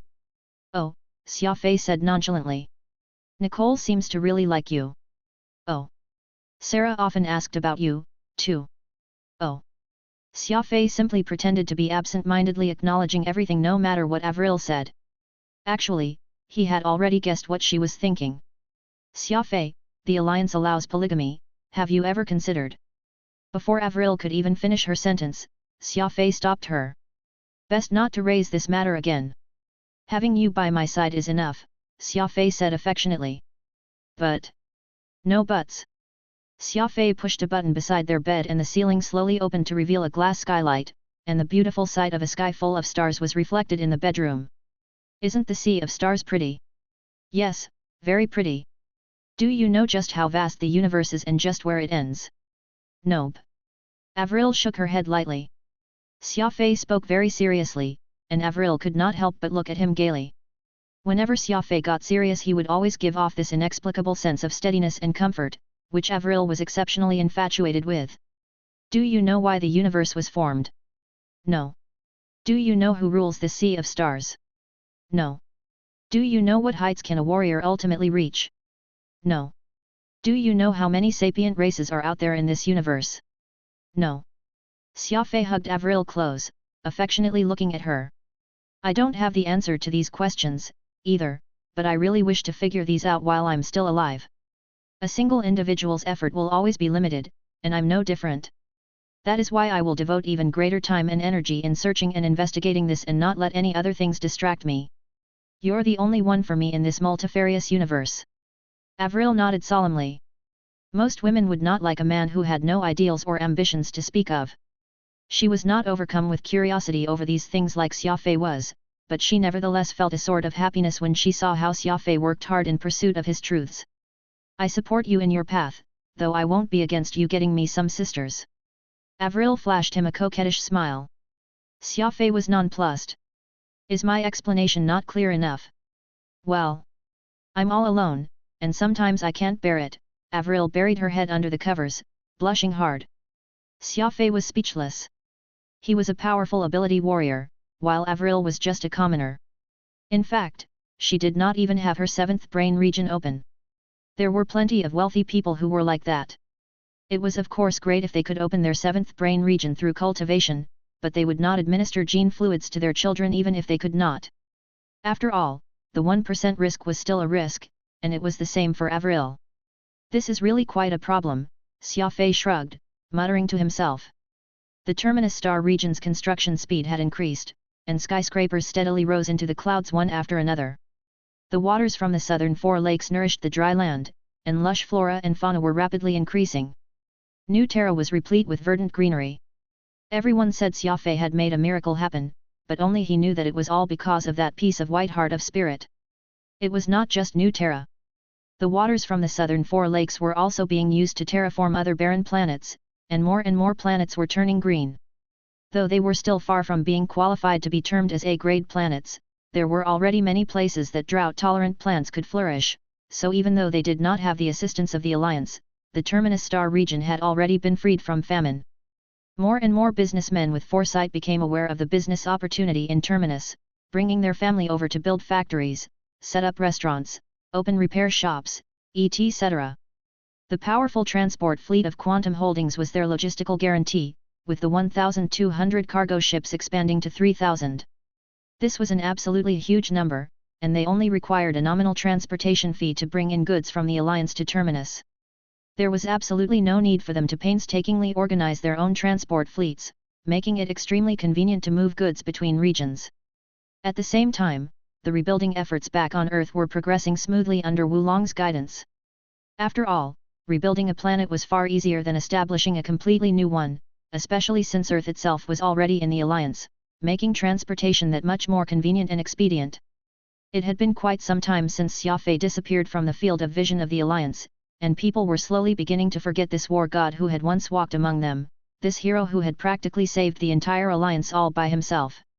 It was as if he had disappeared into thin air, no longer appearing on any news. Life in the southern Four Lakes was peaceful, and Xia Fei enjoyed this tranquil time together with Avril, living intimately with each other. Capable assistants were only a call away whenever anything cropped up, and they pretty much lived a charmed life. However, Xia Fei himself knew very well that this peace would forever be short-lived. As time passed, the date of his departure for the upcoming journey loomed closer and closer. Yehua had once visited Xia Fei in this time, and it seemed that he was a lot more interested in Furball. The holy beast's size had decreased from a basketball to that of a chicken egg by now, which left Yehua feeling very satisfied, and he once more reminded Xia Fei of their agreement, telling him to prepare himself. The moment it was time, he would personally be coming to bring him away. Avril still had no clue that Xia Fei was going to leave for the Lower Realm. This time she spent beside Xia Fei was simple but hardly uninteresting. She was already completely intoxicated by it, living her days as if she were soaked in sweet honey. Many times Xia Fei thought to tell her about his eventual departure, yet each time, he found himself silenced by her sweet smile. Time passed in such a manner until it was now just 3 months away. Whoosh! Vampire once more arrived on the outskirts of Terminus Star region. After the two ships connected, Warstar strode aboard Vampire, holding that Moor stone that had accompanied Xia Fei for many years. Xia Fei wore the necklace on his neck, and Phantom silently stood by his side.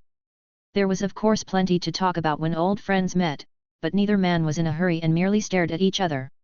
This is the Black Bat radar I've optimized to the extreme, possessing a perfect 1980-bit encryption. No one will be able to pry into any communication made through this, and I also adjusted its peak capacity to the very limit of our technology.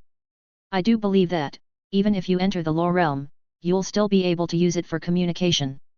Warstar set down 3 metal briefcases after saying that, and each briefcase had the new Black Bat radar. This was a system that Xia Fei, Sophie, and Dimsky had worked together to improve, and its performance had already been increased to the limit. Whether or not Xia Fei could maintain communication after entering the Lower Realm would all depend on it. The new radar was no longer big in size, utilizing a purple heart of spirit as its power source and foregoing the complicated energy converter as well as the accompanying transmission system. Sentinel Goddess Sophie had one for herself, and the other would be with Xia Fei. The remaining 2 would be left with Charlie and Avril for safekeeping. After all, this was an extremely dangerous voyage he was about to undertake. Xia Fei and Sophie were working together to construct the Titan, which was the natural nemesis of all law warriors, so he must not be too ostentatious with all things. After sharing some parting words, Warstar flew away in his warship, leaving Xia Fei with Phantom and Furball. The 2 old friends were seated side by side on the sofa. Phantom did not appear to be too different from how he was in the past, though there was a greater confidence in his eyes. "Are you very troubled?" Phantom asked with a laugh. Xia Fei nodded. "Extremely so. I have no clue why the blood demon claw has yet to bloom even now, plus, I still can't control Peacock Blue. Even my rank has stagnated at the legendary rank, unable to make any progress despite the hard work I've done these past 2 years." Xia Fei somberly voiced out the worries he had deep within him. To a warrior, being unable to increase their rank after everything was a very painful matter. It had been 2 years, yet Xia Fei was still the same as he was 2 years ago. The Xia Fei who was repeatedly promoted in his rank that it had shocked everyone greatly had not made any sort of progress for a long time. Though he kept maintaining his smile before Avril every day, the pressure he was feeling deep down grew greater by the day. Could it be that this genius who had his 7th brain region completely open, the war god Xia Fei who had a warrior's blood innately coursing through his veins, would really lose from now on? Was he doomed to mediocrity from here onward? Chapter 497, Subduing the Cosmic Origin Energy. Southern Four Lakes, Xia Fei and Avril's residence. Avril was of course very delighted to see Xia Fei return from the outskirts of the Terminus Star region. Perhaps it was a habit she had formed over a long time, but whenever Xia Fei left her side, Avril could not help but worry. After all, she had experienced losing Xia Fei so many times that it had become a sort of custom. 2 years. Xia Fei had actually not gone missing for 2 years. Even Avril was extremely surprised by this, but she understood deep down that, though Xia Fei was living a peaceful life right now, there were turbulent undercurrents going on in him. A life filled with excitement and trouble always followed Xia Fei, and these 2 years of peace might very well mean that the next time he disappeared would be even longer, going off to some place even farther. It had to be said that Avril really understood Xia Fei well. Her guess was spot on, and this was indeed the calm before the brewing storm. "Shall I make you some fried paste noodles tonight?" Avril smiled and asked, "and we'll have your favorite little cucumber and tomatoes." Xia Fei nodded. "I'd be grateful." Avril left Xia Fei's training room with a smile as she softly closed the door behind her. Phantom sighed. "You haven't told Avril yet." Xia Fei shook his head. "I know how I should handle my business. Why don't you share with me how you spent your last 2 years by Sophie's side?" Phantom chuckled. "Sophie's really incredible. That supercomputer actually stored a vast collection of encyclopedias on plants found in the universe, including detailed methods on how to pick and refine them. There's so much that it's overwhelming." "What's the result of Sophie's study of you?" "I have no clue. It looks like she gave up, saying that her father is probably the only one who can understand the problem regarding the existence of immortal souls." Xia Fei nodded as Phantom continued. "I don't really care about her research. I was only concerned with the data and information of all those medicinal ingredients. Truth be told, I did not waste my time in the past 2 years, and I've learned so much more than everything I learned in my past life." Phantom was very passionate about the refinement of medicinal ingredients. In fact, he obtained so much joy from learning them that it was difficult for him to tear himself away. Xia Fei laughed bitterly. "You've lived well. Meanwhile, I turned up empty-handed in these 2 years. Good thing I have Avril with me." The atmosphere was very oppressive. Having not made any progress in 2 years was a very depressing thing, especially for someone like Xia Fei who had never once slacked off on his cultivation. This development was even somewhat cruel. "If I'm not mistaken, not only did you fail to improve, you even deteriorated," Phantom said solemnly. Xia Fei nodded. "Before, I could very easily reach my top speed of 30,000 meters per second, now, I need to try twice as hard to achieve the same speed." "How did you know that my cultivation had deteriorated?" Phantom replied with a grim face. "I already said before that your 7th brain region is severely damaged, and the reliance on medicines to promote will always have a limit. The last time you administered medicine on yourself to reach the legendary rank left some hidden adversities in your body, so the overcorrection and eventual regression was inevitable." Xia Fei gritted his teeth. He was unwilling for his life of cultivation to end here. There was still a long way to go on this path to become a true powerhouse. "First, let me take a look at the situation with your 7th brain region." With that said, Phantom dove into Xia Fei's brain. "It's even worse than I imagined inside." Phantom reappeared after some time and sighed with a heavy heart. "But it's not completely irreparable. Let me take a look at the situation with your maturing blood demon claw next. Perhaps this particular blood demon claw is much more powerful than what we first thought. From the information I gleaned, there's a possibility for a mutation with the blood demon claw, becoming a plant that grows repeatedly. That is to say, from its adolescence till its maturity, it will then revert to its adolescence period and maturity once more, not blossoming at all." Xia Fei took out the transparent incubator which contained the blood demon claw from his spatial ring and asked, "So how is it?" Phantom answered, "It's only a mutation. Life itself is a single-celled organism repeatedly mutating before it becomes a powerful sapient. Plants will occasionally experience sudden mutations, too." Noting that the blood demon claw was less vibrant than before, even appearing to be somewhat greenish, no longer as deep red as before. "Yeah, this is a mutated blood demon claw, it's actually a good thing for you, too." Xia Fei was confused. "Good thing? Strength is king in the lore realm, and there's no way joining with the mere strength of a legendary rank warrior can be construed as a good thing." Phantom chuckled. "Let me finish. Actually, the blood demon claw alone isn't enough to guarantee the repair of your 7th brain region. That's because the 7th brain region is a very special existence, not to mention the fact that the damage you sustained there is extremely severe. This mutated blood demon claw is different, its medicinal strength will increase by a fold every time it repeats the process of growth and maturity. That's to say that a mutated blood demon claw that has gone through this cycle thrice will have triple the dose. Naturally, it means that the better the medicinal effect, the easier it will be for you to repair your 7th brain region." Xia Fei was nodding his head vigorously. "A powerful medicinal effect is of course great, but time awaits no man, the time for my meeting with Yujiang and Yehua nears. Phantom lowered his head and mulled over this fact before saying gravely, according to the law of energy, the powerful white heart of spirit is able to aggravate the blood demon claw's mutation. You've been using the waters from the southern 4 lakes to water it, which promotes the growth of the mutation.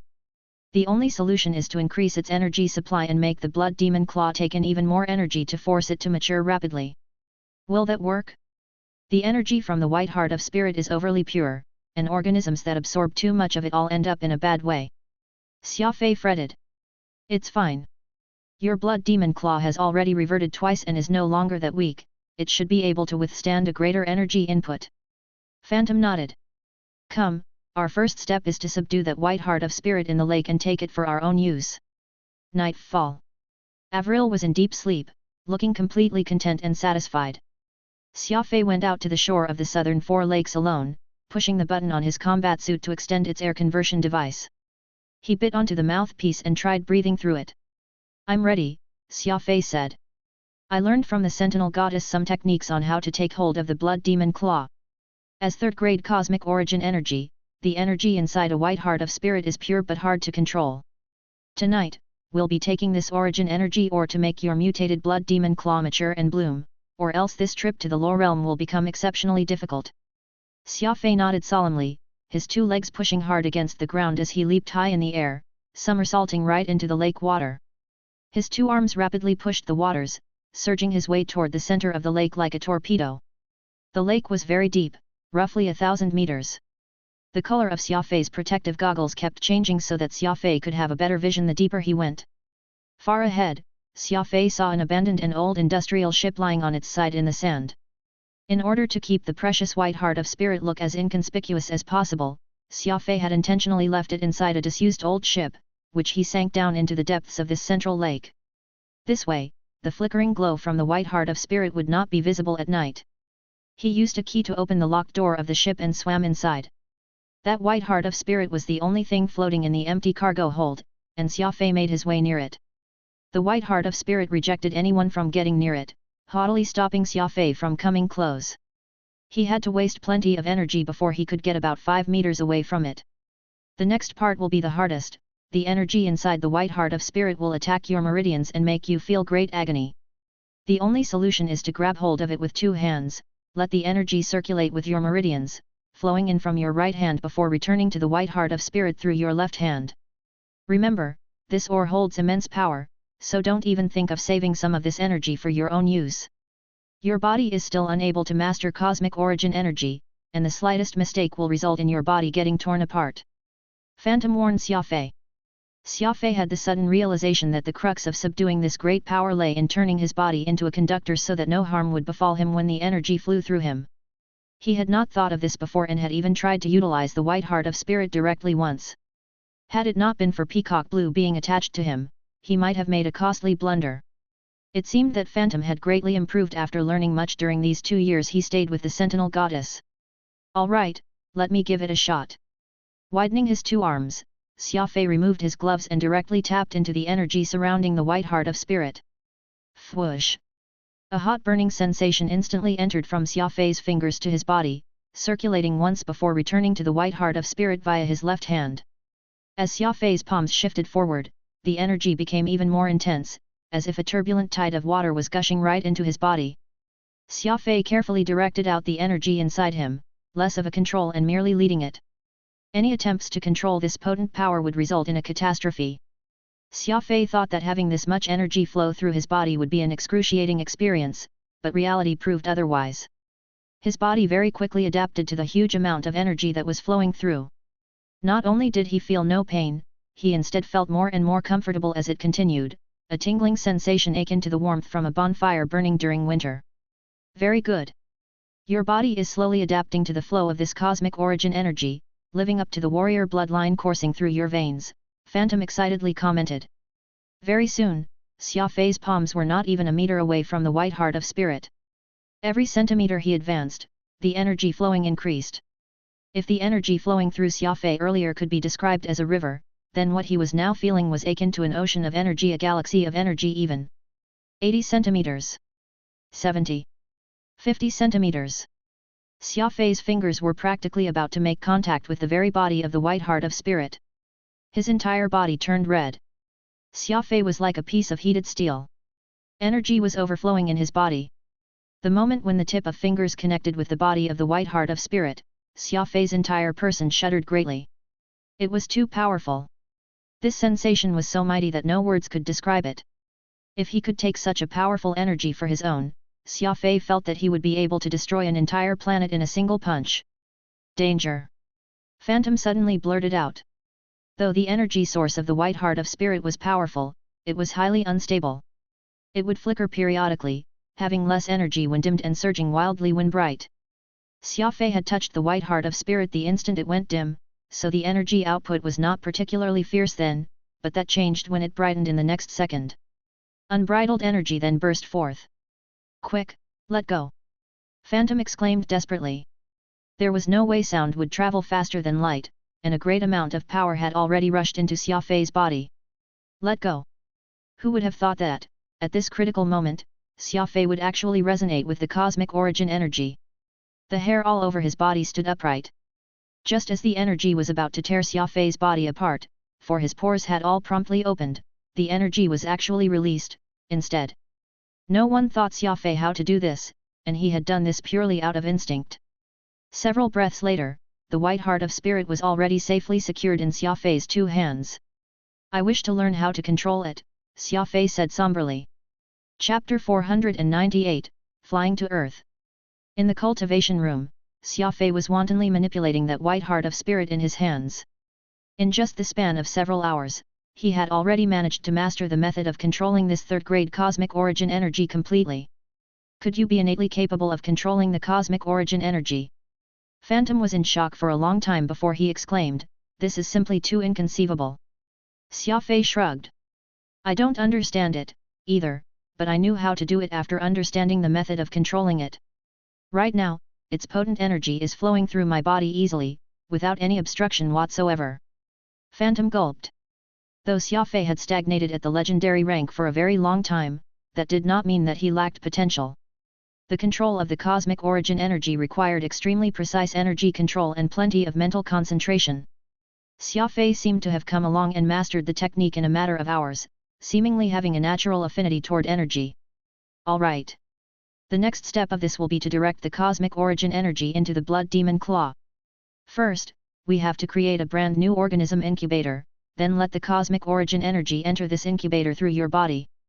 There's actually an additional benefit to this, Phantom said, evidently pleased with himself. He felt proud now that he was able to use what techniques he had learned from the Sentinel Goddess. As the energy will use your body as a medium to enter the incubator, it will inevitably get contaminated with your presence. By the time the blood demon claw matures, it will be even closer to you, which in turn reduces the side effects greatly. Xia Fei nodded. Cultivating a plant was similar to raising a baby, and the more interactions made before maturity meant it would be even closer to him. This was something anyone understood. I'll go build a brand new incubator tomorrow, though I want to leave it on board the ship while it grows. What for? Are you leaving for long? Phantom asked. There's still 3 months till the date I've agreed upon with Yujiang and Yahua. I wish to make a trip back to Earth. Who knows how long I'll be gone on this trip to the Lore Realm, so. Phantom replied meaningfully, indeed. Terminus is already on the right track, and there shouldn't be too many problems with the grizzled veteran old porter at the helm. Going back home sounds good, too.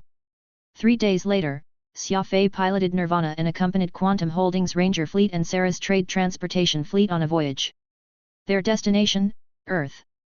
On the screen was the new Pan-Human Alliance President, Tai, and at his 2 sides were Layton and Williams. The military triumvirate was now the Alliance Triumvirate. Tai was the president, while Williams was in charge of the Ministry of Finance and Interior Affairs while Layton remained in the military. Xia Fei, you're finally willing to leave Terminus. In these 2 years, you've buried your head in the Death Tri-region, not once appearing in the Alliance. You'll pass by Venal Galaxy on your trip to Earth this time. Be sure to come and visit. Williams chuckled as he sucked on a maple syrup candy. Layton burst into laughter. That's right.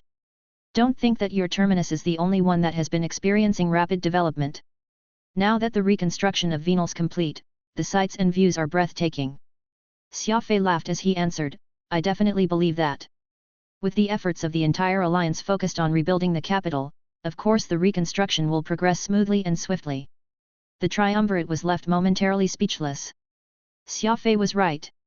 The rebuilding of Venal Galaxy had depended on the entire alliance, while developing the Terminus Star region was all on Xia Fei.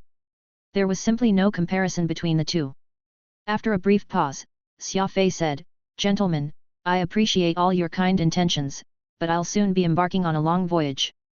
As such, I don't really have that much time on my hands to visit." No matter what the triumvirate said, Xia Fei rejected it all. This trip from Terminus to Earth would take about 2 months, and whatever free time he had, he wanted to spend it on Earth, his one old home.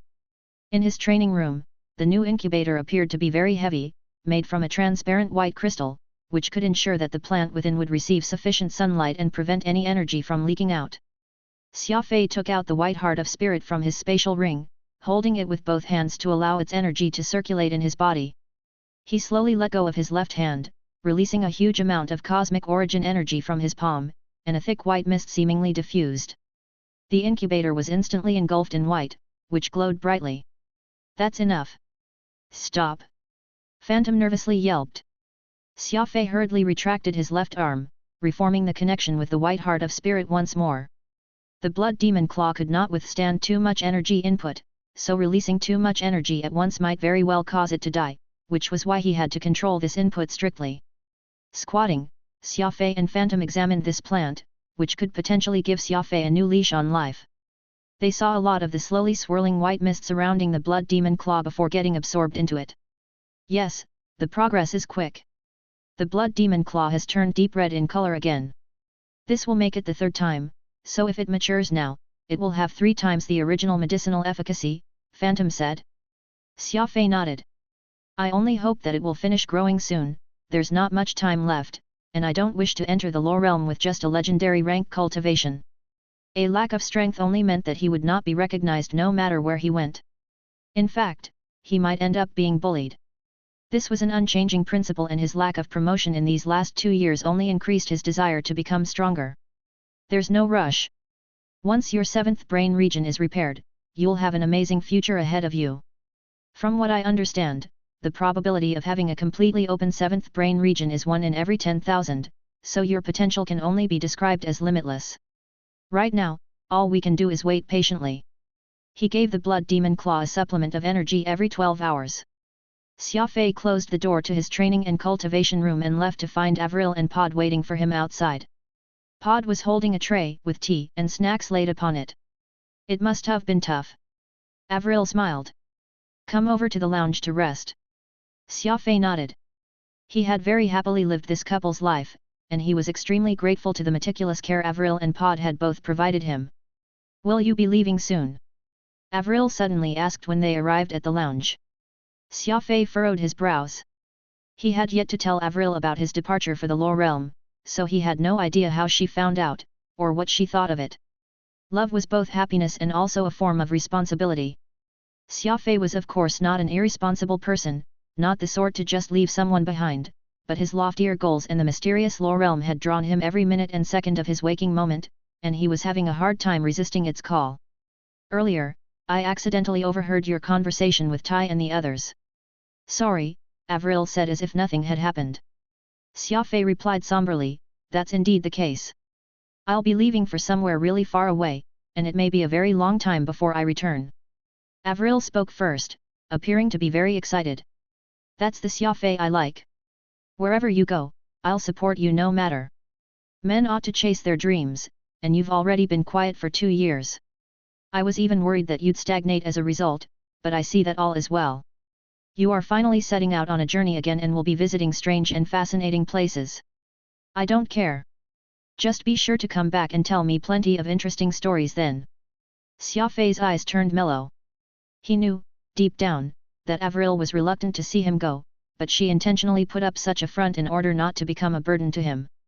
Her understanding was a very fortunate thing, and Xia Fei could perhaps easily find himself the most beautiful lady in this universe, but it would be hard for him to find someone who could understand him as well as Avril did, a woman who was willing to sacrifice herself. With a pause, Xia Fei affectionately professed, "I'm fortunate to have you." Avril blushed slightly as she hugged Xia Fei, saying in a soft voice, "I'm fortunate to have you, too." Xia Fei did not go to Venal Galaxy to meet the Triumvirate, but he could not miss out on visiting Avril's father and grandfather.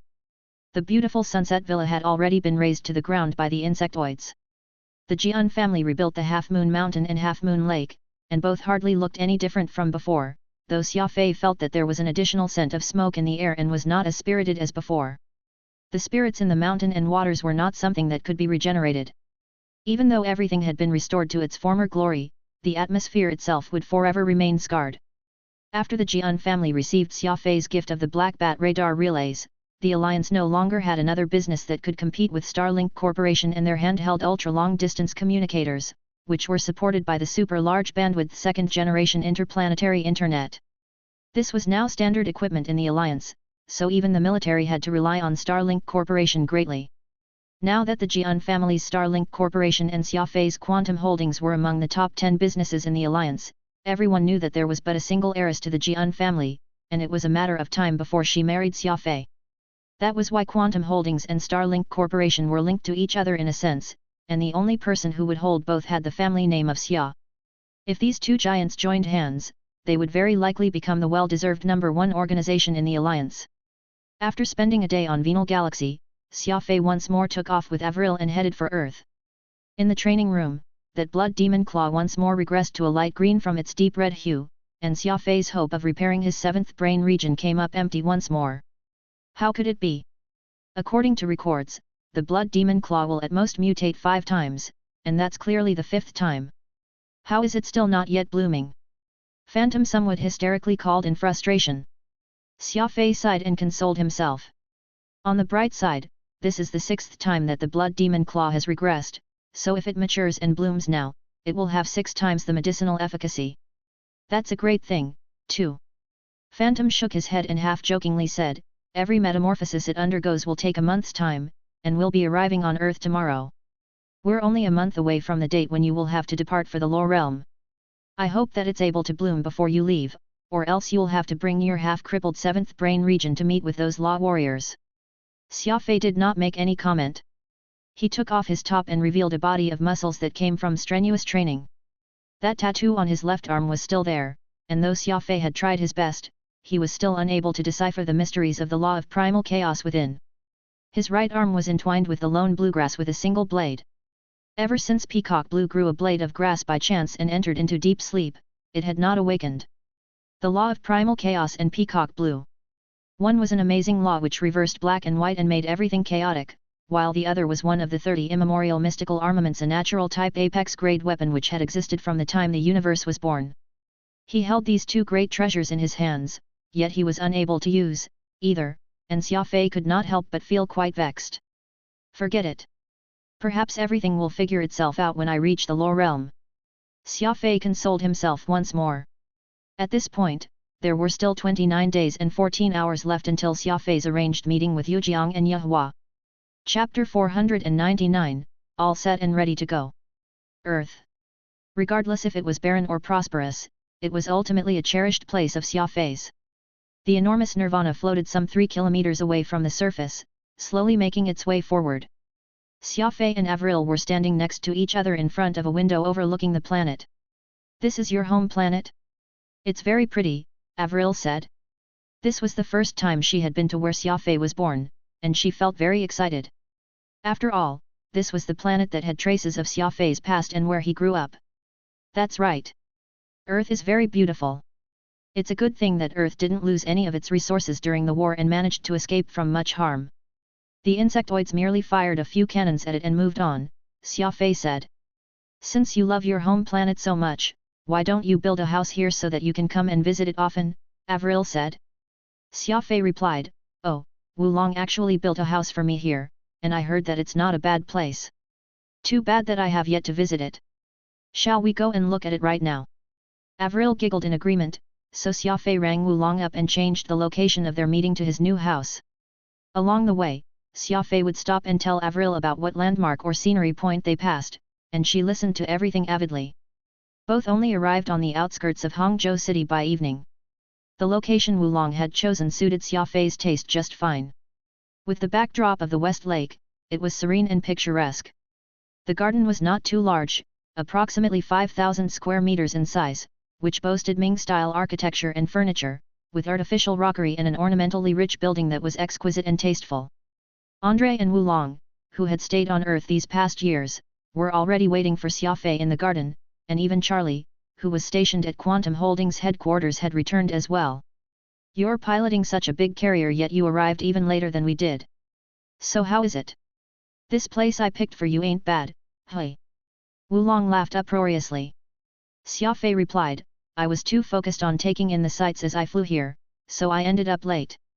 Very sorry for making everyone wait. This residence doesn't seem to be newly built. Did you confiscate this from some nouveau riche?" The land around the West Lake was worth its weight in gold, and any good location had already been snatched up by others. Managing to carve up land here and construct this residence was by no means an easy feat. Wulong's expression darkened. "Do I look like someone who will eat up the people's assets? This building here was originally the Earth Federation's, and it's been left in disuse ever since the war, so I took the initiative to sell it to Quantum Holdings. The renovation cost used your personal funds, too, and you can ask Charlie about that." Charlie laughed. "President Wu is right. I made the decision to buy this place, and it can be considered a piece of investment in real estate for the company. The price of land became cheap after the war, so I used the opportunity to buy plenty all over the world." Xia Fei nodded expectantly. Charlie's economical mindset was worthy of commendation, and considering how huge Quantum Holdings was, it was only natural for them to have some land and assets. Avril smiled and greeted everyone. They had already gotten to know one another during the war. Everyone showered her with compliments about how she was becoming prettier day by day, and that left her feeling somewhat embarrassed. West Lake was not merely a picturesque setting, its waters were also abundant with fish, and Avril was full of praise for the West Lake's vinegar fish dish that they had during dinner. That night, Avril retired to their bedroom to rest and left Xia Fei to spend some time with his friends. "Time passes so quickly. To think I got slapped by you due to my mistake back when we first met on board a plane, and I was even feeling rather disgruntled about it. Thinking about it now, that slap I took was totally worth it, seeing as I'm currently the Federation president." The straightforward Wulong chuckled. "I've been on board spaceships too many times that interstellar travel has become common practice to me now. There's no way I would have imagined that such possibilities were in store for me in the past." Charlie chimed in. "Indeed, the entire Earth ought to thank Big Brother Xia Fei.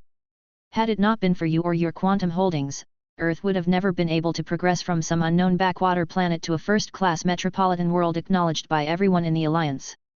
Xia Fei hurriedly gave everyone their due credits as well, but Andre could tell that Xia Fei seemed to have some things on mind, which was why he asked, "Where are you going off to this time, and how long will you be gone?" Charlie and Wulong were both very interested in this question, too, so they carefully waited for his answer. "Well, it's going to be somewhere very far this time, and I can't say for sure how long I'll be gone." "Is it dangerous?" "It won't be very peaceful." "Just where exactly is this place?" The ever-impatient Wulong cut straight to chase. Xia Fei laughed lightly. "In any case, it's a very interesting place. You should all rest easy, I know how to take care of myself."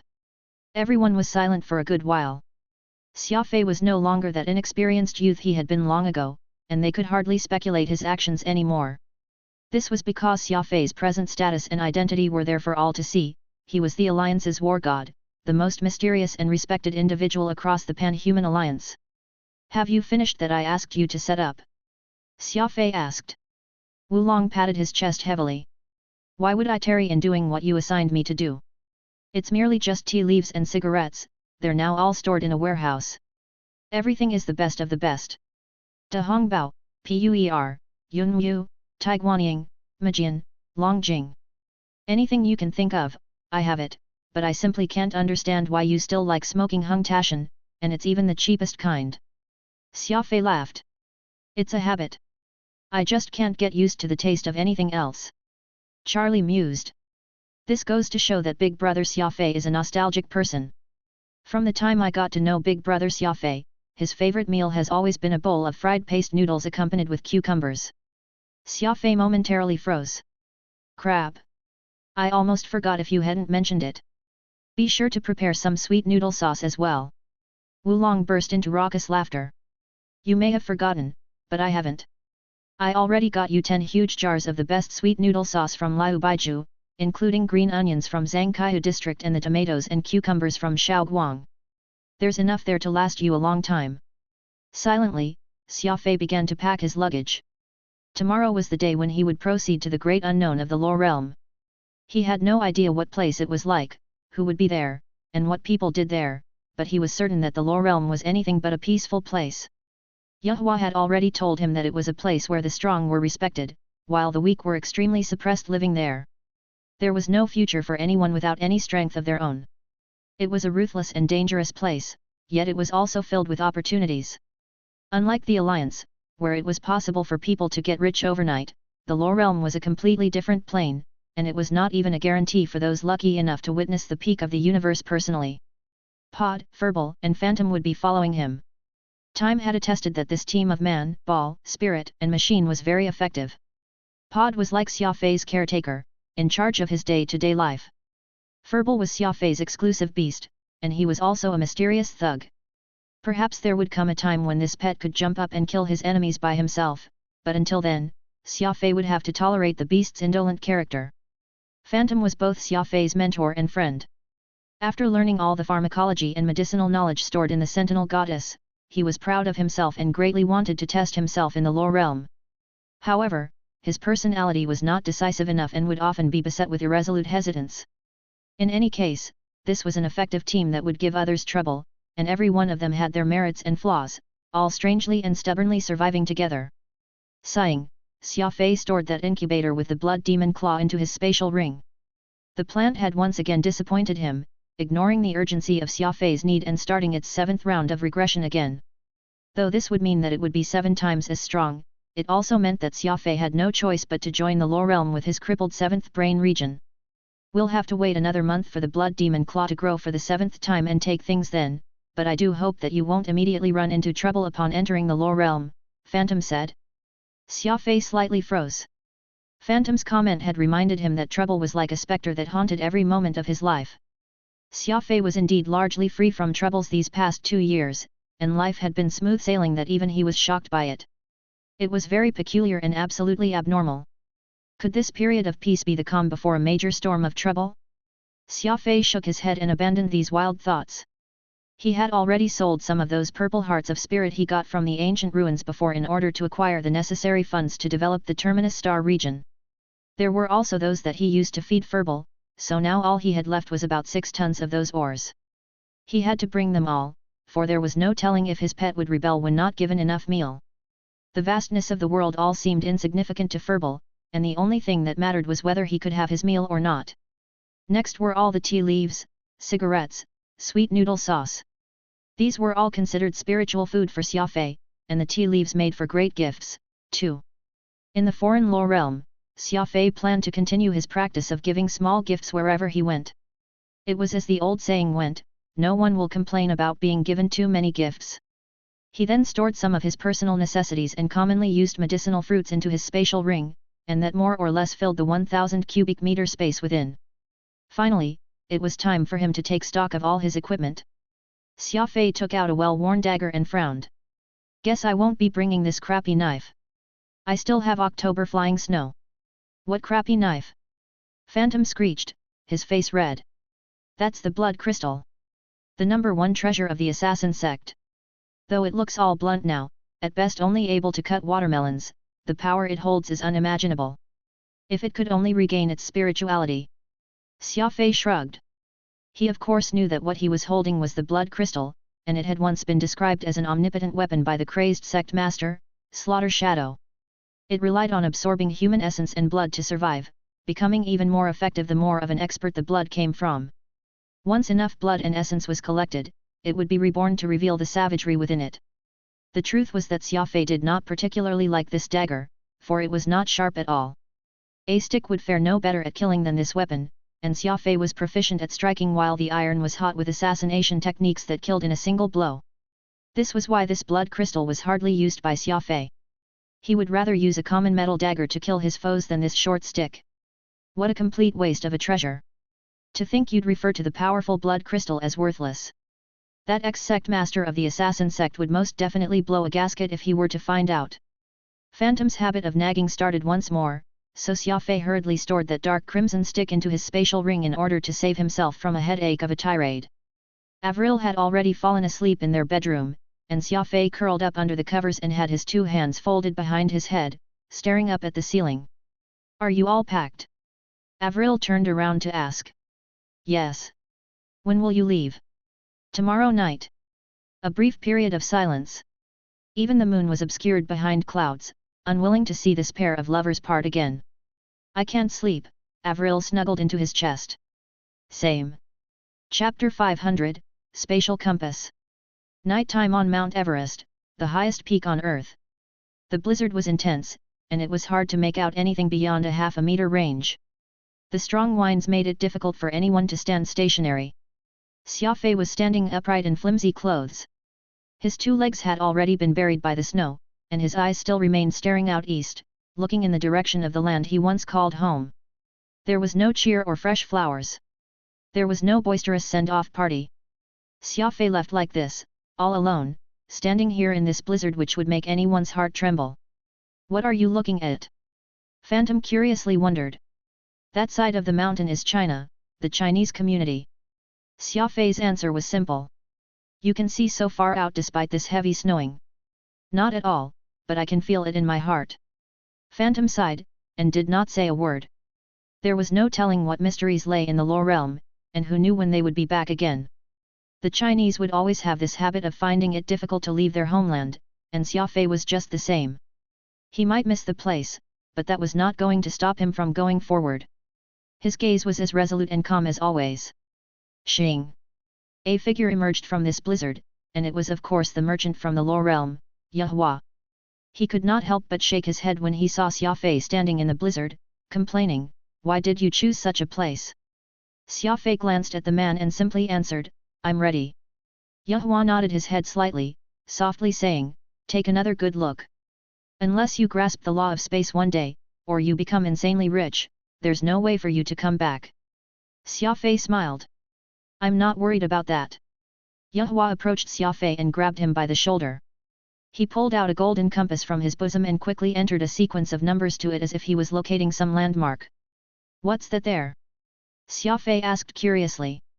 "This thing is called a spatial compass. A warrior who fails to learn the law of space can use it to travel across the stars." Xia Fei was stunned as he incredulously blurted out, "Would anyone be able to freely travel across the universe with that thing there?" Yahua burst into laughter as he smugly replied, "It's not as simple as you think. Do you know how much this thing's worth?" "Is it very expensive?" Xia Fei asked. "That's an understatement. 4 or maybe 5 of the Pan-Human Alliance added together may buy you the most basic device, but it still costs you money every time you shuttle across space, so unless you're a commercial genius like me, you'll have to wait a long time before you can even afford one." Xia Fei let out a bitter laugh. He might be a top businessman here in the Pan-Human Alliance, with wealth that could rival a nation, but what little assets he had would practically be worth nothing in the lower realm. Xia Fei was still very much intrigued by the spatial compass, though. He would be able to freely traverse the stars with this device, and wormholes would hardly be a comparison to the mysterious law of space. "So you've been relying on this compass to move around those few times we met?" Xia Fei asked. Yahua answered, "Then how else would I do it? Do you think every single person in the lower realm is a law adept? If that's the case, law warriors won't be worth jack, and only the patriarch Yujiang is the only law adept out of everyone in the Yu family, and he's also the only one able to traverse through space. Of course, most people can't even afford this expensive spatial compass, nor can they afford the cost of the travel." Yahua was acting very pleased with himself in front of a bumpkin like Xia Fei. Merchants and businessmen did not hold too much of a standing in the lower realm and were at most free to live their lives, which was why Yahua would often seize what opportunity he could to show off. "We can set off now, so you can experience what's called spatial transference," Yahua happily announced. "This time, I'm paying for this travel upon orders from the Patriarch, so I'll count this on your bill. I'll come collect what you owe me when you make it rich one day." Xia Fei nodded. A shrewd businessman would of course be shrewd, counting every transaction clearly. It looked like the laws of commerce found in the alliance applied to the lower realm as well, and that profits abound. Swoosh! Xia Fei felt his body lighten as a brief moment of dizziness came over him. Before him was an endless darkness, and both Yehua and he were seemingly delving deeper toward it. Yehua was gripping Xia Fei tightly, afraid that he would fall in. The biggest taboo with spatial transference is panicking. The consequence is dire if you get lost in the spatial barrier, Yehua cautioned. Soon, a bright light could be seen ahead of them. A spatial door suddenly opened, and the two stepped out of it. In front of them was a small stream, and there was a pier by the stream where Yujiang was sitting cross-legged. He was busy fishing peacefully, and beside him was an ordinary earthen bucket with his catches inside. The old patriarch loves fishing, and you can always find him right here on this pier, but my advice for you is to bother him as little as possible.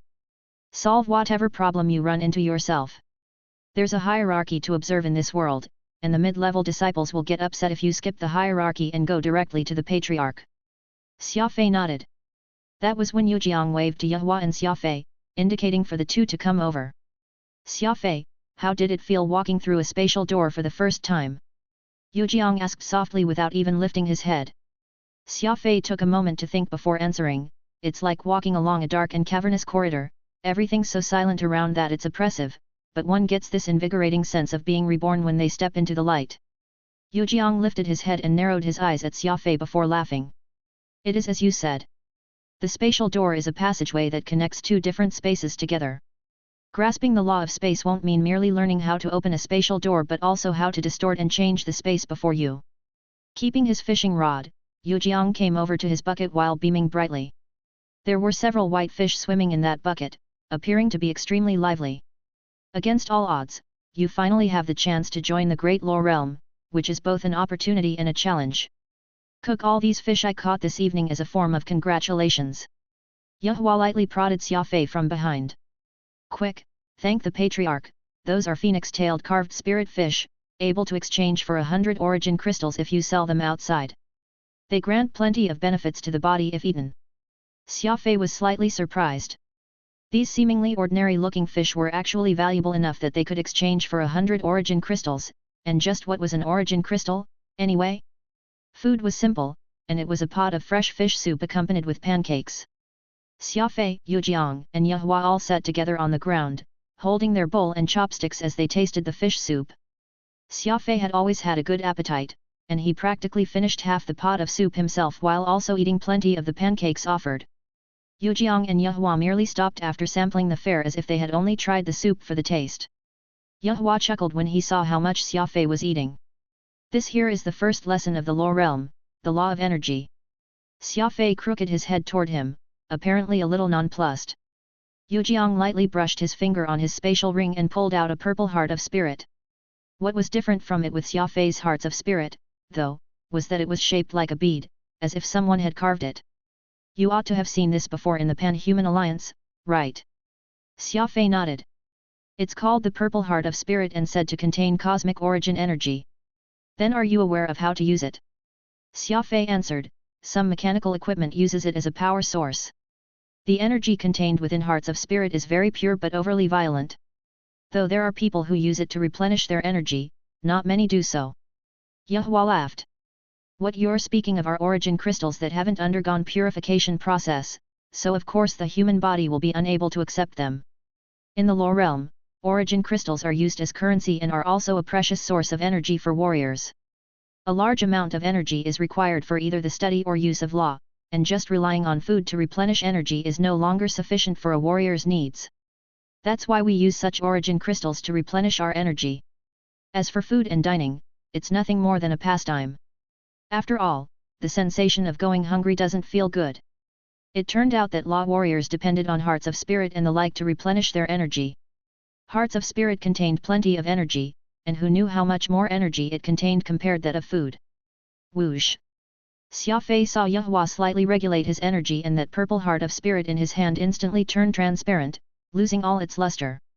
Yehua then tossed the bead into the grass carelessly. Once the energy has been completely drawn, the origin crystal becomes nothing more than trash. This sort of ore is called a grade 2 origin crystal, while a white one is grade 3, and yellow grade 4. The amount of energy contained in each is different, too, and a law warrior must first learn how to use these origin crystals to replenish their energy. How many crystals you own is also symbolic of your wealth, which is why there's a saying here in the law realm, All things are difficult without origin crystals. Xia Fei nodded. Then that purification process that you spoke of just now, what's up with that? Yehua answered, that origin crystal I just used is different from what you've seen in the past, right? That's right. It seems that what you just used is a crystal that had been processed, looking very exquisite in its appearance. Meanwhile, the ones I saw in the alliance were those that had just been mined, rough ores with jagged edges. Yehua replied, origin energy is, as you said, violent in nature, and it's very difficult for the body to accept that raw energy. It's difficult even if you've been trained to do so, too. There's a form of energy purification law, allowing a law adept to process origin crystals, extracting the origin energy inside and transferring it to an energy stone which can be accepted by living beings. Xia Fei asked another question, is it possible to exchange the original ores for the purified crystals? This was a very important question. Xia Fei had brought with him about 6 tons of purple hearts of spirit, originally to be used as food for Furball, but he suddenly discovered that these ores could actually be used for himself. This could be considered as quite a pleasant surprise, too. Sure. If you brought purple hearts of spirit with you from human territory, you can exchange them 10 to 1. Xia Fei was annoyed. 10 to 1? Such an exchange rate was really sinister, and the 6 tons of ores would only come up to be about 600 kilograms? Even if some of the energy would be lost in the purification process, it would not be that exaggerated, right? It was evident that the middleman of this transaction would be earning a lot. There aren't too many energy purification experts around, and every family will spend plenty of effort in recruiting an energy master who has this law. After all, there are plenty of families that would hope to acquire origin crystals to replenish their energy with, which is why their income is one of the highest among law adepts. If you think that you'll lose a lot in this transaction, your only choice is to learn the law of energy purification and become an energy master.